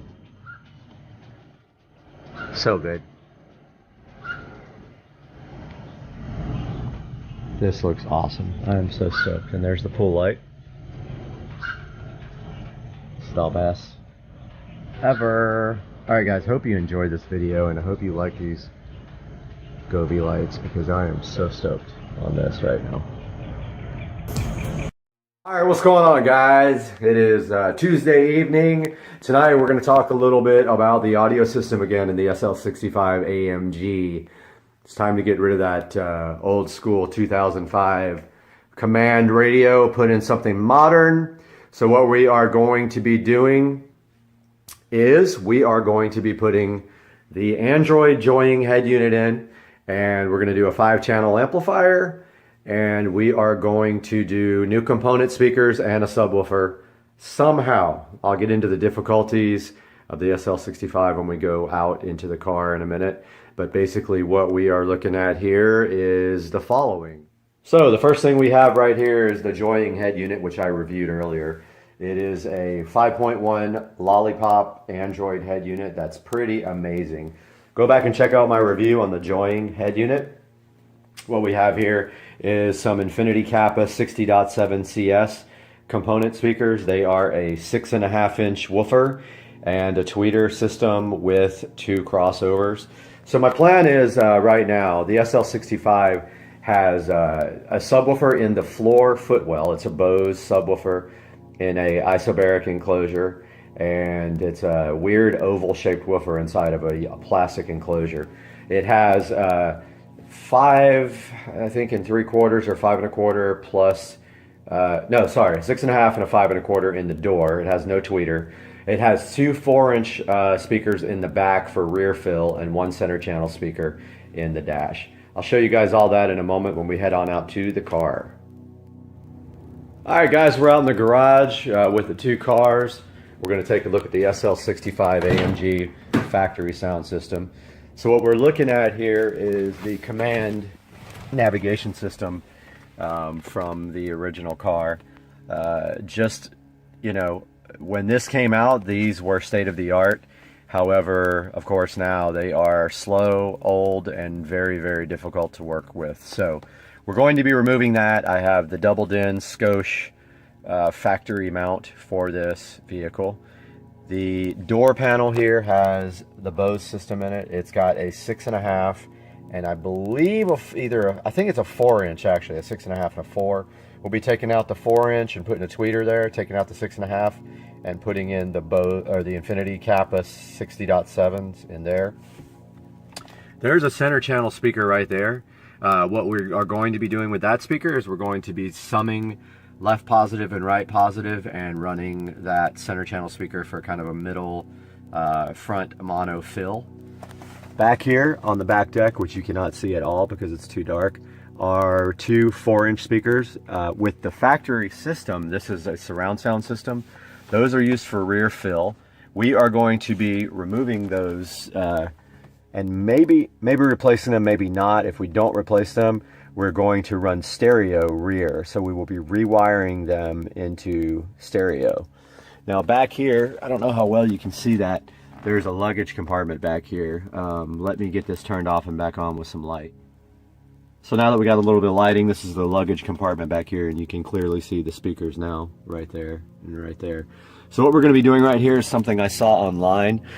Someone removed that whole section there down to where it meets the storage containers, and they put a new box there that's a little bit deeper. It still allows these storage compartments to open, and they had a, I believe, I want to say a 12-inch woofer right there. I'll have to go back and double check, but I believe it was a 12.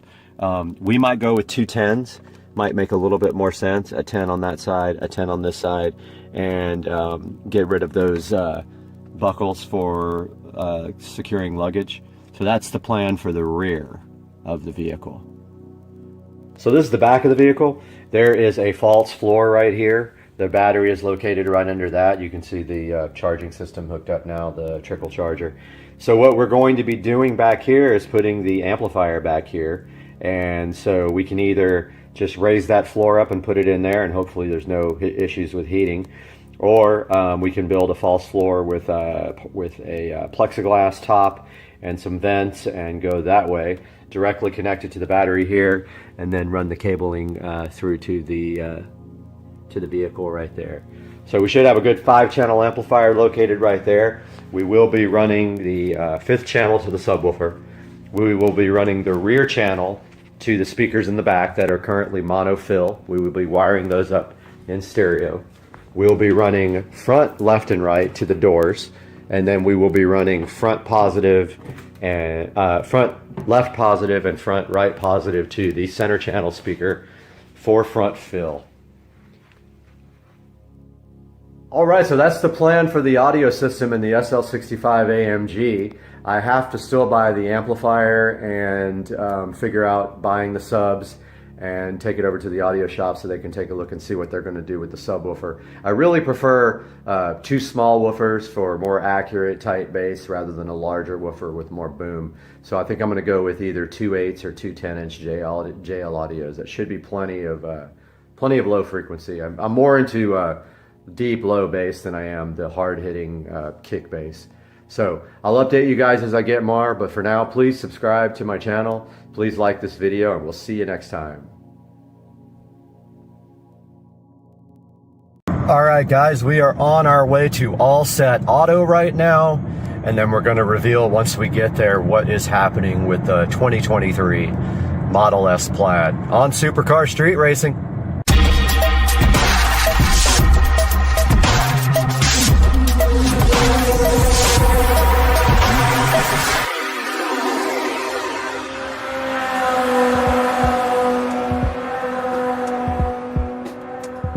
Guys, we are out here at All Set Auto, who is going to be looking at the car. I see somebody inside now. So,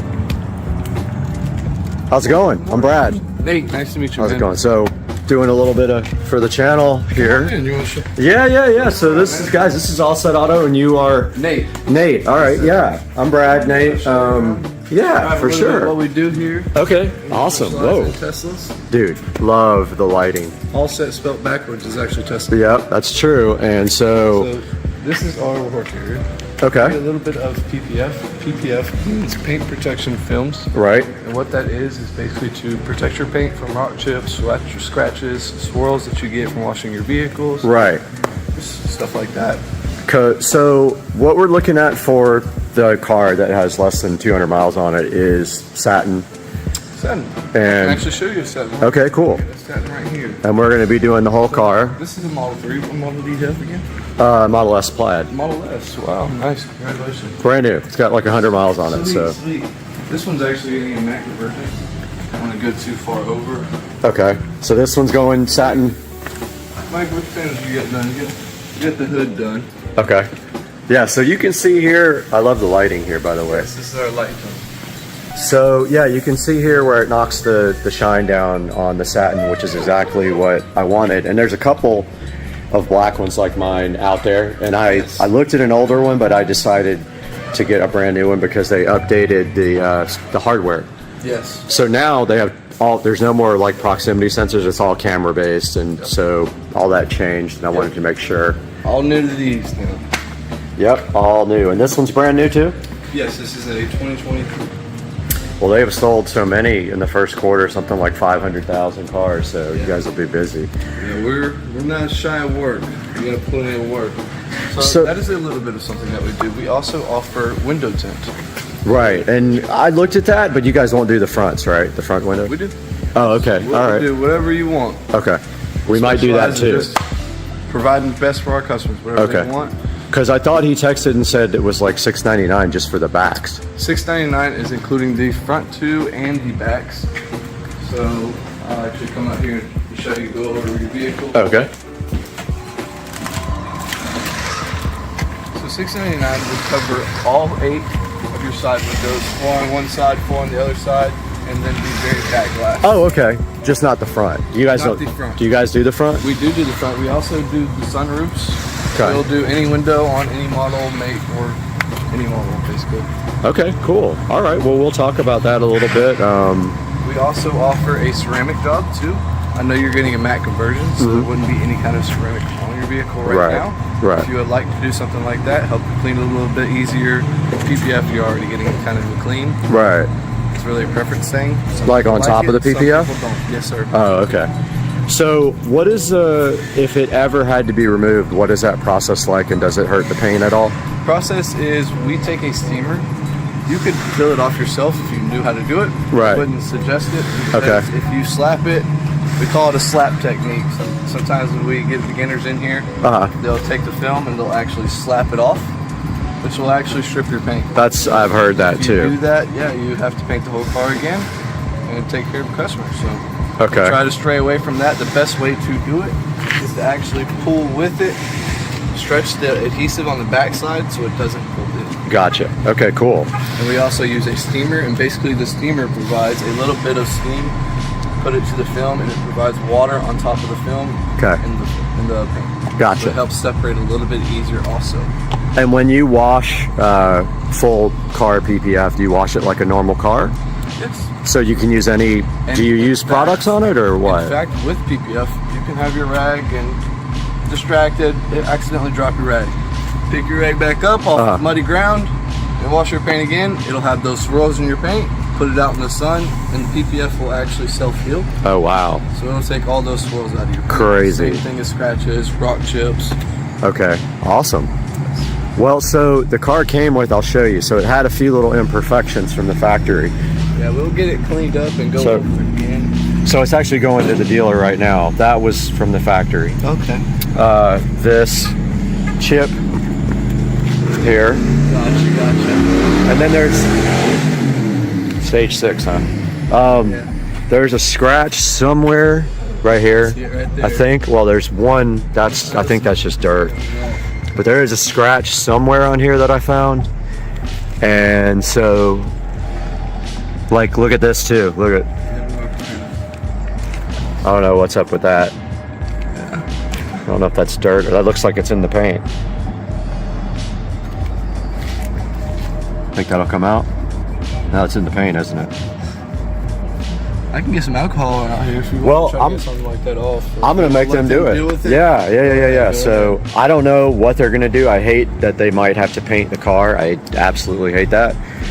But your boss was saying might as well get it done now. There's your scratch. Yep. Sure enough, that probably buff out. You think? Yeah, we personally could buff that out. Yeah, so I know Tesla is well capable of doing it. So also, you guys are gonna take off the front plate for me. Yes, sir. When we Get rid of that thing because it's ugly. Yeah, there was a scratch somewhere. also offer blacked out emblems too. I see you got a blacked out car, black rims, and being that you're gonna have tint, you'll have blacked out windows too.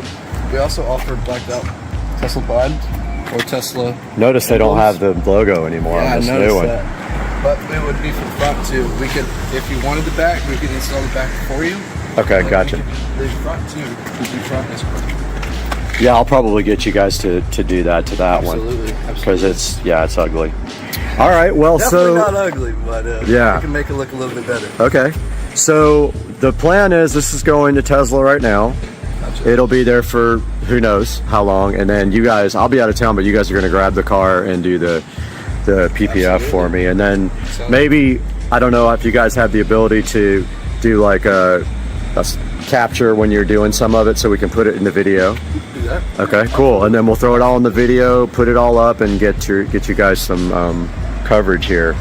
But man, thank you so much for the tour. And when we come back in like 3 weeks, this car's going to be Matt. completely different. Good morning. Matt, come on, go ahead. All right, we just left All Set Auto and then the Tesla dealer, and the Tesla dealer cannot take the car until May the 10th. So we have some time to wait before we can actually get anything done to the car. So we will keep you guys updated on what our plan of attack is here momentarily.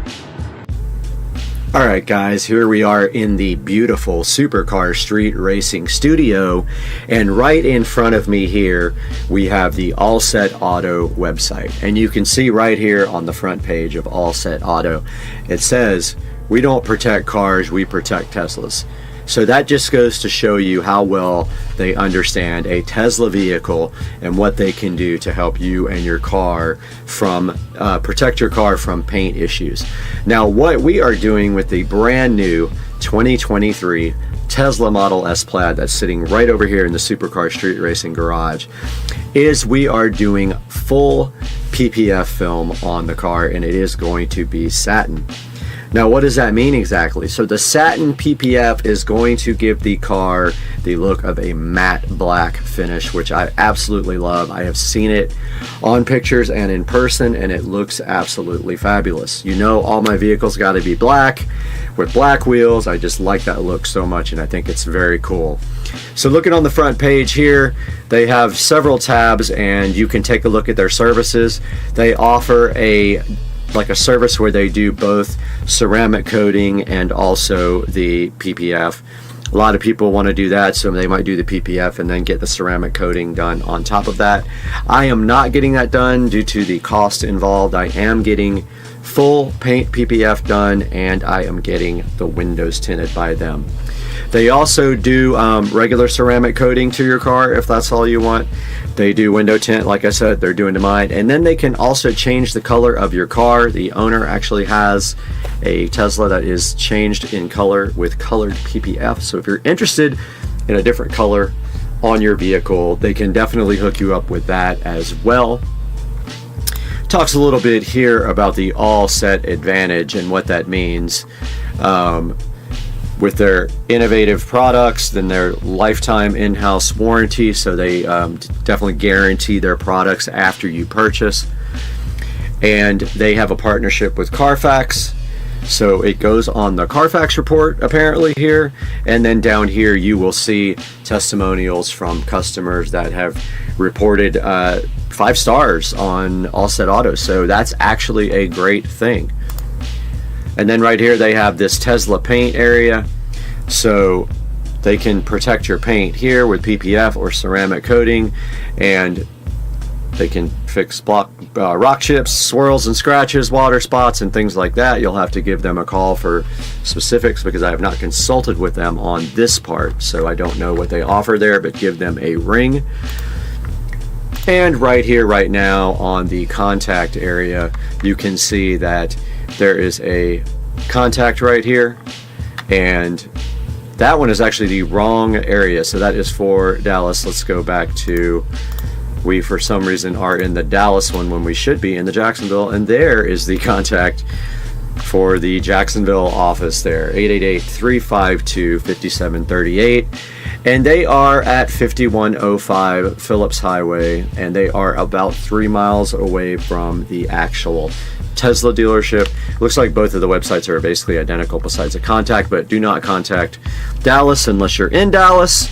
Contact the Jacksonville office if you're local, or get the office nearest you, but please work with Jacksonville if you can. They are helping me out, and we are doing a collaboration on this, and hopefully once they get done with the wonderful work on the Tesla, we will have a nice video of them doing the work, which we can then put up on the channel.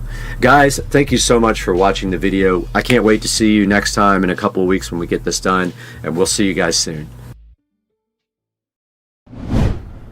Guys, welcome back to the channel. Supercar Street Racing here. You got Brad, and today we are in the Supercar Street Racing sunroom here with beautiful not sunny Florida behind me in the background. And we got this camera that was donated so graciously to us from the company MubView. We're gonna be taking a look at this camera today, get it unboxed, check out the app, and see if this thing is worth buying. This is an indoor hand tilt zoom from MubView. I promised those guys I would take a look at this and help you guys decide whether it's right for you or not. So we're gonna open this up today, take a look at it, and it's probably gonna start raining here soon because we got another storm coming to Florida. So let's get this thing unboxed real quick, see what's inside the box, and go from there, guys. Welcome back.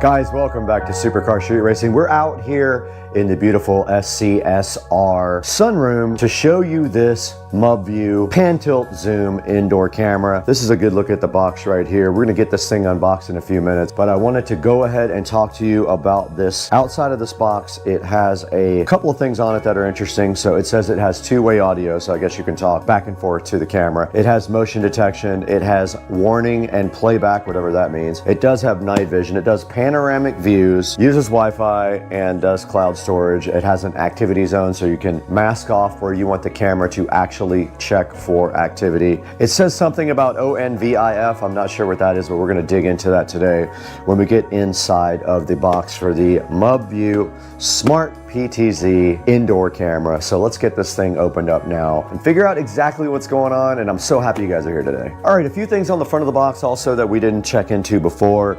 It says it's good for home security, for baby care, for elder care, or for pet care. And now let's get this thing opened up and see what's inside. All right, directly in front of us is the Mub View Pan Tilt Zoom indoor camera. We're gonna go ahead and take a look at that now. And there's a better look at the front of the box there that you didn't get to see before. It actually has a code to scan for the app, and this is the model PK320. And I guess what a lot of these companies usually do is they just clone other companies' apps, and they sell the same camera with multiple different apps, the exact same camera. And then there's a good look at the front of the box. Let's open it up now and see what's inside. And on the top it says PD. I don't know what that's about. And inside of the box, the Mub View camera that so many people clone and copy and use their own names on. Let's see. There is an instruction manual right here. And that's it. Inside the box they have this little cardboard condom with the cord inside of it. And then if you go further, you do have some drywall inserts to install it with. You have a standard USB 5-volt power adapter here and the mounting base right there. And inside of the box with the Mub View, you can see that it does have a wooden base, which is interesting. The other ones I have don't have that, but check out the Pan Tilt Zoom Mub View camera, 2.4 5G. It does say it supports 5G, which would be the first camera that I have had that has 5G connectivity, as far as I know, unless Wise has integrated it, which I don't know if they have yet, but most of these devices will not work with 5G internet. They only work with 2.4 gigahertz. They have issues with doing anything other than that. But yeah, this is the indoor Mub View, so I'm curious to see. And I think it's interesting that they chose a wooden bottom. I've never seen that before on any of the cameras that I've had. And this is how you mount it. So you basically screw this to the wall, put the camera on it, and you are done. And that is how you set that up. Here are the drywall inserts. So if you have a place where you need to put this when you have, so here are the drywall inserts. If you have a place you need to put this, take a screwdriver about the same size as this, push it through the wall, stuff these in there, and then you have mounting for your Mub View. And inside of the manual here, we can see that it has some information about the warranty. You can register it right here with this barcode, this QR code. They do have a phone number here and a website, which I will put in the description of the video. On the next page, it does show you that the camera has the lens right here. There should be a status light somewhere on here as well. There is a mic on this part, it says. There's a reset button on the bottom along with the SD card. So it looks like you have to put the card in right here, which is kind of hard to get in probably, but I don't know. But there's the reset button right there as well, right on the bottom. It does say that the back here is a speaker. So there's your speaker right there. This is your charger or your power supply. Okay, the next step here is to download and install the app, but we want to go look at the rest of the features. It looks like you have to sign up for an account with Mub View. There's instructions on getting the camera connected here, which we'll get to in a minute. And yeah, connecting the camera to the app is right here. And then more instructions on how to get the camera connected, which when we go to the phone, we'll be able to see that. And there's ways to share this with people. If you want your family or friends to have view rights on the camera, or they could also control it, you can do that right here. That's inside the app. And then there's a bunch of facts. So if you have issues with the camera, read through a couple of these, see how that works out for you if you have any problems there. 2 pages of facts. That's about it. So I think what we need to do right now is get this camera set up. So for that, we're gonna get to the phone here momentarily. Let's do that now. All right, we're back with the MubView Pan Tilt Zoom camera. And the first thing we need to do today is go ahead and download the app. So to do that, they have a QR code right here. So let's go ahead and scan that QR code on the phone, which we are also recording on. And we do see here the app is called Cloud Edge. And if we were to search for MubView, so Cloud Edge comes up, but it doesn't say MubView, which is interesting. So let's go ahead and install that. Go ahead and open up the app, Cloud Edge, and we have to sign up. All right, I'm gonna go ahead and sign up, Supercar Street Racing. All right, so now we are ready to add our camera, but it is not plugged in, but I do have my trusty battery pack right here. So let's go ahead and power the camera up. All right, the camera came on and did sound. You saw that. It is still going crazy. It's doing a little dance for you guys. All right, let's add device. All right, went ahead and added device. It did find the camera, and it looks like this camera can be battery charged. So it does have a rechargeable battery in it. You can see right here on the screen, we found it. Hit next. Reset the device by holding the reset button for 5 seconds. Wait for the indicator light to flash red. Okay. It's flashing already red. You can see right here. Let's go ahead and hit next. Select the 2.4 gigahertz Wi-Fi network and enter your password.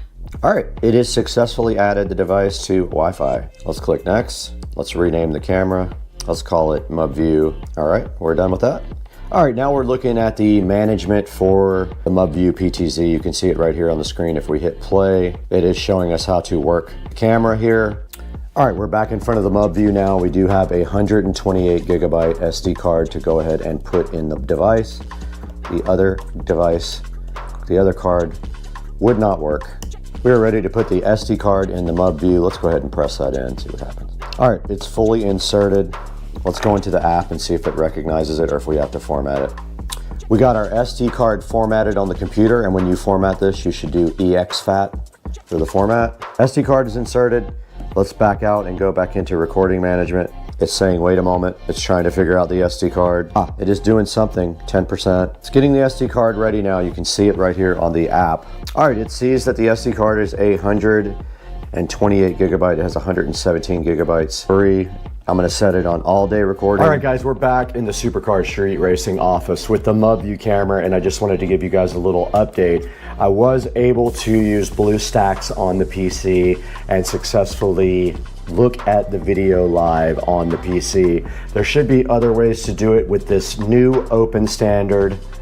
It'd be a way to call it up on multiple programs with this new open standard. It is called ONVIF, Open Network Video Interface Forum. So that gives the ability to use a lot of different types of programs to monitor this camera. Now I did use the camera on a live stream for about a day and a half, and I am gonna put some of the video from the camera up right after this and let you see what it looks like both in the daytime and at night, pointing out at my backyard. Now, our sponsor would love if you would go check out the MubView camera. I'm gonna put a link in the description to that. And make sure that you buy all your Amazon products through our links. It helps us out greatly, as the channel doesn't make any money. So it just helps us get by a little bit and bring better products to you to review. But like I said, the MubView here, it's a nice camera. It does come with a little mounting plate on the bottom there. You just screw the mounting plate in somewhere and then you turn the camera onto it. It comes with a USB brick, a 5-volt USB brick, plugs right in there to a standard USB Type A port as well. And the quality is about 2K is what it says on the box, and that's what we observed. And we will show you that now. And then right after that, please go click through the links in the description.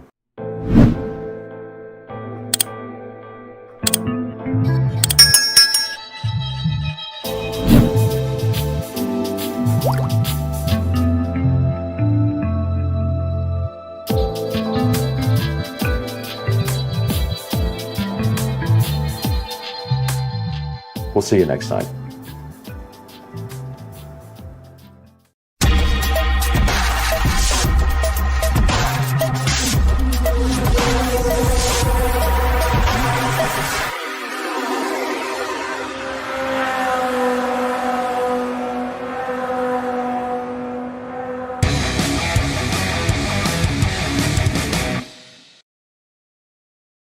All right, so we got Joe here on the channel again. He's in every video. Oh, look at this. They're definitely turning. No. Okay. All right. That's bad. So we're gonna roll. There's a truck in this lane, by the way. So whoever gets out first has got to go that way. Yep. All right. So we're going to go. Speed code 4 versus high test motor versus your controller. Okay. Right? Whatever controller. Yep. All right. So we're going to do 3. Yep. We'll go on the 3rd honk. Ready? Oh, my horn.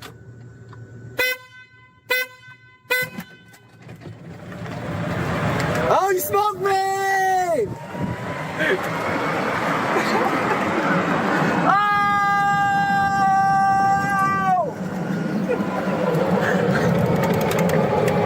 All right, so that was a stock-ish, I think, golf cart. Maybe with a speed program, but Joe's going to get his golf cart.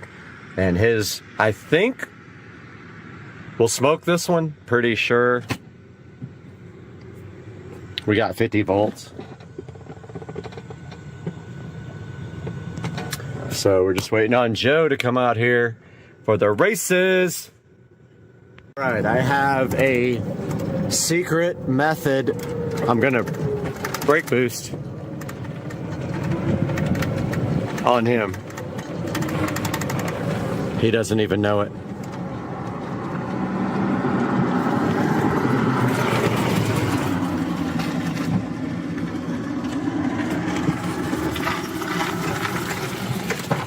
Shit. Stage. Ready? Yep. All right, here we go. Shit, I can't.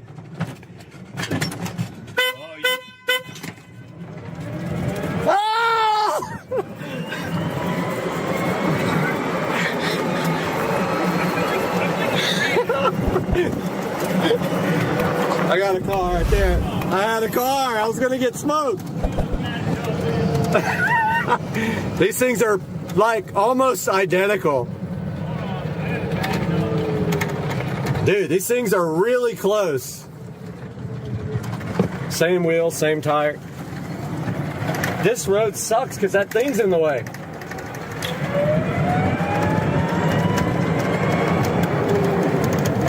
So I thought I could brake boost, but you can't hold the brake. No, you can't. It turns off the motor, so you gotta like, Yeah. you gotta barely put it. Just say when you're ready. All right. 1, 2, 3, go. Oh! Yes! Smoked! They're literally exactly the same. They're literally, it's all about the launch. Well, so the way I have mine set up is that it's so jerky when you have it set up to like the highest. You have to tune it down. This one feels, You do, yeah. this one feels tuned. It just hit you so hard, you know? I want that to, but I want the hit. Like, you can't hold it to the floor, and, okay, that time it worked, but if you do it for too long, it just turns off the switch. Yeah. But this isn't long enough to even do anything.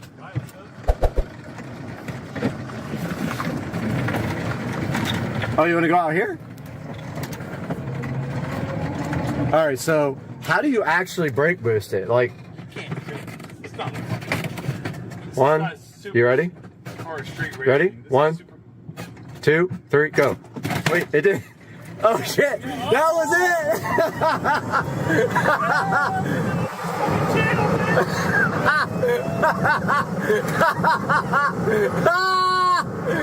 Yes! I'm coming up on you! I'm catching you! I'm catching you!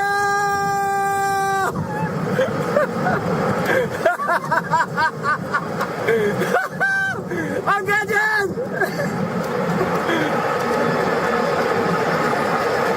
These things are like the same, man.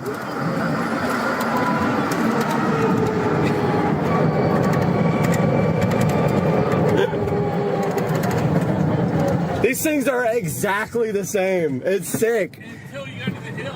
Like, Until you get up. dude, the only thing that would make a difference is lithium. Lithium would 300 pounds, like 300 pounds. Listen, up the hill, I was going to smoke you, man. I know, and I had a bad launch. I was like, I don't know how to. No, I had right. a great launch. Ready? 1, 2, 3, go. No, it's...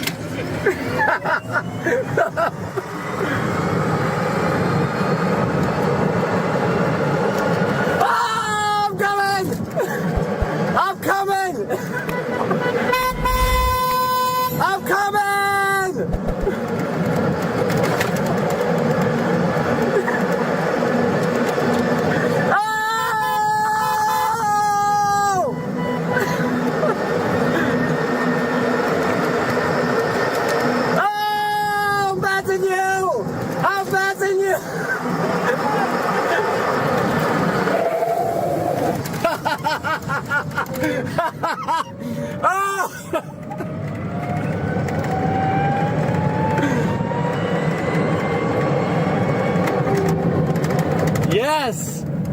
Those brakes! Yeah. Smartwatch peel. Satisfaction. Granted. So slow. Guys, welcome back to Supercar Street Racing, and we have a huge update for you on the Supercar Street Racing studio, which we are currently in. And today was a day of pain, frustration, hard work, and now this is where we are. We are still live streaming. We've been live streaming since this morning, and let me tell you what we got done today. All right, where do we start? What a day, man. 14-hour, 16-hour day, something like that. But check out the studio, guys. So hype train. Today I got this whole wall finished with acoustic tile. That entire wall finished with acoustic tile. Got it cut in all around the AC and the plugs. You can see it turned out so good. So hyped. I got the Govee 6-inch recessed lighting done. Look at it, guys. It's going to sync to the TV lighting too. Check it out. We got 6 of them, and they are programmed and doing a awesome job. Those are also Govee. This one's turned off, but the actual bulbs are Govee there as well. And we got all the speakers mounted, guys. There's the center channel. There's the side surround, side surround. All we have now to put up are the Harbinger that are going to be flying. Oh, also got the hooks and the chains up for the Harbingers. They're going to hang off of these. These guys right here are flying. Guys, the studio is coming along so good. And I am sleeping in here tonight, so I got all my stuff out. And the AC is set to 68. And we're live streaming at the same time. But yeah, we got all our lights on. And we're just having a good time. Went out on the golf cart with Joe. Had some liquid refreshments, and now I'm gonna upload this video for the daily update. And I'm crashing right there, get up early and start work tomorrow. Guys, tell me what you think about the Supercar Street Racing studio. It's coming right along. A lot of hard work has gone into this. All we have left to do is this front wall, and that is going to be an insane amount of work. I have to, first of all, put the walls up, and then I have to do all the electrical and audio and video. We got 1, 2, 3, 4 electrical boxes to put in. All the HDMI, all the network, everything's got to go. The switch has got to go up there. The Harbinger's got to go up. It's another week's worth of work, easy. And then, after all that's done, I still have to tile the ceiling with the acoustic tiles. That is a good, probably 5 hours worth of work, because I have to cut in around all the speakers and the lights. So, some of it will go fast, some of it won't. So, yeah, guys. So hyped for this new studio. Thanks for joining us, guys. We'll talk to you tomorrow on Monday. That view. Water's looking so good. Florida life, man. You got the best views in the world. Look at that, guys. Hell yeah, brother. All right, I have to eat bacon, cream cheese, mustard, macaroni and cheese, and bacon. Let's go.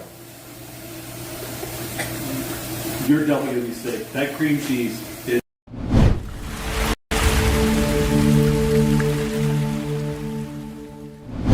Guys, welcome back to Supercar Street Racing for another video, and today we have a very special sponsor with us. Rave was kind enough to send us one of their 4K, dual channel 4K dash cams for the Tesla Model S Plaid. Now I thought this would be perfect for the car because I need a dash cam in that car. You cannot access the footage inside of the car unless you have an incident. So this will really help out with that goal.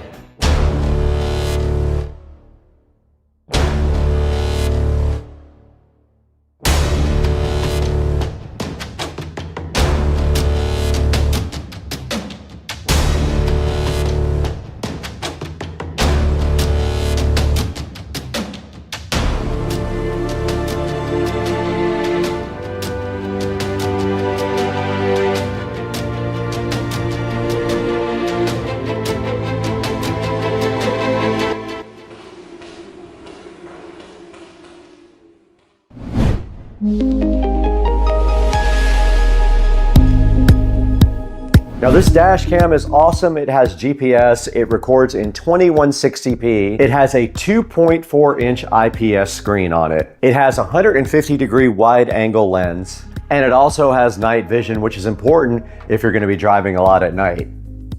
These guys have 37,400 views on Amazon, so you know they've sold quite a few of those. I am super hyped to get into this gift box. They sent us a bunch of stuff for the 4K dual channel dash cam. This thing also supports over-the-air firmware updates, built-in 5G Wi-Fi up to 20 megs per second download speed. It can geotag you with its built-in GPS. And it does support up to a 1 terabyte micro SD card. I think that we have an SD card included with this. When we dig in, we're gonna find out. And I just looked at the box. It does come with a 128 gig Rove SD card. Says it right on the front right here. This guy has an app for both iOS and Android, and we will look into that as well today when we dig into this. Right now on Amazon, this is a $99 purchase. It is 17% off right now. It might be different by the time you guys get this video, but for right now, you can pick up the Rove for 99 bucks on Amazon. Now, Rove was also kind enough to send in their big gift box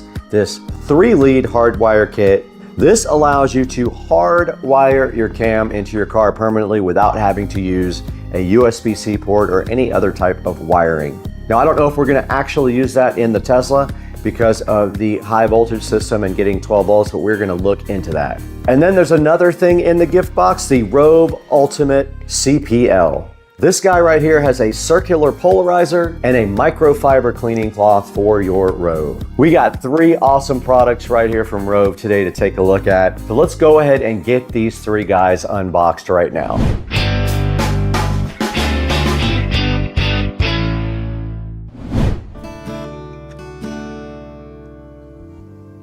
What's up, guys? Welcome back to our other channel sponsor today. PureWex was so kind to go ahead and forward us some of their mushroom gummies. You can see them right here. They are 20-in-1 complex mushroom gummies. Now, these guys are so awesome. They help your brain, your focus, and your immune system when you take these. These guys have a powerful blend, a great taste. I let my neighbors try them. They said they taste just like chocolate, and I agree. Very good taste. I'm gonna go ahead and take one right now. So yummy. Literally tastes like chocolate. Now, these PureWex mushroom gummies have cordyceps, lion's mane, reishi, maitake, and shiitake, all in a 20-in-1 powerful blend. These guys help you get through the day, and they help you keep focus. They help keep your immunity high, and they help keep your brain at tip-top levels. I'm gonna continue to take some of these mushroom gummies every day and let you guys know in about 3 or 4 weeks if I feel a difference after taking them. But these are rated very highly online. I will have a link in the description to the PureWex mushroom gummies. And if you go to their store, you'll find a lot of other cool supplements you can take as well. If you don't want these, please buy something else from PureWex. Get your mushroom PureWex gummies right off of the Levanta.io link that I'm going to provide for you in the description, and let them know that Supercar Street Racing sent you and that you support us. Let's get back to the video.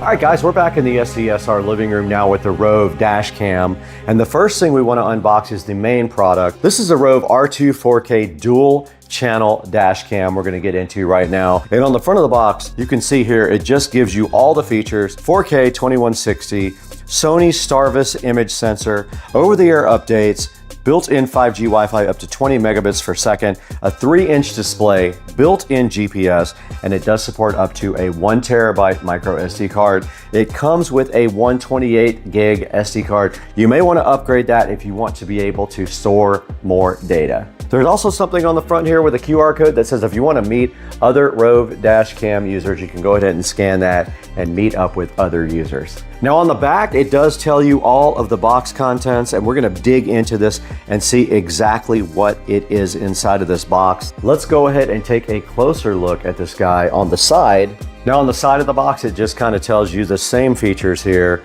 kind of that it does up to 2160p recording. It has HDR. It does have a screensaver, supports up to a 1 terabyte micro SD card. It does have motion detection also, so that's cool. And it does use H.265 and H.264 codecs. H.265 is the newest and most efficient codec. It does support that. Let's go ahead and use the patented SCSR Smith & Wesson knife to get this Rove completely unboxed. All right, we got the plastic off of the Rove. Let's go ahead and open it up. And right at the top of the Rove, you do see a SD card here, a 128 gig SD card with a micro SD card adapter sitting right on the top, looking so fly. All right, guys, we got the Rove 4K dual channel dash cam right in front of us. We're gonna go ahead and take a look at what's included inside the box now. Now, the first thing we see on top of the box in the Rove 4K dual channel dash cam is this nice SD card. It is a 128 gig SD card with a SD card adapter in case you have a slot in your laptop for running an SD card. And right inside of that, there is a nice thick user manual to describe to you how to use the Rove R2 4K dual channel 4K dash cam. Pretty thick. Looks like it might contain a bunch of good information there. We'll take a look at that later. So this warning here on this card does show you that it wants you to use Rove only SD cards. If you get an SD card error, they want you to choose a class 10 U3 speed. Now they want you to use a Rove SD card, but I will challenge you that Rove SD cards are probably the same thing as other SD cards, so that is your call. I'm not going to say that until we try other SD cards. They want feedback as well. Once you purchase this, they want you to go ahead and go into feedback and leave them some good feedback. They're also giving away $500 gift cards for big captured moments. So if you have done something on your Rove camera that you think is worthy, you can go ahead and apply for a $500 gift card. There is a little warning sticker here that says smile. You are on a Rove dash cam. So if you want to put that on your card, you're welcome to go ahead and do so. I'm not going to, but they do give you that capability to do that. And now inside the box, everything is labeled very nicely. This side says it is a USB Type-C power cable. Now it does have a rear camera cable for the rear. This is a dual 4K recorder, so it has a rear camera as well. You can see right there on the front, there is the second camera. They give you some nice spare stickers there also. They give you a 1 meter USB data cable as well. They give you cable clips. A wire trim tool, and some wet cleaning pads to make sure things stick properly. Let's go ahead and see what is on the left side of this. All right, let's get the left side of this unboxed now and see what's in this box that we already read here. All right, we got the first box out right now. And the first thing inside this box is some 3M sticky pads and also some cable sticky pads. Very useful for installation.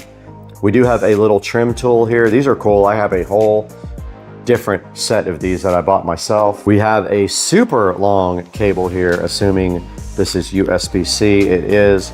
This might be what gets to the rear of the car, so we will check that out as well. We've got some sort of a 90-degree USB-C to USB-A. We have a USB-A to USB-C, and we have another USB-A to USB-C, which is a little bit longer. We'll have to get in there and see what those are for. Now we got a second box sitting here that was on the other side, and this thing says it does have a rear view camera in it, a fast charger, and it looks like a cigarette lighter type charger, a suction mount, and a sticky mount.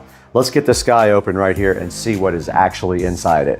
All right, right here in front of me, we do have some sort of a sticky mount. It looks like you have a 3M pad on the bottom of it, and this probably just does stick to the dash if you want to do it that way.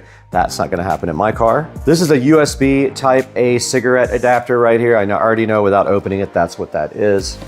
Now right here, we do have a suction mount adapter for the dash cam. And then one final thing in this box.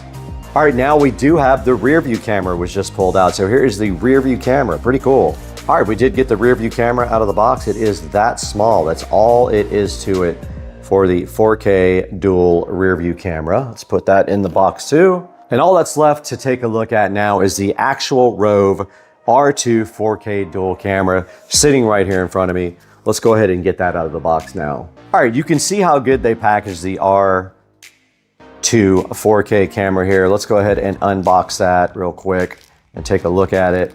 We got it out of the box now. It is pretty cool looking. Check it out, guys. The Rove GPS 4K camera looking so fresh and fly. It has a protective film on the back. It wants you to go ahead and read all this stuff. This says it needs continuous power for operation. It wants you to use only Rove SD cards for this camera. It's talking about SD card errors again. And it does say it's merely a recommendation that you can use any SD card you want, and I agree with that. Why would you have to use their cards? You should be able to use any one you want. And there we go. We have the Rove 4K unboxed. It does need continuous power. And right here on the side of the Rove, you can see the USB Type-C connection for power and data. Up at the top there is the connection for your rear camera. So that would be where you would connect USB Type-C to the rear camera. And if we go back in here and look at the rear camera, it also does have a USB Type-C on the side. So we will be using the long USB Type-C cable to go ahead and check out the Rove. And that's all that's in that box. Let's go ahead and open the next box. And this is actually a 3-lead hardwire kit to permanently mount your Rove in your car. Let's get that opened up. All right, we got the Rove 3-wire kit right here. Let's go ahead and slice that open. We do have some sort of alligator clip device here. We have some wire ties and some sticky stuff, another trim tool, which is awesome. And there is our actual 3-wire kit. And it looks like you might have a turn-on wire like you do when you have an amplifier for a car. So it looks like you've got power, ground, and then a yellow. Yeah, so you have 3 wires here. Here you have power, ground, and accessory. The yellow is basically a turn-on wire for the Rove. Then we've got some other stuff inside here. Oh, wow. We have actual fuse connectors. They gave you everything you might need to go ahead and use your fuse block if you're going to do it that way. So these guys all provide you with different types of fuse connectors. They gave you everything. They thought of every possible thing inside of this Rove accessory kit.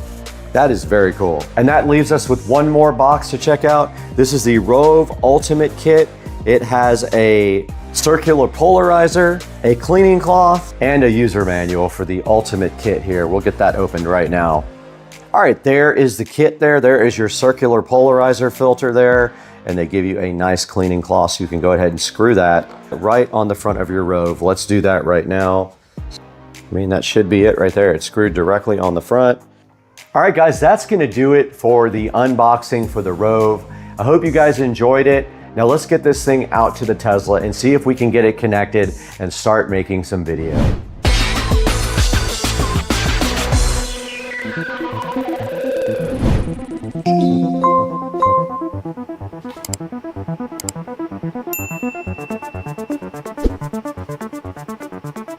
We are in the Supercar Street Racing Garage right now with the lithium-ion 72-volt golf cart. We have everything for the Rove camera right here. You thought I was putting it in this Tesla Model S Plaid, didn't you? Not happening. It's going on the golf cart, and I will tell you why. The Tesla, I have a plan for that already. A manufacturer is trying to work with me to make the dash cam in the Plaid available all the time. So they have a product we are going to be installing. So we're gonna be putting this in the golf cart, and I think it's really interesting for the golf cart, and I'll tell you what my plan is right now. This thing can mount several different ways. You have a suction cup right here, that's a standard mount, right? They also give you this little like extra mount thing here that goes with a 3M tape pad, right? Like a shoe, and then this can slide directly into the shoe like this. You just literally slide the shoe right into it, just like that, no problem. So I think what I am going to do is attempt to somehow directly mount this dash cam up here like this. I want it on the roof pointing forward like that. So just like that is kind of what my mission is. So I'm gonna screw it from the top, and then what I'm gonna do after that is run the wires over the roof. So I'm gonna go directly over the roof like that. And you can see right here, there is a grating for water to pass through the back of the cart and go down to the ground. It goes all the way through here and down to the ground. Well, my plan is come through here, drill a hole directly through here, and then tap into USB power right here for the cam. Now there's also a rear camera right here. So I'm about to show you what my ultimate plan is for the rear. It connects with a USB-C cable to the camera itself. So it'll go all the way over the top as well. But let's show you what we're doing in the rear over here. Okay, we're at the back of the cart here. So my plan is to also mount the rear camera to the roof. So the rear camera is kind of cool. It can rotate and all that stuff. So I am going to basically take the shoe mount right there. I'm gonna mount it up here, just like this. And then I'm gonna screw it from the backside right through there, right there. I'm gonna screw it right to the roof and then run the cable. I think that's gonna work out perfect if it still works. It might be broken now since I dropped it. Okay, so we went ahead and just used the sticky tape mount right here on the front of the golf cart. You can see right here, it is a shoe mount, and I went ahead and just pressed that hard right there onto the ceiling of the golf cart, the roof, and now you can see that the Rave Dual fits just like that. And here is the power cable. The power does just come directly out of the side. I am gonna drill a tiny hole in the roof. It's gonna have to be wide enough for this to pass through, so I'll end up like caulking it in with black caulk afterwards. Now here's the power wire for the rear camera, and you can see it's huge. Okay, we're gonna do a little test now with the Rove, but I wanted to show you guys the SD card that comes with it. It comes with a 128 gig SD card. If you need more than that, go ahead and buy one, but make sure you get a high enough speed card that it will support the Rove. I'll put a link in the description to some on Amazon. By factory default settings, your dash cam is ready to go without changing any other settings. You can now utilize the user manual or how-to videos to learn more about the dash cam.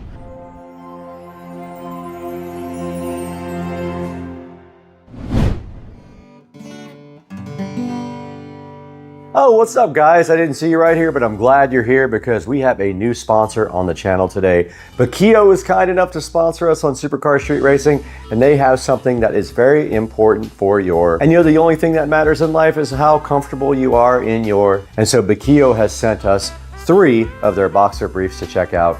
And I gotta say, I was able to live with these guys for a week. These are the most comfortable boxer briefs that I've ever worn in my life. And Bakio asked me which ones I wanted to try. I immediately went down into the website and picked their boxer briefs made from tensile modal fibers. Now I'm gonna put a screenshot up here on the screen right now of the Bakios, and you can see they have a spacious pouch there in the front. They have an easy access fly. They are ultra soft, and I can attest to that. I did try them out for a week. I have 3 pairs. I wore all 3 pairs this week. These things also have the best moisture wicking in the industry. They also have tensile modal fibers, which are sustainably sourced. So that's also good for the environment. There's a bunch of different color options to choose from on this 3-pack. So go ahead and see what 3 colors you like the best. Now these tensile modal fibers are supposed to stay soft through a long period of time with these boxer briefs. These guys have a high absorption rate, so they keep you nice and dry during the day. Now these tensile fibers are made from renewable wood sources, so you know that they are worried about the environment when they're going to use products like that. Everything they use in those modal fibers is certifiable as biodegradable and compostable. These are the top end of boxer briefs. If this is something that you feel like you need to take care of make sure you look into Bakio. They are so kind to have sponsored Supercar Street Racing. I wanted to get that out directly to you today so you could check them out yourselves. Now, they are priced competitively due to what they have inside of them, the fabric, the brand, the quality, the craftsmanship, all top end. And it is so important that you guys help us with our vendors and our sponsors so that we can keep the channel going and bring you more stuff like Bakio and their amazing boxer briefs. Now let's get back to the video.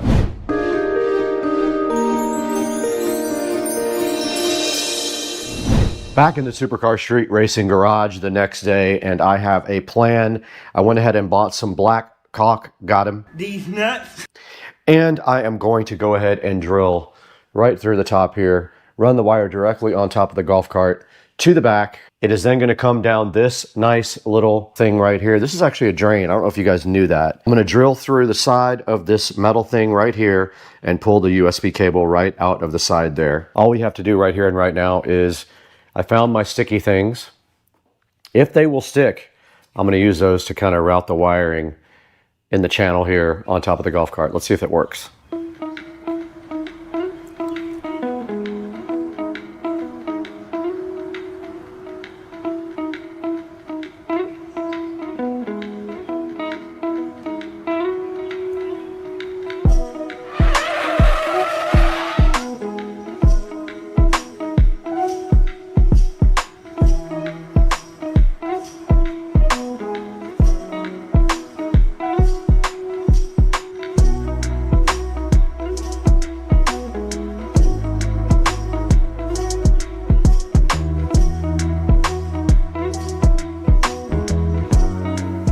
All right, we're back out in the garage this morning trying to wrap up this whole project. And last night we were trying to figure out a way to stick down the wires up here, and we did use our sticky pads and they worked great. So all we're doing right here and right now is continuing that process. We got it all the way down to there, cleaned up. So let's go ahead and finish the process of sticking down these wires ASAP.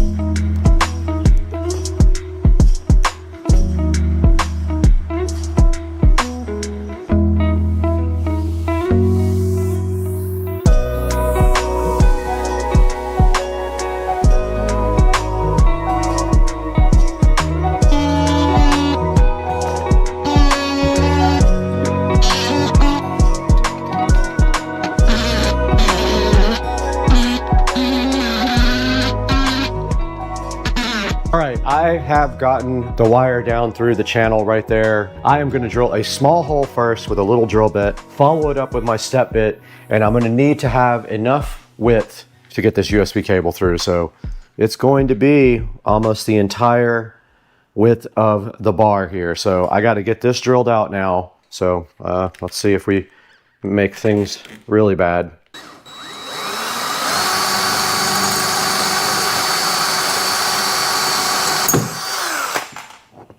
And I broke it.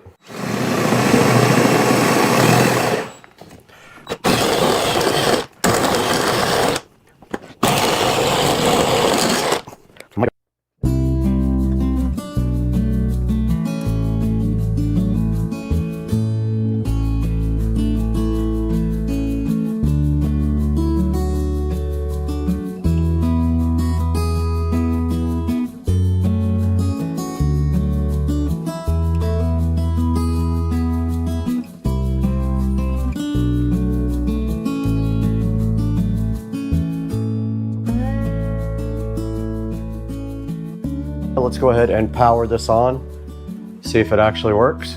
It does work. Power did come on. Let's go, son. Let's see if we see the rear camera.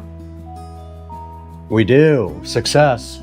That's kind of perfect. So I got to clean this off first and go ahead and stick it here and then drill my hole wherever I feel like drilling. Let's do that.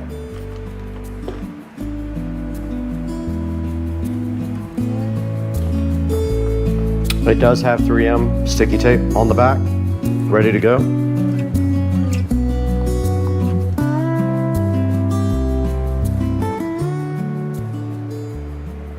And it's perfectly straight because it's hitting the top of the trim. So it's level. I'm just putting pressure on it now. Not enough to break it. Yeah, I can get it from the backside with the screw. But check this out. So I'm gonna go ahead and drill just a tiny hole right here. But my wiring's right in the way, of course.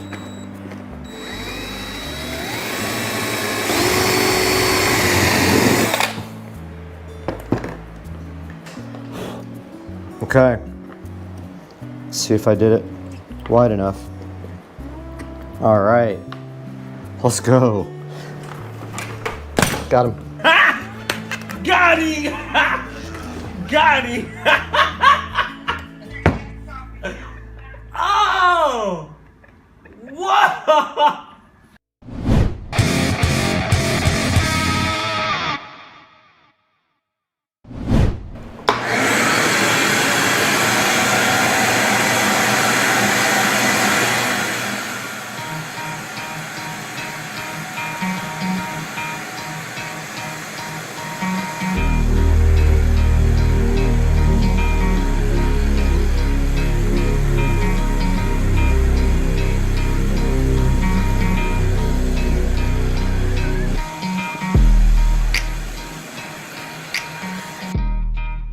Yeah, so the camera overheated again, of course, and I would say if I had to guess, the garage is maybe, I don't know, 82, 83 degrees, not anything crazy, but I did go ahead and clean up. I vacuumed everything off, and now our only job left to finish this entire project is to put caulk around the holes that we created in the roof of my beloved golf cart. I hate it, but I kind of wanted this project. I want video from golf cart, and I want good video, so we're gonna get our caulk gun here. We got black caulk. These nuts. Ready to go. And all we're gonna do right here and right now is seal up 2 holes, maybe 3.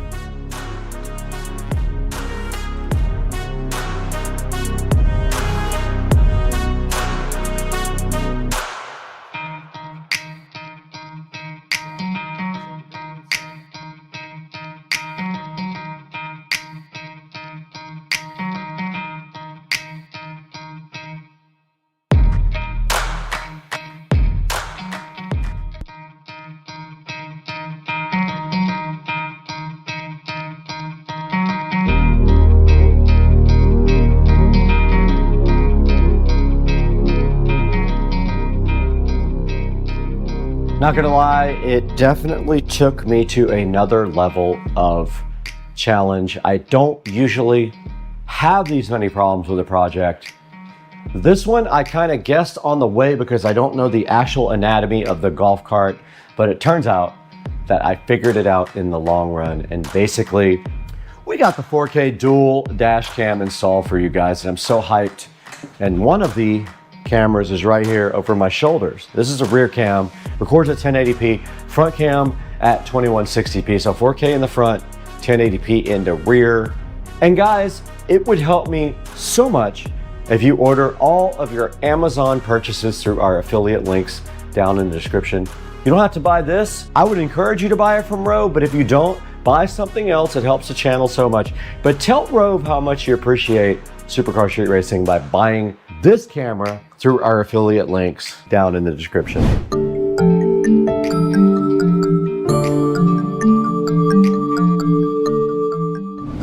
Okay guys, we are right in front of the Rove app for the Rove dash cam, and I just wanted to give you guys a little overview of this. I went ahead and set up Wi-Fi and changed the Wi-Fi password, so I can go ahead now while I'm in the app. I have already added the device, so that's the first thing you do is actually add the dash cam. But you do that by connecting to its Wi-Fi, which the default password is 1234567 But now that we have done that, we can connect to the Rove. It does use Wi-Fi, so it's going to show us its Wi-Fi network here, hopefully, if I'm in range. And there it is. So it is on the default Wi-Fi name. I did not change that, but I did change the password because you don't want people connecting to your dash cam, probably. Now it's going to say connected without internet, and your phone will probably prompt you if you want to connect to it always, and you just say yes. So you back up now. Now we are connected to the dash cam, and you can see right here, we are recording.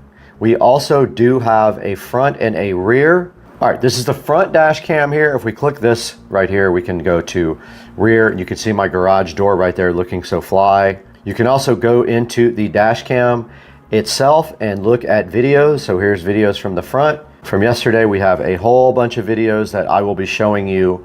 And this is how you configure the actual video. So you can set your video resolution here. I have it on 4K in the front, 1080p in the back, 30 frames per second. This is where you set up the loop length. So it's the length of each clip that you have recording.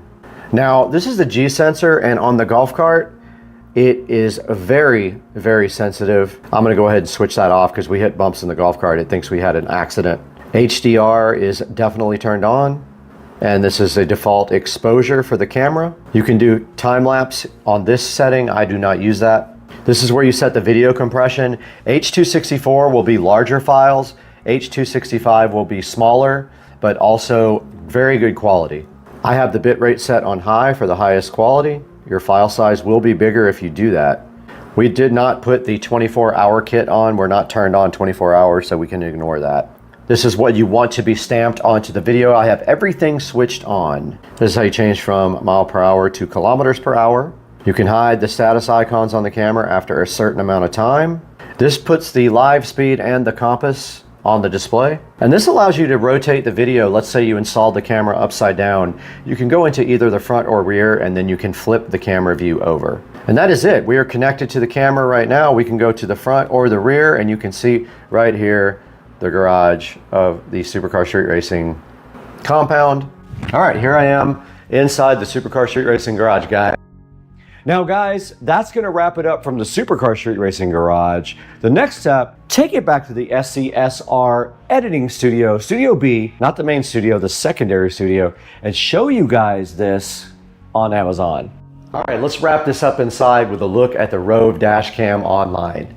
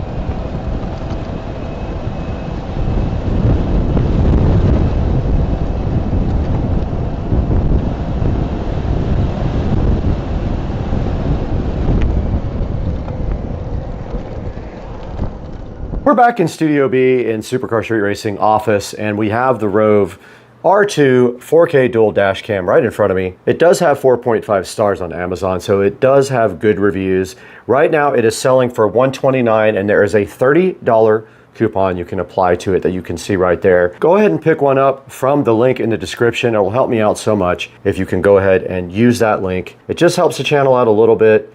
Gives me a few dollars to keep going because we lose money on the channel. So please buy from our affiliate links on Amazon. And thank you so much for supporting the channel. And we'll see you guys later. We got to get out of here later.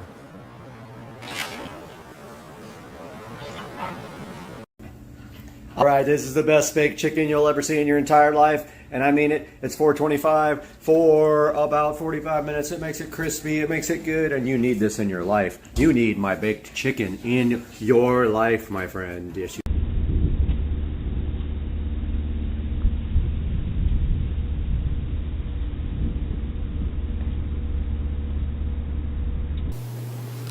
We're here once again in the Supercar Street Racing office preparing for the Hurricane. You can see I brought everything in. It may not be necessary, but it took about 10 minutes to bring all the furniture up. And today we're looking at this amazing Haza PR 800 wild camera, which was so gracefully supplied to us from the manufacturer to check out. Let's get this thing opened up, see what's inside, and have some fun on the channel. I'm hyped.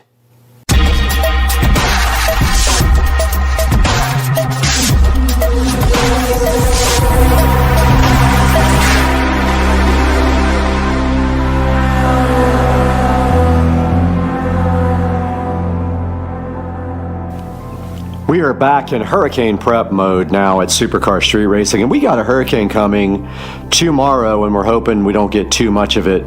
There's a little bit of wind out there right now, but nothing major. Today we get to open up the Haza PR 800 Wildcam, which was so gracefully provided to us from the manufacturer to check out.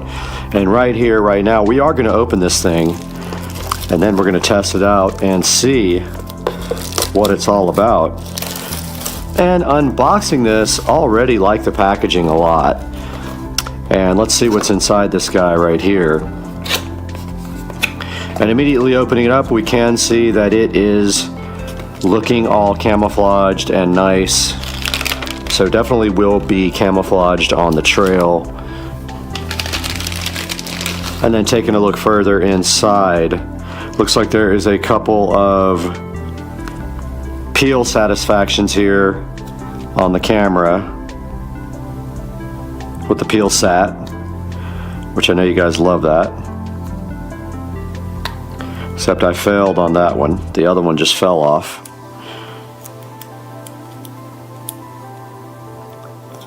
And there's your peel sat.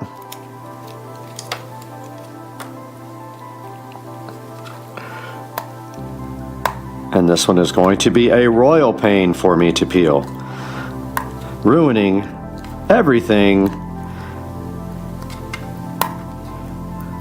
And we finally got off the peel satisfaction there. And looking further into this thing, it looks like it's got 2 clamps here. Now keep in mind, oh, there's some more peel. I love it when they do that. They don't even tell you to remove this one, but there it is, guys, the peel sat for you. And opening up this trail cam, it looks like, oh wow, nice. It's got an LCD display right here.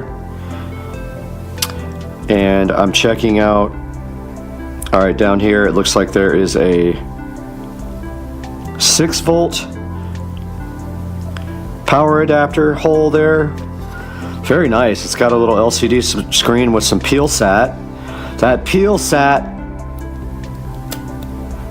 oh, I messed it all up for you guys. That peel sat is so good. All right, we got everything peeled on this guy, and you can see right here, right now, it closes like that and clamps shut, weatherproof, just like that. Looking further into the package as we dig deeper into the trail cam, the PR 800, looks like we have some kind of strap right there. Maybe it's to carry it around your neck, we're not sure. Be pretty cool.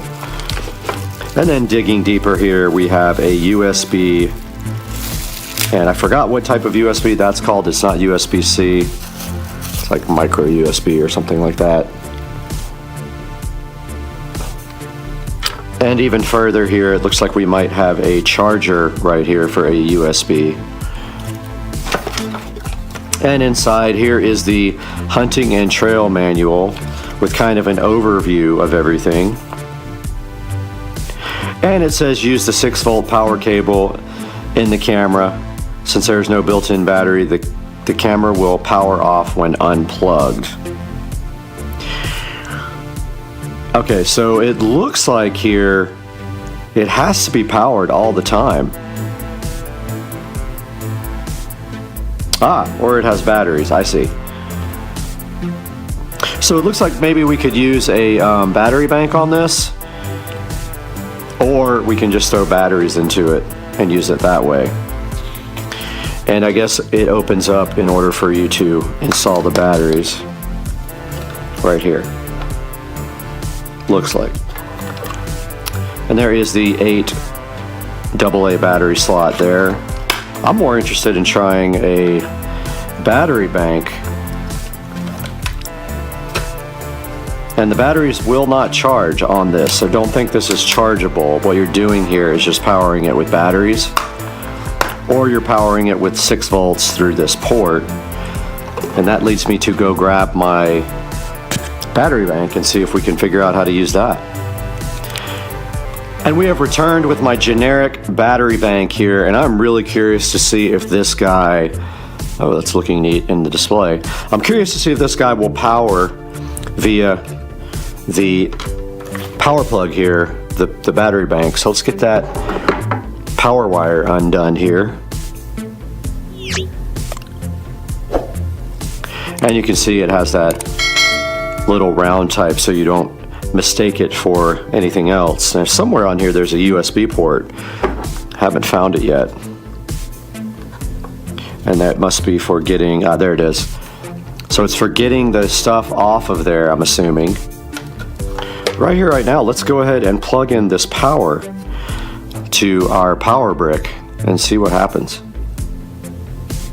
All right, so we're just inserting the power cable right there, and then our power adapter pretty much has USB A and C and every other type. So let's go ahead and plug this in and see what happens. And I believe the power is off, but we do have power supplied to it now. Let's see what happens when we turn this on. Robert, it goes down. And nothing happened. Interesting.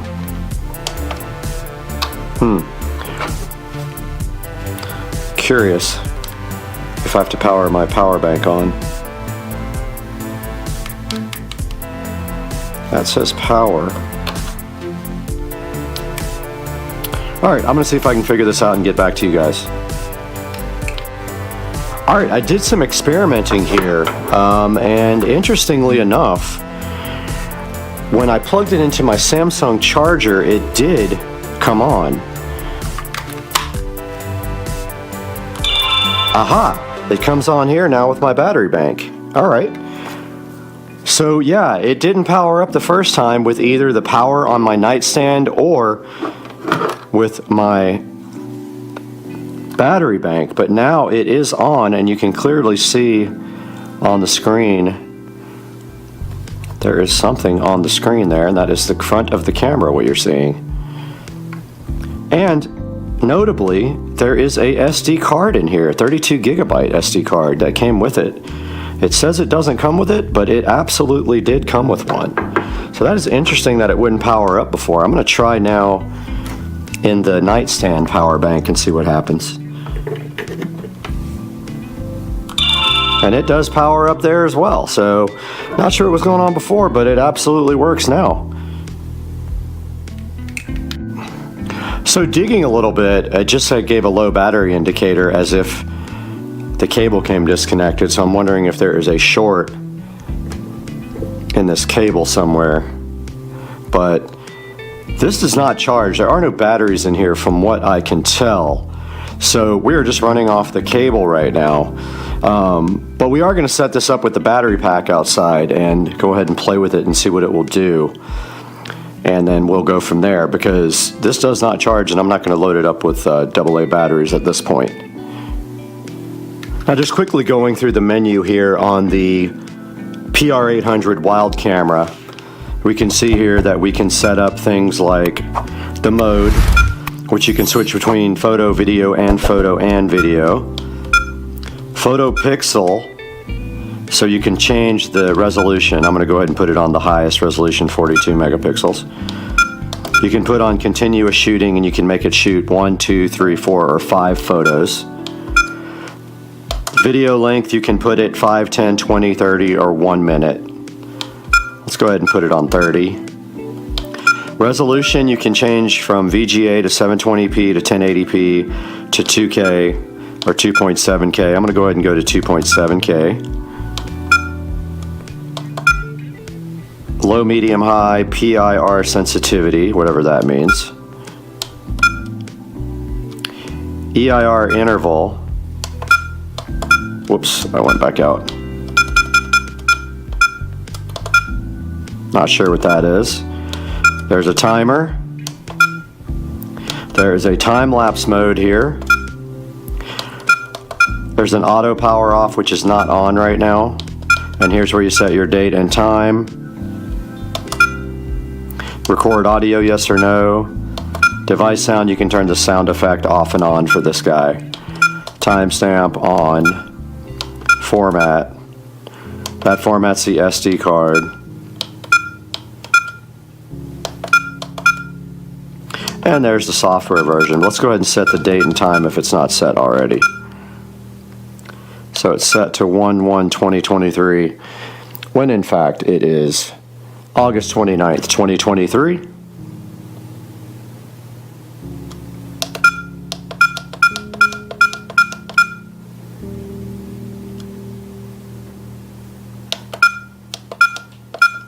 Let's see if we can go backwards.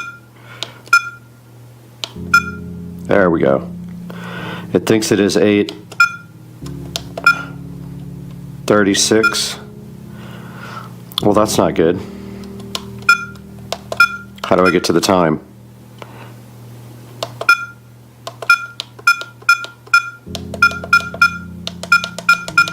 Okay. So it is officially 4:58 p.m. 16:58.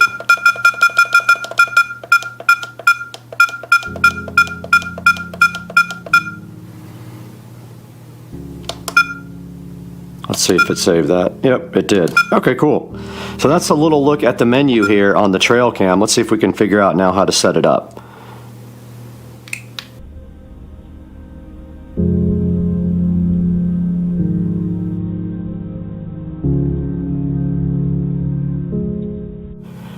All right, I've been trying out the trail cam for a minute, the PR800, and now I'm pretty confident I understand how this guy works. So the power switch right here has two modes. One is setup and one is on. When the switch is in setup, that's when you can operate all the menu buttons and set up the actual trail cam. When you pop the switch over to on, then it counts down from 5 and then the camera is ready to start recording. Now, a negative that I already see about the camera is the position of the power. When this power is connected all the time, you can't sit the camera on the actual bottom. It would have to be put on a mount.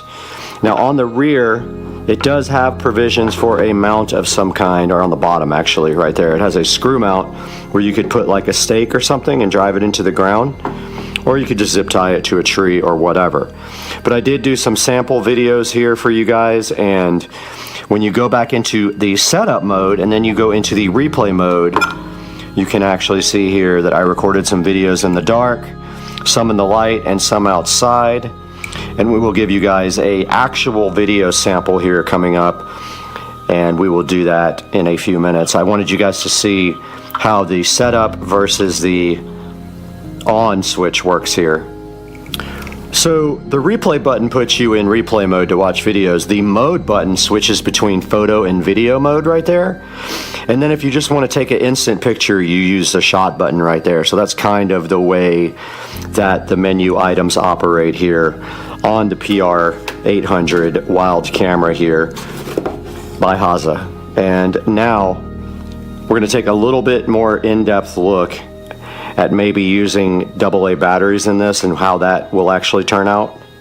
Let's check it out. All right, so I have removed the little safety cover there on the PR800, and to load the batteries, you simply put 1, 2, 3, 4, 5, 6, 7, 8 AA batteries in this thing to use those. I'm not going to load it. I do have them here. I am quite satisfied with the existing configuration of using a power cable because I'm not going to be placing this outside yet, but it does have a feature where it will power off and save batteries until it needs to power back on. So that's why you can use batteries and it doesn't just eat them up instantly. But that is a good look at the PR800. Here's a look at the back of it. Like I said, it's got some little handles right there. You could easily zip tie this to something. And then it's got a threaded mount on the bottom where you could probably put it on a tripod or maybe a stake into the ground. And you can see right here, right now, it has infrared LEDs on the front as well.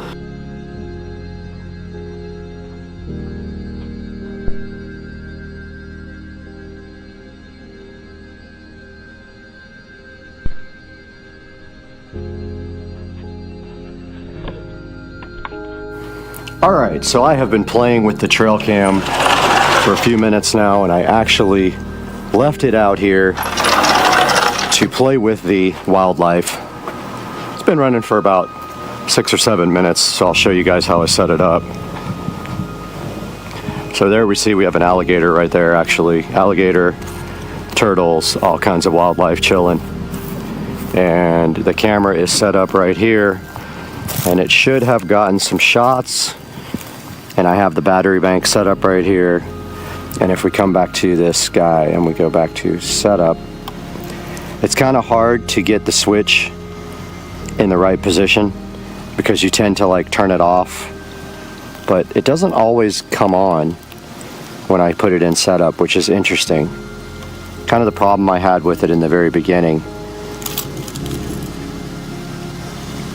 Yeah, there it goes, finally. Now, it's starting to rain, so we're going to take this whole thing inside now. Here comes the hurricane.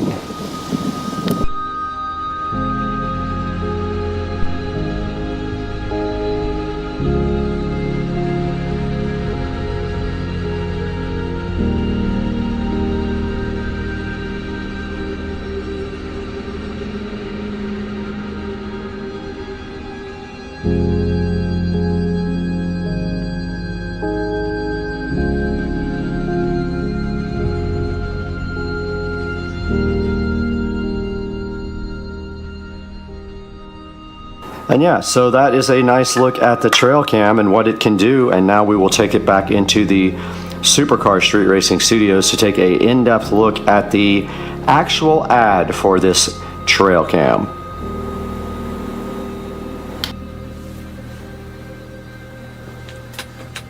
Welcome back to the beautiful Supercar Street Racing Studios.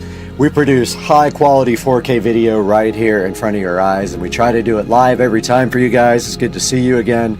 And today, as you can see up behind me right here, we are prepping for Hurricane Idalia, or however you want to pronounce it, but it is on the way to somewhere in Florida, around the Big Bend or whatever they call it. Looks like we won't get a whole lot in Jacksonville. I'm hoping it's going to swing up and around, but we are prepping for that right now. But we are here not to talk about weather. We're here to talk about the Haza trail camera, and we just showed you that in the wild and how it operates and some actual footage of it. Now right here it says it's a 58 megapixel screen, a 2-inch, I don't know about huge screen, it is a screen. But yeah, so it's a game hunting camera with night vision, and we went through the whole setup and everything on it. The only thing I can really say about the camera that was a negative was that it was kind of flaky with powering off and on. I don't know what that was about. I'll probably have to play with it a little bit more. The night vision works really well, and the detection settings work really well, so I was pleased with that. It has 4.8 stars, so that's great, and here is an actual picture of it and some of the pictures online that they are highlighting of the camera. It does come with a 32 gigabyte SD card, and I didn't use much of that, but again, I didn't record a whole ton of video, and that's going to of course depend on your quality settings and what you're going to put those on. But yeah, I did like the way the pictures looked. It does come with a charging cable, which is awesome, but it does not charge. It's kind of misleading.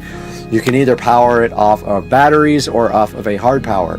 Now, the disappointing thing about the power cable is it sits right underneath the device, making it impossible to sit on the ground and plug in at the same time unless you can kind of dig out a little hole for the power cable, which is what I did. It does come with a data USB cable too, but obviously the best way to actually get stuff off of the card is to use one of these USB SD card readers here, like I use for the GoPro, which is going to be way faster than using the cable. And so I'm going to give this guy an overall good rating. I mean, I think it's worth the $50. It's 10% off right now, so you can save another $5 on this thing.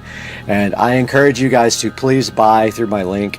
I'll have a link for this guy right in the description down here. Please purchase the camera through my link or anything else you need from Amazon. You don't have to find the actual product. You can click my link for the camera and you can buy anything you want, and it helps us out so much. It gives us just a little bit of money, a tiny bit of money to keep supporting supercar street racing. Wish me luck with the Hurricane, guys. We'll check in with you. We are also live on Supercar Street Racing with our Hurricane Idalia cam. If you just look on the channel, you'll see that right now. Please tune in and give me some comments and suggestions in the Hurricane cam and tell me what you think. And we'll see you guys next time. I'm out of here.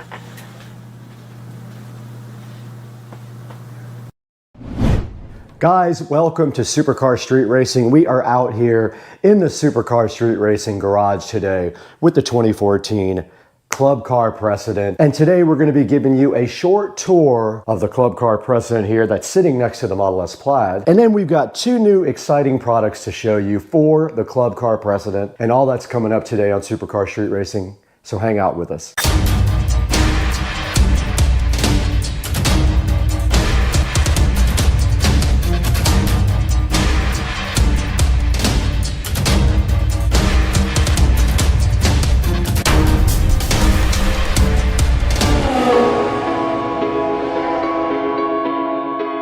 Guys, we are out here in the Supercar Street Racing garage, and right next to me is my 2014 Club Car Precedent that I completely remodeled from top to bottom and installed a killer sound system in. This 2014 Club Car Precedent started off with ugly brown alligator seats. I since have done a lot of upgrades to this guy, and I want to show you what I did before we take a look at two exciting new products from our sponsor today. Kemimoto was kind enough to send us two things that they thought you guys would like.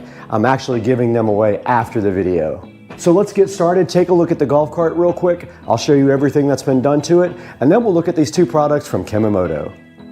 So we're right here in front of my 2014 Club Car Precedent that has been completely remodeled from top to bottom. And starting at the front, we have some modifications here. One is we replaced all the bushings in the Club Car Precedent because the wheels were folding in like that and the bushings were worn out. Also up front here, you do notice that someone has installed the LED light kit in the front. I did not get that myself. It was already on the cart. And it does include the rear tail lights and blinkers as well. And now moving up, you can see a custom Supercar Street Racing plaque here that I ordered online from Amazon. You can get your own and you can get whatever you want printed on it. Ours says Supercar Street Racing to support the channel. We're back here with the golf cart, and I just wanted to show you guys the mods to the side of the golf cart. And one of them is that we got new wheels and tires, and I think they look pretty cool. They're like a mesh wheel with a low profile tire. I like the golf cart not to be raised. I like it to be lowered. And so we did these street tires with these awesome SS wheels, which are completely black and spoked, and I love them. The next thing you can see on the side here is we do have carbon fiber armrests. This one has a little bit of glue on it that I have to get off. It's because when it detached itself, I had to glue it back on, and I accidentally got glue on it. I just need to take some WD-40 or something and get that glue right off of there. But you do see the carbon fiber armrest covers here on the golf cart. Moving to the inside of the cart now, you can see we have done some major modifications to the inside. One of those is the nice seat that has been painted with black fabric paint. We did take the brown seats and paint them black with fabric paint, and it came out awesome, I think. We might want to put another coat on that pretty soon. It might be wearing off a little bit, but we'll get to that when we have time. The next thing we're showing you is our mat. Of course, we replaced the mat with a laser cut mat. I'll put a link to that in the description as well. It fits perfectly, and it has a gray stripe on the edge of a black mat. Now moving in even closer, you can see that we have a tablet that runs all of the golf cart accessories. It runs the motor controller, can be tuned with it. It also runs the sound system, and it can run any Android app that you want. So it's very cool. You can see I've got the speedometer up on it right now. But yeah, such a cool idea for the golf cart. It does not have to have any kind of head unit. Everything's Bluetooth back to the sound system. Now right down here in the golf cart, you can see that we do have a charger here. It is a USB charger, and we have a second one next to it with USB Type-C and also quick charging. So that's what these two are right here. Below that is our gauge for our eco battery. It shows you the state of charge and also the voltage level coming from the eco battery. Moving up here, we got the carbon fiber dash, of course, which we put on there to give it a little bit of extra sporty look. We got the JBL speakers, of course, and we've got a carbon fiber steering wheel. And that's gonna do it for the front of the golf cart mods. And now let's take a look at the motor and the controller underneath the seat. Moving under the seat, you can see the most important thing in this golf cart that has been modified. This golf cart has been converted from 48 volt lead acid batteries to 70 volt lithium ion. This is the eco battery, 70.4 volt, 105 amp hour battery. It was not cheap, but it is so awesome. And we also added the Novitas DC to AC conversion, a 600 amp controller, and a AC motor. So this golf cart is no longer DC. The AC has better battery life, it has better torque, and it is just an all-around better selection. And you do see also, when you do convert to lithium ion, you move your charger into the cart. The charger is right over here, and you use a standard female side of an extension cord to plug directly in the cart, and all the charging happens right here inside the cart. And on that side of the well over there, under the camera here, we have the 12 volt relay switch. That switch over there on that side of the engine bay controls all the 12 volt accessories. So if you go into a bar or somewhere and you want to turn off everything so nobody can fiddle with your stereo system or Bluetooth you or anything like that, you flip that switch there. Right here in the back of the cart, we went ahead and took the opportunity to go ahead and put in 2 more JBL speakers so we could get full stage sound back here. So we got the same speakers, our 6.5s, 2 ways in the back here. And then right next to them, we have our epicenter control for our bass. And we do have another fast charging USB-C and USB-A receptacle right here, and a little plaque to show you what this knob actually does. Guys, moving to the back of my 2014 Club Car Precedent, there's not a lot to see back here that was done by me. We actually got the cart with this brand new back seat already put on it. It does fold out. And also all we did besides that you can see here is remove the white top, and we went ahead and got a black top because it matches our theme better. But all the rest of this was done except for the stereo system, of course, and I did black out the taillights here by spraying a little bit of Plastidip on each one. Now let's not also forget our 12-inch woofer down here right below us. I did add that as part of the stereo system. Let's show you that now. All right, the last thing we have to show you, which you can barely see, is the stereo system. So behind the seat of the golf cart, we do have the entire stereo system. We have our 72 volt, 12 volt converter here. It's actually an inverter. We have a master switch for 12 volts here. We have some Bluetooth accessories there, a Bluetooth receiver, and that is how the signal does get down to the head unit. Right down there, you can actually see the amplifier chilling right there with the Bluetooth receiver sitting right on top of it. That is a 5-channel amplifier, so it's running the 4 speakers up front and the subwoofer. And then right over here we do have a 110 volt inverter in case you want to use shore power anywhere. And then next to that you can see the epicenter right behind the back seat. That is our bass enhancement device, and it is connected to that control right there for subwoofer level control. And that is pretty much it on the stereo system, guys. So let's keep on going. Guys, right in front of me here, I have the Kamimoto windshield that they offer for the Club Car Precedent. And what this does basically is it would replace your hard plastic windshield that you see right here. And these factory windshields just clip in like this at the very top. Your new Kamimoto windshield actually is removable and would just fit right on the front, just like this. And it simply just has a Velcro strap to go around and fasten on to the windshield just like that. So installation is easy. I'm gonna show you guys by not removing this windshield completely. It has Velcro straps on it, pretty simple. And these Velcro straps just do go around. So installation is quick and easy for the Kamimoto windshield, and it just does install like that. And then you take your bottom 2 straps Of course, you won't have a plastic windshield on it like I do. And you take them and you Velcro them. Now, of course, my plastic windshield is getting in the way. So this would not happen if you don't have the factory windshield. And I don't know if I've ever done a simpler installation. And also, and this top part, of course, can be folded down if you really want to. It will crease right in the center so that you can make this into 2 windshields. But first, before we do that, I'm gonna show you the tinted panel for this. So this also comes with a tinted panel like this, which you can then put on the inside of the cart. And it has straps to hold in the tinted panel as well.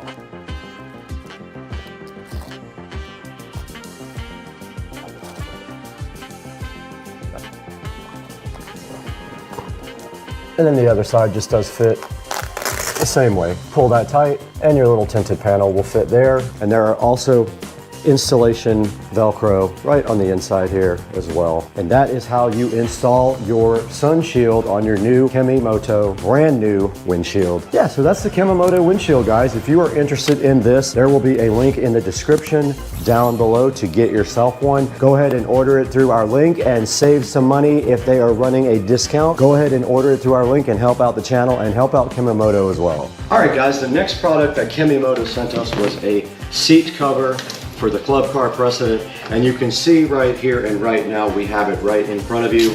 And this guy just simply goes like this. You put it directly on your seat like this. It has straps that are Velcroed, and the straps just run underneath the seat.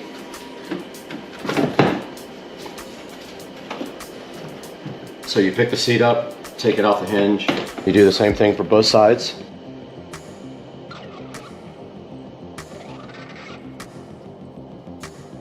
It's probably easier with 2 people.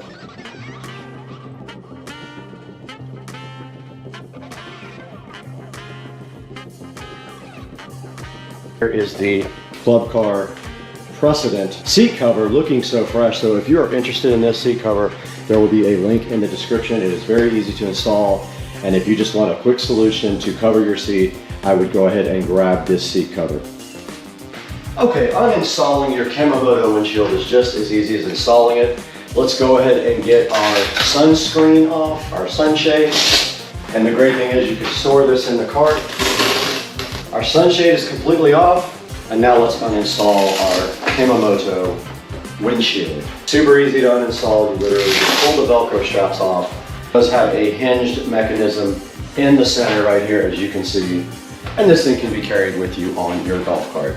Guys, thank you so much for joining us today on Supercar Street Racing.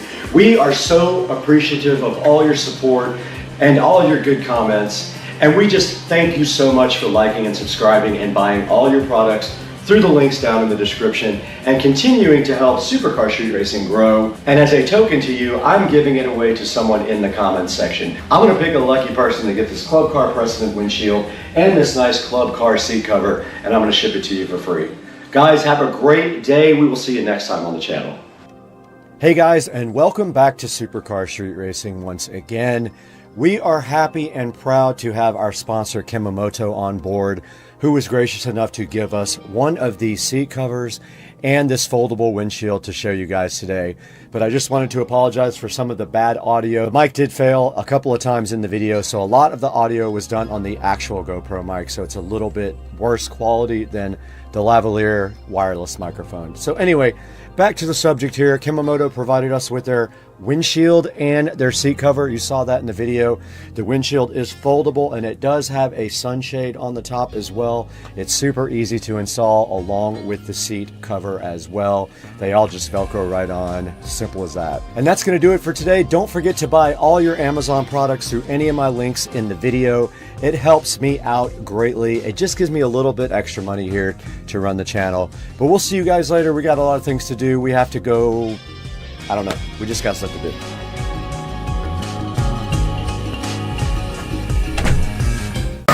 All right, here we go. Going in the water for the first time.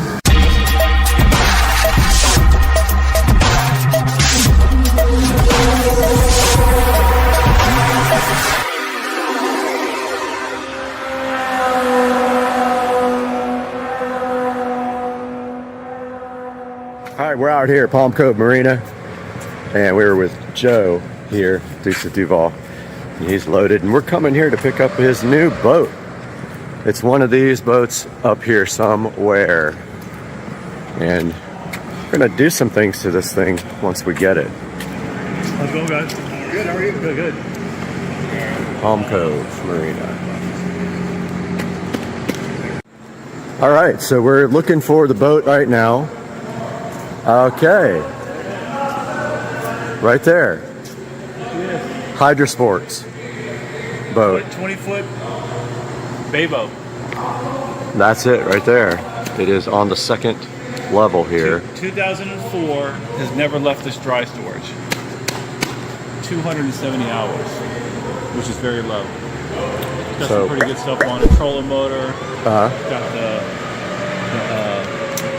the power pole on there. So that pole, see, that thing is like hydraulic. So when you turn it on, it comes out and like jabs the ground and locks you in, which is nice. Boat's been fully gone through. The motor has.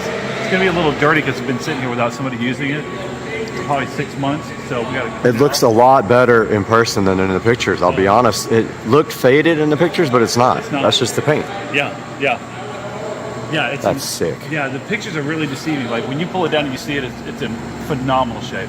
Really Let's get this thing down and get a look at this thing. We're just gonna grab it down. How long ago did you work here? Almost 20 years ago. All right. Used to be a boat jockey, run these lifts, man. Look at this thing coming down.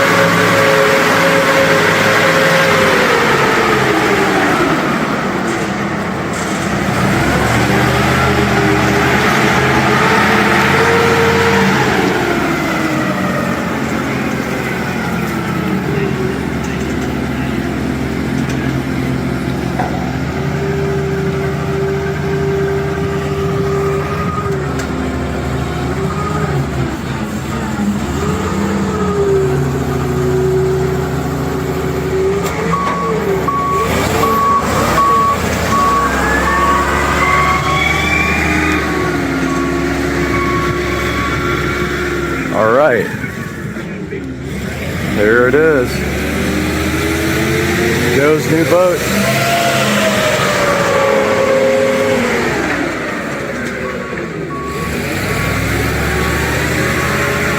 All right, we are taking a look at Joe's brand new Hydrosports boat here.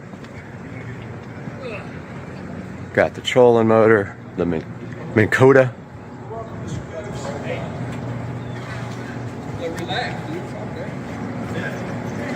And then here comes Joe to climb in his boat.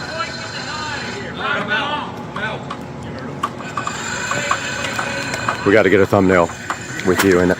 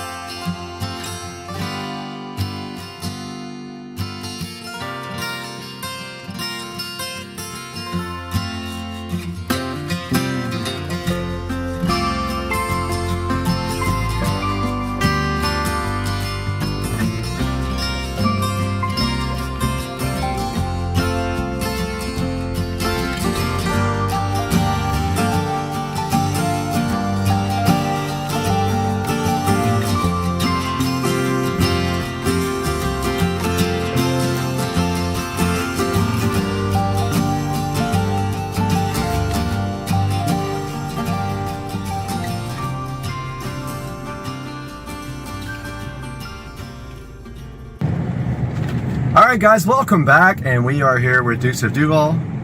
And you guys just saw on this video a few minutes ago, you saw his brand new boat, and we have the kids back here in the back chilling. It's Audrey! That's Audrey back there. Carter.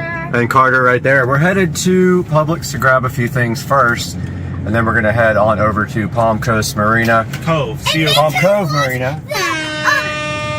Video of the goat one. Yeah, that one. That we're about to film. Yeah. No, Carter. Heading to Palm Cove Marina. Correct, yep. Grab the boat out of, it's probably back up in the slot. So they're putting on a rack. All right, so they get it ready for us. We're gonna wash it down real quick and then go on out and have some fun and go to lunch. And watch that video. Watch her video, hit her up. What do you say, Audrey? Like and subscribe? Like and subscribe. Thanks, guys. Okay, here's Audrey at the new boat. Audrey, what do you think about the new boat? Carter, what do you think about the new boat? I love it. Dad, I'm the first one to Are we gonna go for a ride? Be careful on that ladder.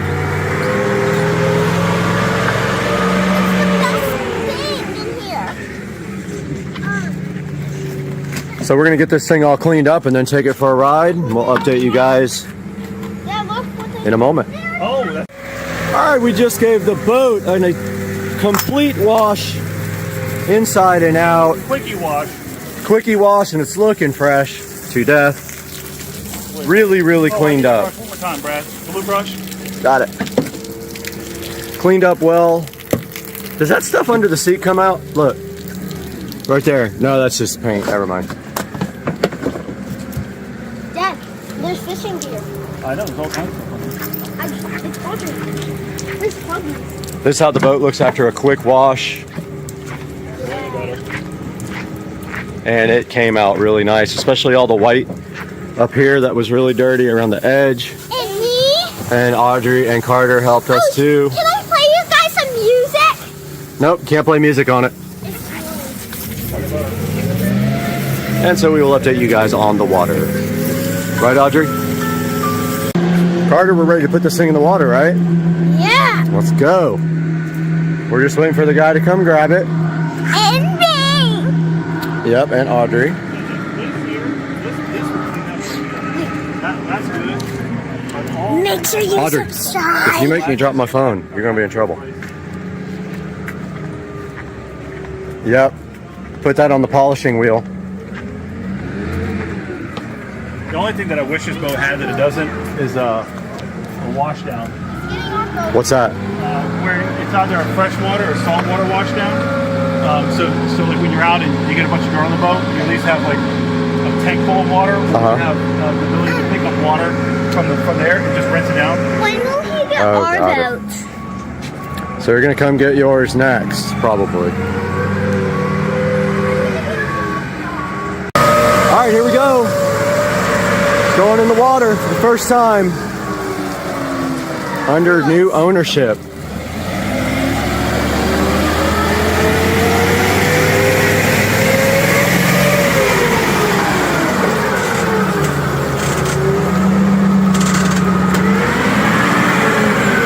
And down it goes. First time. Hey, what channel do you guys stay on? 16. Oh, always 16 now? No, we're working channel 69. That's right, 16. Hamilton is 16. I called the Coast Guard first. Not you, right? All right, grab the line. Oh, man. He's going to dump it. Grab that line. You never see driving out. What's that? So you're just gonna hold the boat while he gets from out from under it. I don't see it. And then you're gonna pull it down. We cranked it up. Worst case scenario, Rich will come get you. Yeah, you don't mind, do you, Rick? I didn't know the boat was for sale. Now I'm offended. I won't tell you what I paid for. Oh, I paid $7,000 for that thing. $7,000, Rich. You're not supposed to tell that, sweetheart. Dad. What's your name? That's Audrey. Hey, Audrey, I'm Rich. Nice to meet you. So keep it off the, hey, push it off. When you're caught. All right, here we go. So we got everything set up and we're headed out. And we just got the bumpers? Can you get that back bumper when you can?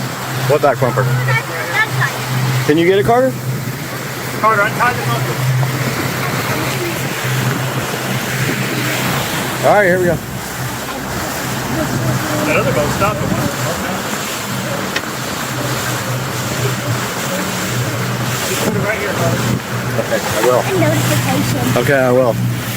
I have to say that. Oh, down. Here's the red. I have to say that. Mr. Pat. What do you think so far, man? Love it, man. New boat. Horn Thing's don't work. sick. Gotta get that horn to work.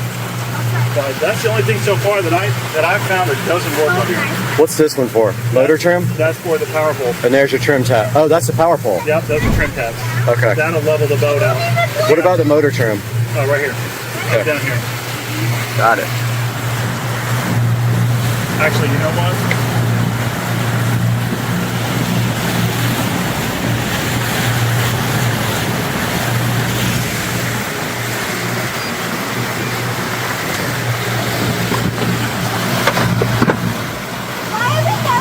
Oh man, this thing is so old school. Does it work at all? Yeah, it does. It's just a bottom finder, so there's no GPS. Hey guys. Oh, we do have our phones. But if I take this radio out, Brad, dude, I got plenty of room. Let's flush mount the good one.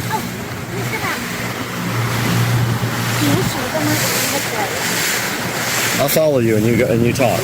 All right, y'all sit down. Okay, you got to sit right now. Sit down and don't You let gotta go sit. spill. Get this thing up. Oh yeah, look how good it like raised up.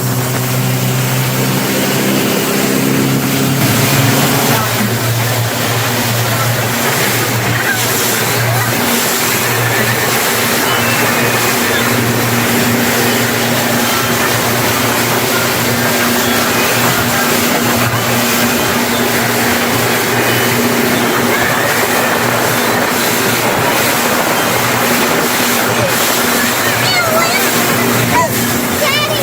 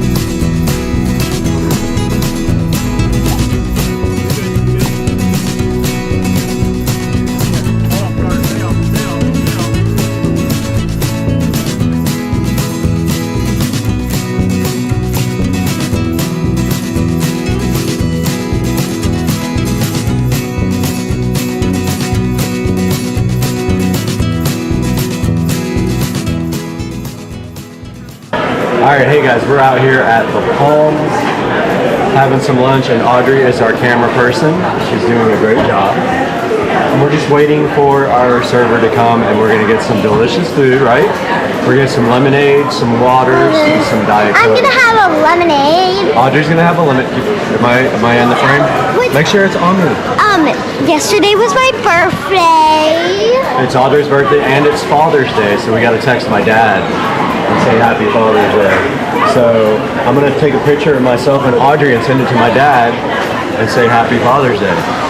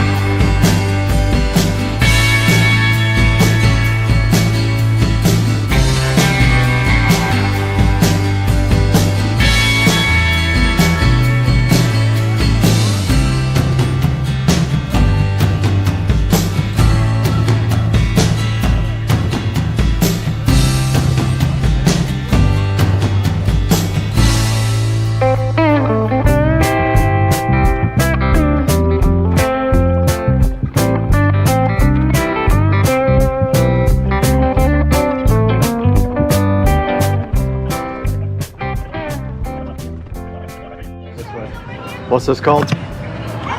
Fort George. Fort George. Fort George? Yeah. Are there sharks back? Pretty cool. Hopefully so. Wait, right over here? Hey, you'll be fine. Thanks, son. I have a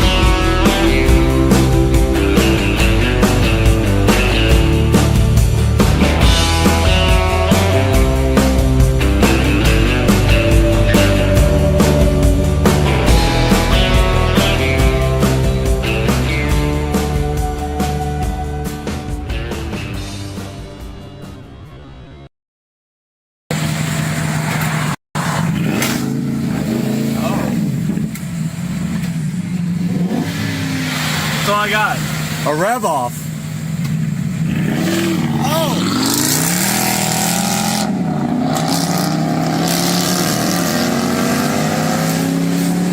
I think he needs new rings, bro. All right, hey guys, welcome back to the channel. Today we have Joe here. You guys know Dukes of Duval. He's been on the channel recently. This is Wayne, Joe's neighbor, and today he's going to be supervising this whole project when we put brakes on this Chevrolet Silverado 2013. Yes. Silverado. So we're going to show you guys each step. We're going to video that for you. We're going to show you the parts you need, the tools you need. You're going to see that today on the channel, so stick around, right? Yeah, stick All around. right, let's go. You ready? Come on now.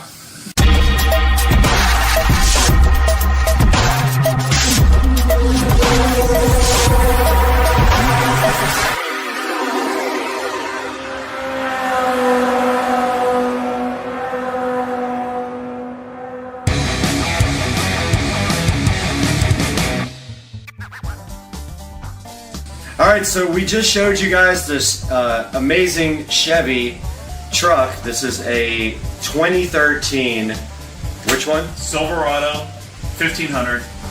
Does that mean it holds 1,500 pounds of weight? 1500 chicks. Okay, 1,500 chicks in the Silverado. And we got Wayne here supervising. So Wayne, what's the first step to get the brakes done on this Chevy Silverado? I would honestly say to jack the truck up and take the wheels off. So we have to... Helpful to do that. It's going to be a lot of help. So what's the first tool we need in order to get this truck up in the air? I would say air ratchet gun. Okay, right. That sounds smart. Yeah, and just take the wheels off, and then we'll have a good look at the brakes. Okay, so do you have something to get this truck up in the air? I do. Okay, what are we going to use for this? I have a jack. Is this a Pittsburgh 3-ton low profile? Pittsburgh, low It's profile. a 3-ton jack. I mean, hello. Yeah, so it'll. This truck is way less than that. Absolutely. All right, let's do this, guys. You ready? Okay, To work. gee whiz, I can't wait. Let's go. Wait a minute. Hello.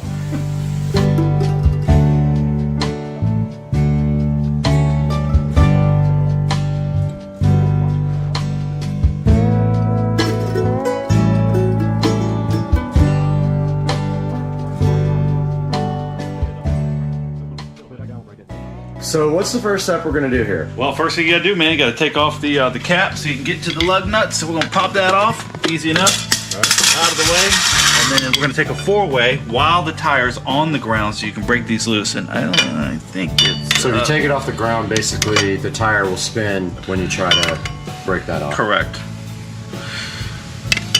There we go. All right, so that is 7/8. All right. And break them.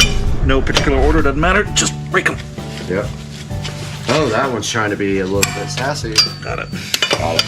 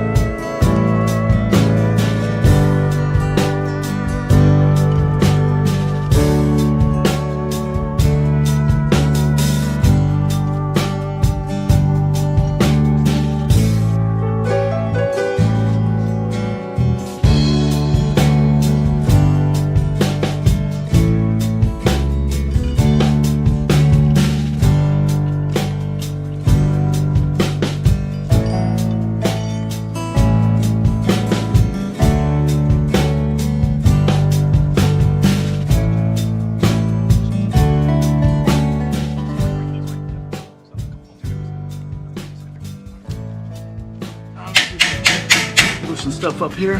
All the rust and stuff. Has these ever been changed? They've been changed, right? Yeah. Oh yeah.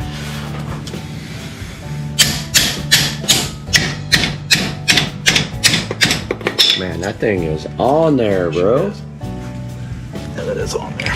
Should have brought my PB blaster. Well, are you going the wrong way? I'm not trying to be smart. You know, He is not. You are going the wrong way. that's exactly the problem. You're going the wrong way. Delete that. Goes down. They do go down. No, it don't. Ready? All right, here we are. We are breaking loose the calipers. There it goes. Supervisor Wayne Hi. on the job. All right, so we got the first bolt out, and we're going to loosen the second bolt, and the caliper should swing up, making it easy to get to the brakes. And one thing we do have to finish this job is going to be a C-clamp, because we're going to have to compress the caliper Yep, and I got to that. get the new pads in. So we have that all ready to go. Oh, that one's not broken? Yeah, it is. Well, it's broken, but I might Oh, you're going to take it all the way out? take it all the way out. All right, so we're going to remove the top caliper bolt now. At which point, it's probably just so dusty.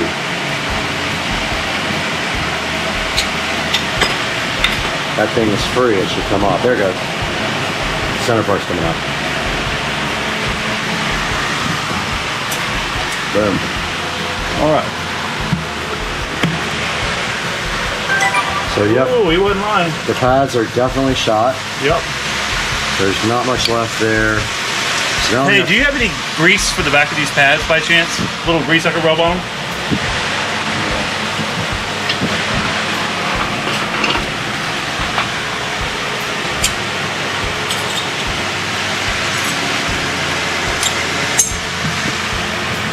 All right.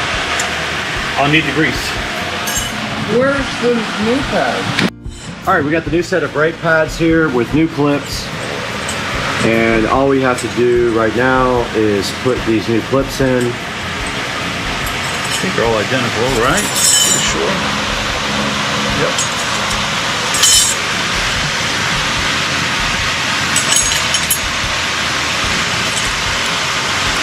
And they just push right back on the old spot.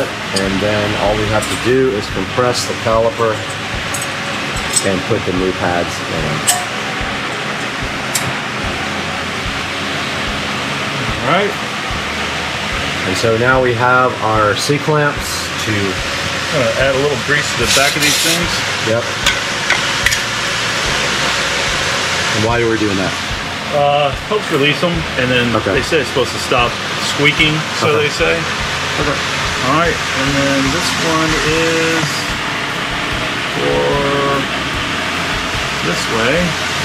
All right, guys, we got the new pads here. We're gonna put a little bit of lubrication on the back of the pads to prevent squeaking, hopefully. And then now all we have to do is slide them in the existing holes, just like that. Boom, done. And this other one. This one, pop this one in.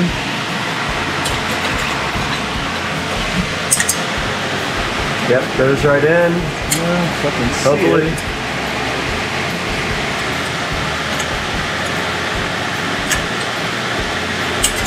Put this out. Go in all the way. Tap it down. Tap it in. Tap it in. That was a big tap there. Tap it in. Now that should fit nicely. Putting grease all over it. Great. You'll have some nice greasy brakes. That's it. All right, that is pretty much it. And now we have to compress this caliper with your C-clamp. Yep, right or here. It won't go back on. You can see the caliper is extended because the old pads are worn out. Correct.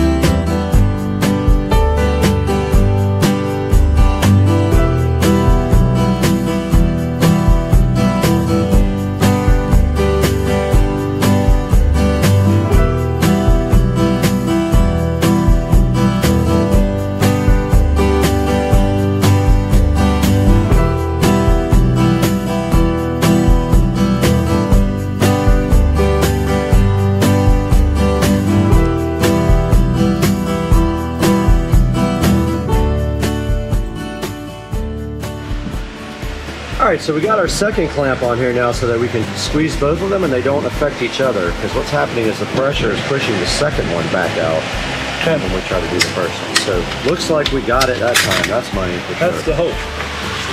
So we got it. All right. Gonna go this time.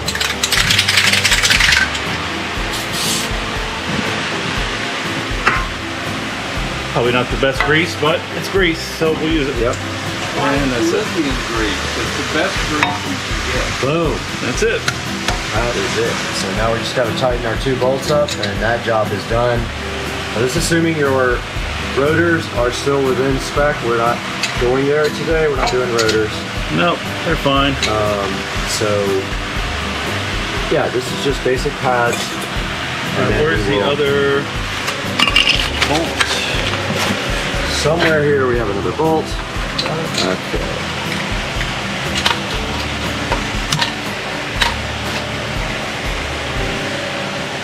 Joey, you seriously never squeak? Never squeaked.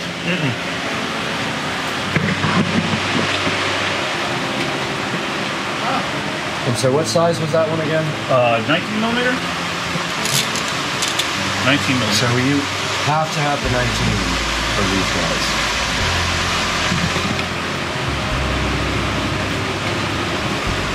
And then, are we going to torque it to a certain spec or just tighten it down? Just gonna tighten it down. Okay, cool. I think that's probably a little overkill.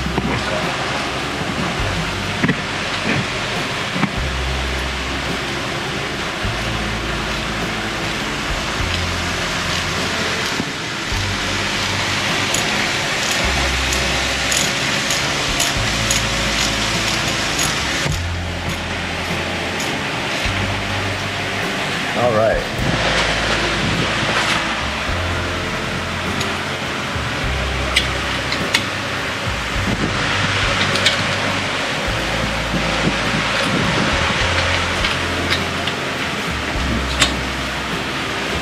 All right, good to go. So side 1 is done. We just got to put the wheel back on, lower the truck, and then work on side number 2. Super fast. Super fast. Easy. All right, we're getting the wheel put back on now.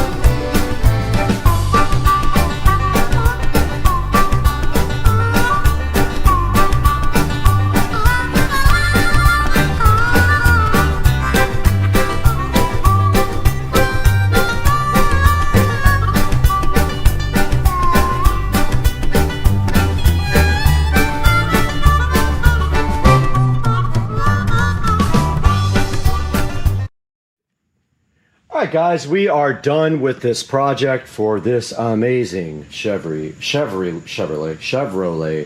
Silverado 2013. And some of the things that you're going to need for this is the brake pads. These are the Select Best from O'Reilly's. And we also have our clamps here for this. We have a hammer. You're going to need a 19mm socket and ratchet for this.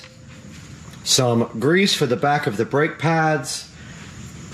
A nice jack like this Pittsburgh 3-ton jack. And right here, right now, you will be able to do the brakes on your 2013 Chevrolet Silverado truck, just like we did with Dukes of Duval and Wayne. All right, we're back in the amazing Chevy Silverado truck where we replaced the brakes successfully in about an hour, I would say, just because we had a learning curve. But now we are taking it out for a drive. So what we'll do is we'll probably bed these brakes in a little bit, a couple of good little stops, and see how they feel. And then we're going to put a computer on this thing and pull the OBD2 codes and see if we have any other issues, and reset maybe the check engine light and see what's causing that. And so far, I think that we have a successful brake replacement because we didn't get hit by this guy. It's true. And we are going to be showing you guys how to do brakes on a Ford Chevrolet. That's going in. Damn! You know you guys want to hang out in the almost finished Supercar Street Racing studio. You want to come over, have drinks, food, and chill in the studio, and then whatever comes next, we might do a little bit of this and then a lot of that. What's up, everybody? Supercar Street Racing with a little update. I wasn't able to get a lot of video of the wheels being done, but take a look at the black, satin black powder coated wheels. And is my camera dirty? Satin black powder coated wheels, new brake rotors, and powder coated calipers. That's the rear, and that's the front in satin black. Calipers are powder coated red. Out here we've got the DEI high temp paint on the old calipers. These will be going up for sale if you need any for your 335i. These have been cleaned and they are painted with DEI high temp silicone paint. Those will be going out. And the next thing I want to do is paint this ugly gray, I don't know what it's called. Is it a rear splitter? I'm not sure, but look how it's fading. Why is it gray too? I mean, come on. I kind of want to paint it matte black or Plastidip it, so I'm going to work on that now. I'll be back with an update. Alright, we got the back taped off now. I learned to tape off a lot better than I used to because the stuff gets everywhere. But take a look at where that's fading is my main purpose here. And I don't like that this is gray and the rest of the car is black. I think it'll look good matte black. So I'm going to get my Plastidip here and put the first coat on of Plastidip. Got the first coat of Plastidip on. Remember to point the Plastidip can away from what you're painting. Oh, look at this pollen like falling everywhere. Point the Plastidip can away from what you're painting to clear the nozzle out, and put a very light coat on for the first coat. Wait 10 minutes and then do a second coat. We'll be back for that.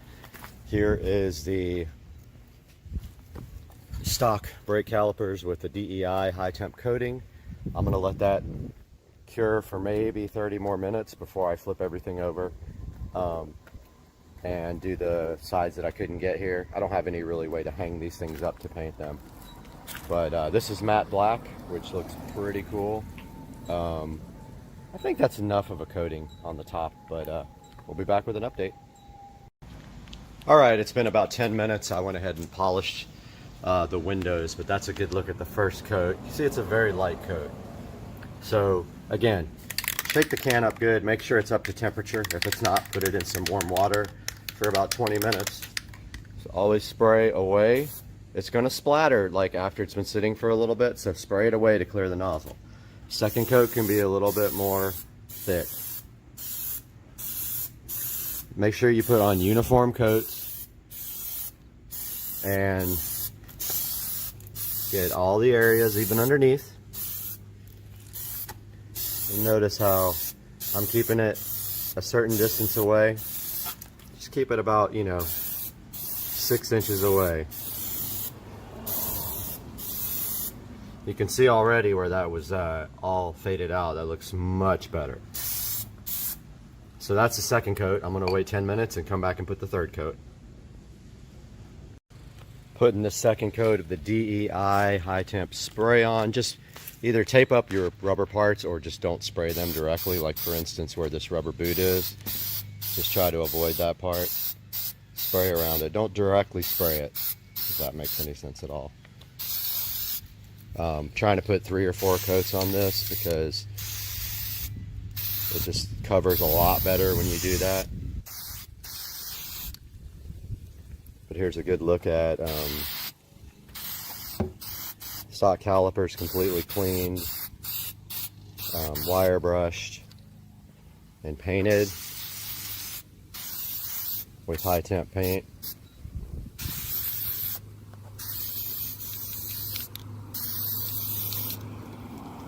See, I won't spray directly on the boot.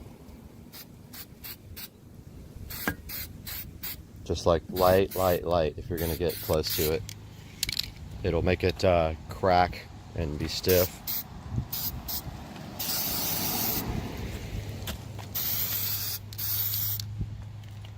Yeah, so that's the second coat of DEI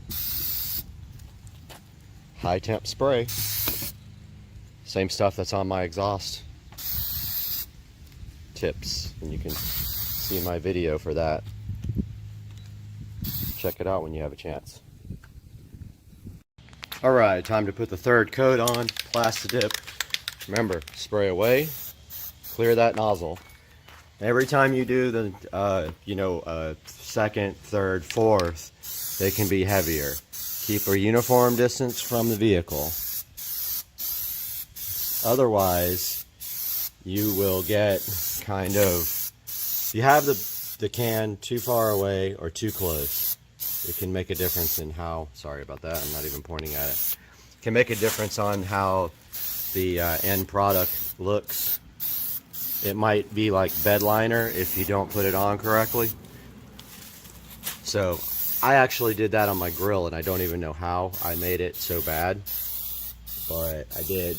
The grill's real rough. You can't see it, but you can feel it when you try to clean the car. I think this might be my last coat. This is, what was it, 4? But that looks awesome. That looks so much better. I'm gonna let that dry, and that might be my last coat. Alright, so we're going out here for the final coat, because what I forgot to tell you guys is, when you do Plastidip, if you tape off trim, so it's easy with logos, like your emblems on your car, because you just tape around them, pull the tape off, and then pull the extra Plastidip off.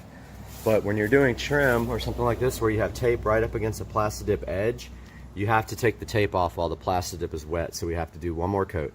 So here we go. And I forgot to point the can away, but it didn't splatter, thank goodness. So this is going to be the last coat, and I'm going to pull the tape right when I'm done. See how the tape is right there on the edge? You want to do that while it's still wet. So here's the last coat. I'm going to start pulling tape. I need both hands for that. These are all done, good to go. Anybody needs any 335i stock calipers painted black with high temp coating, let me know. Check this out. This came out absolutely awesome. It looks so good. No more faded paint. Hope you guys enjoyed this video. Make sure you like and subscribe.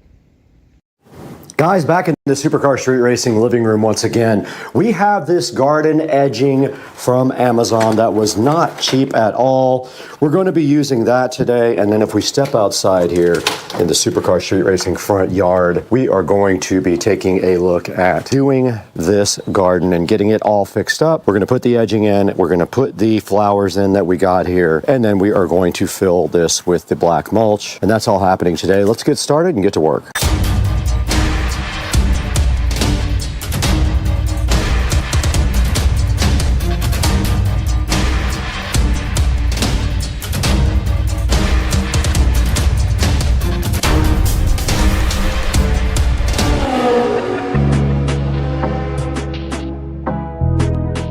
Before we get started here today on the current project on Supercar Street Racing, we need to cut this.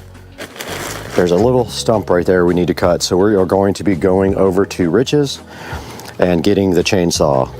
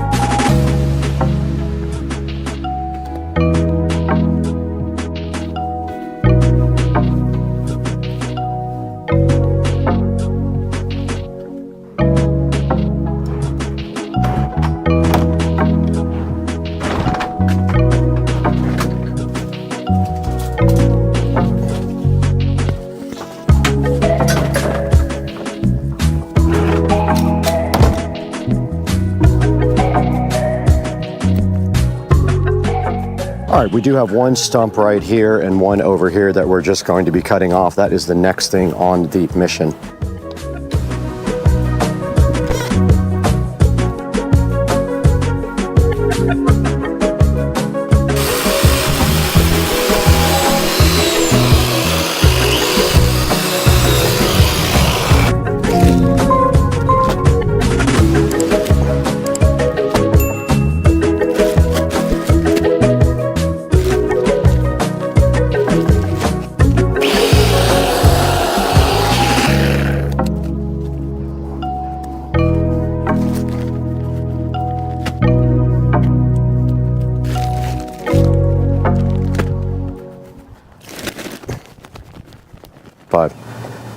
All right, we got these stumps removed here, and now I'm just going to basically try to install this edging the best I can.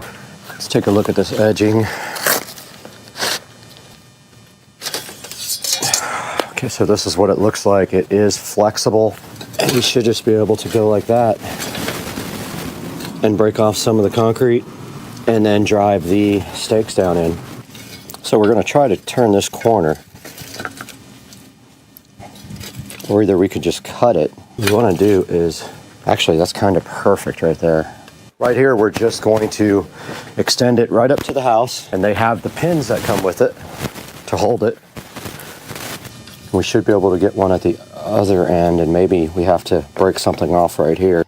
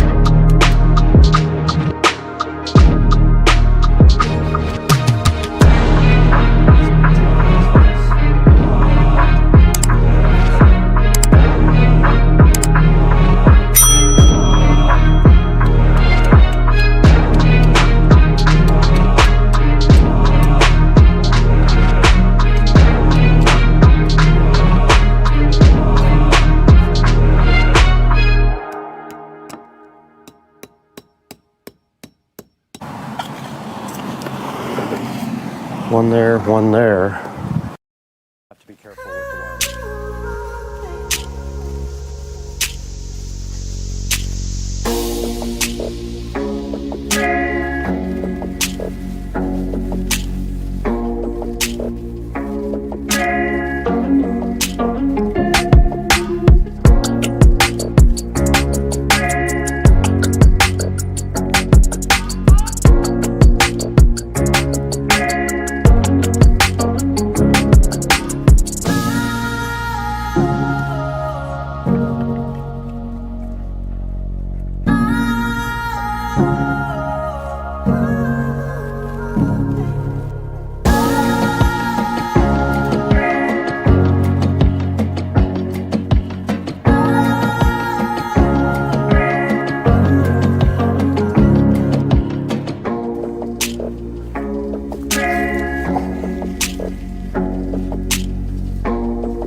All right, let's dig.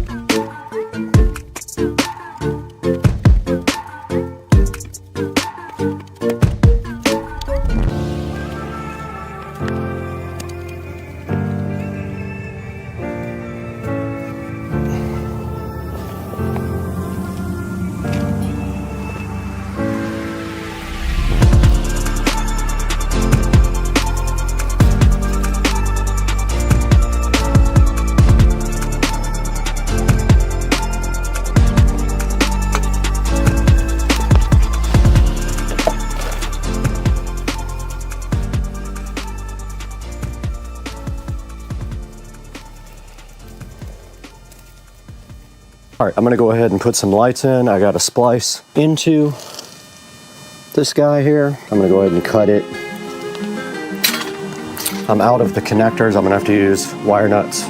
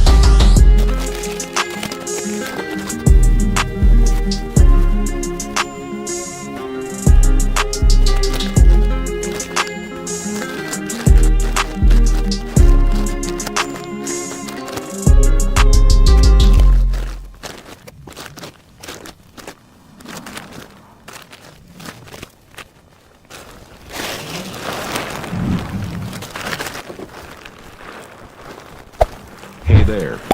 Subscribe to my channel. And also press this bell icon.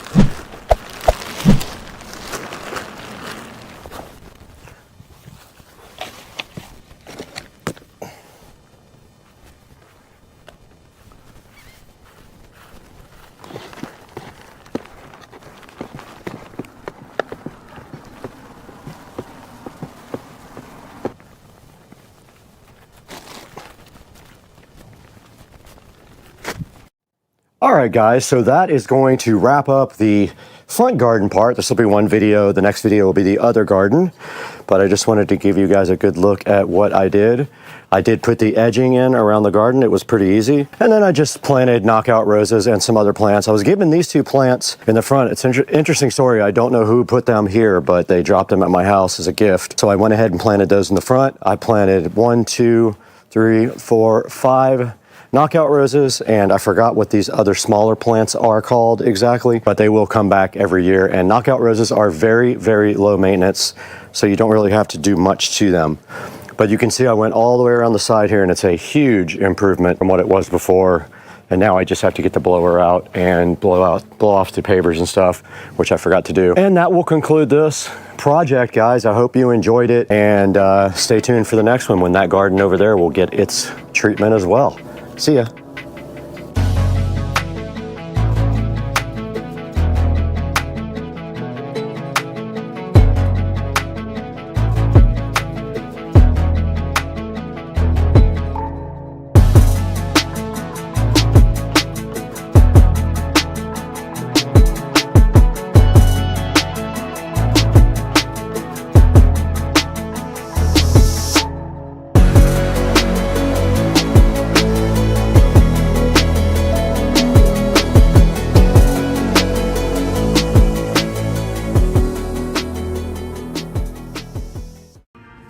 Hello, Mr. Binks. How are you today?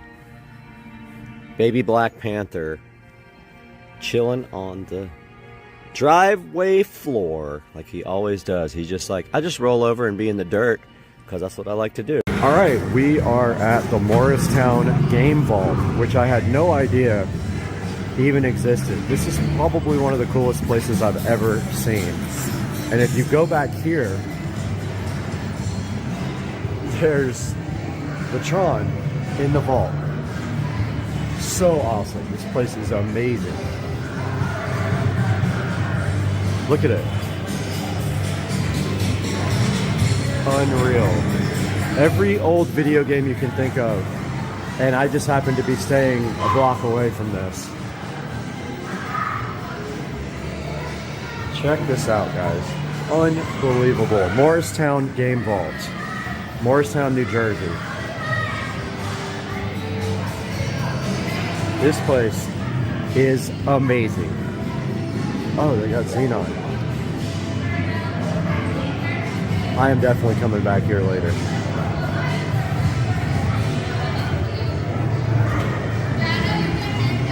Absolutely insane.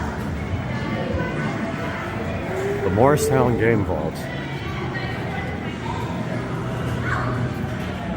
A good look at it. Unreal. We are having an insane storm right now. The wind gusts gotta be 50, 60 miles an hour out here in Jacksonville. This is crazy. Look at this. Florida life, man. What do you know about Van Halen? Do you see it? Van Halen! It's literally Van Halen. You don't have it. What's up, everybody? Headed to get the wheels and tires put on right now at Visual Effects Body Shop. First, I get to sit through the most terrible traffic in Orange Park. Did get out of work early today, which was cool. Won an award at my work meeting, so that was also awesome. Headed that way. Hit you guys up again when I get there.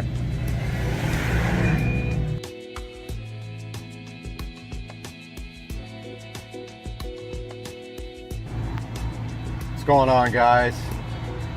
Just got back from the body shop that does the fender rolling. Ended up not having to roll the fenders. That's the good news. The wheels and tires look sick, and in about 5 seconds you're going to see the reveal. Okay guys, I just got back from the body shop and it's time for the big reveal. What kind of wheels did I get?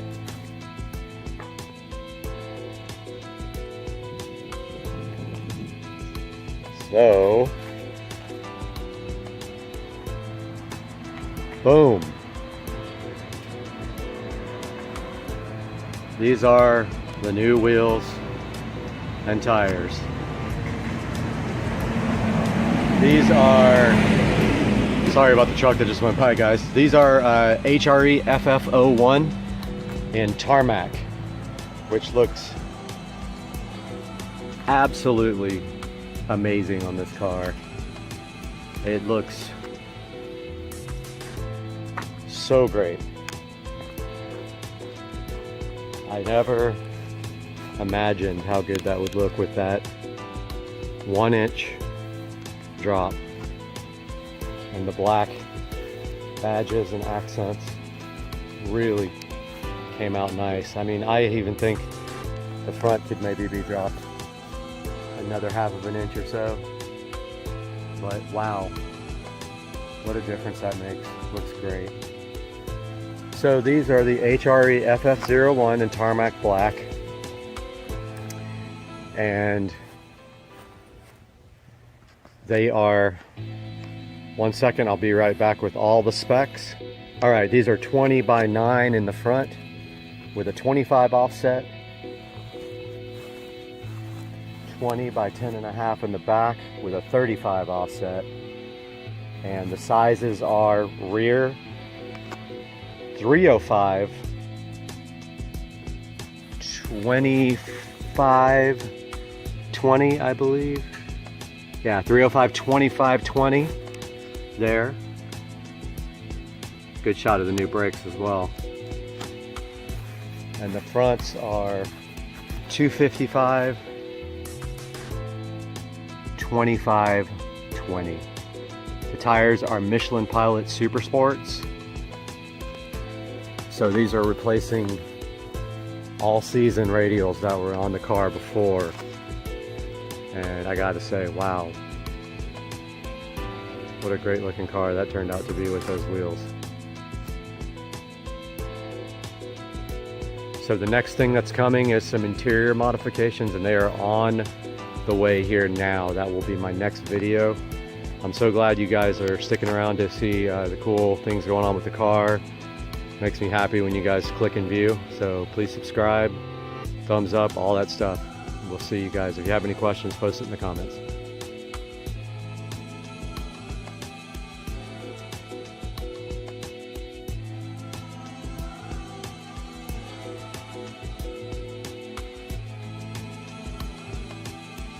Absolutely.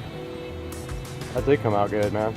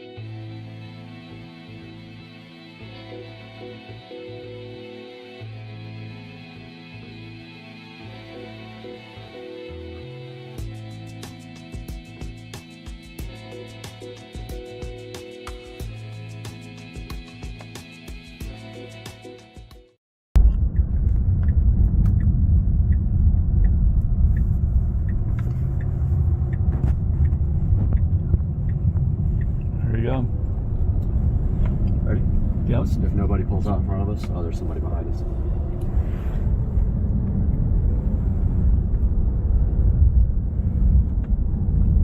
There's another one coming, turning right from right behind him, so hold on. Okay. All right, so I have to hold the brake and the accelerator? Oh, fuck, there's more people coming. Somebody probably gonna want to turn on you. Yep. Motherfucker. in the middle. But now you can get over. I can? Yeah, just do it. Gotta stop. Is it ready? Yeah. Stay in the left lane. Stay in the left lane. Stay in the left lane. Just do it. All right, ready? Yep.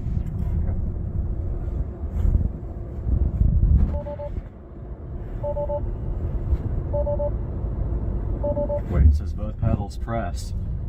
What did I do wrong? It said both pedals pressed. What do I do? Hold down the brake? Yeah, you hold the brake down. Wait. And then you push both down at the same time, all the way. I did. And you let it. Wait. Firmly hold the brake down with your left foot. Fully press and hold the accelerator pedal down while holding the brake pedal. Okay, Yeah. let's try that.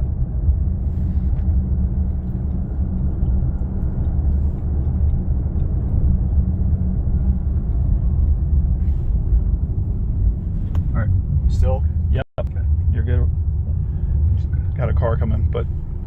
Car coming? Yep.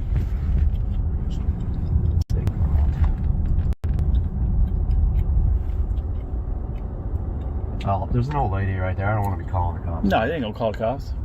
She won't even hear it. She won't even hear it, dude. Come on. All right, here we go. Yeah, There's another car coming. that's okay. They're gonna be in the right hand lane. Fully depress and hold the brake. Okay, hold the brake Fully down. Press and hold. Now hold the gas all the way down, and then let off the brake when it's ready. Right? Here we go. You ready? Yep. Preparing for launch. It's squatting. Ready to launch. Now what do I do? Just let off the brake. pedal. Yeah, foot down. Oh shit! Oh, fuck. Jesus Make sure Christ! it's right up in front of you, dude. Holy shit!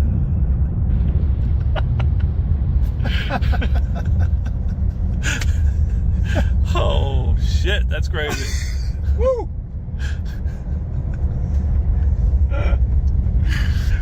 Oh my God. Lieutenant Mitchell, Maverick. Zero noise, and it was just, dude. On it. That was insane. Oh! Ow!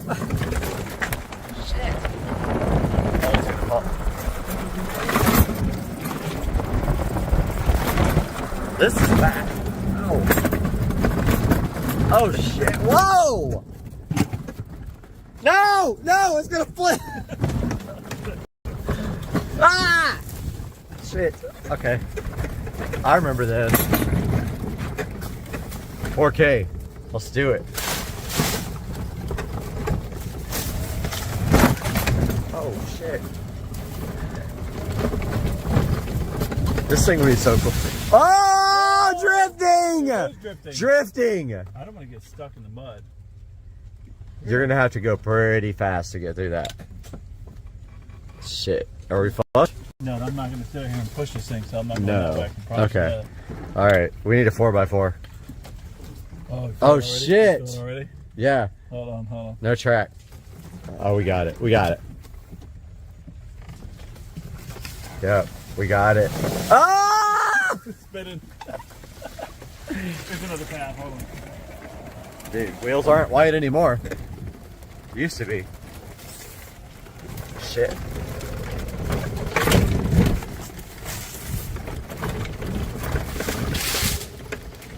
Yes. Oh my God. You feel every little. Yeah. Ow! Ah! Oh! Ah! Fuck. Dude. More views.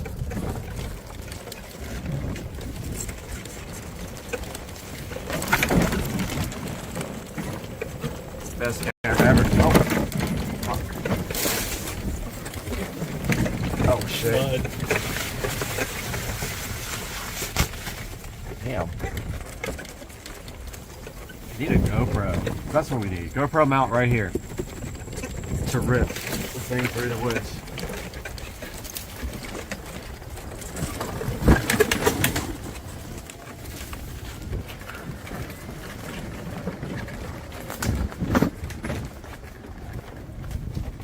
Okay. Oh! Hold on! Hold on! No! Oh no! Oh my. Oh shit. Okay.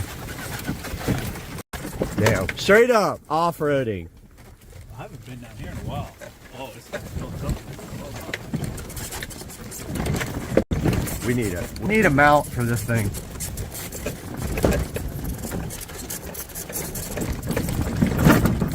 Oh! Oh! Tire swing! Tire pump! You want to swing on it? I'll Tire take pump. videos. Dude, tire pump. There you go. What are you crazy?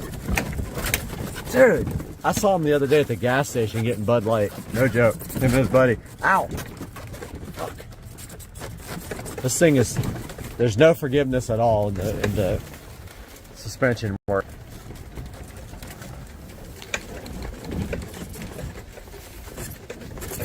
This is going live. Oh! Oh! Drift! Adam LC!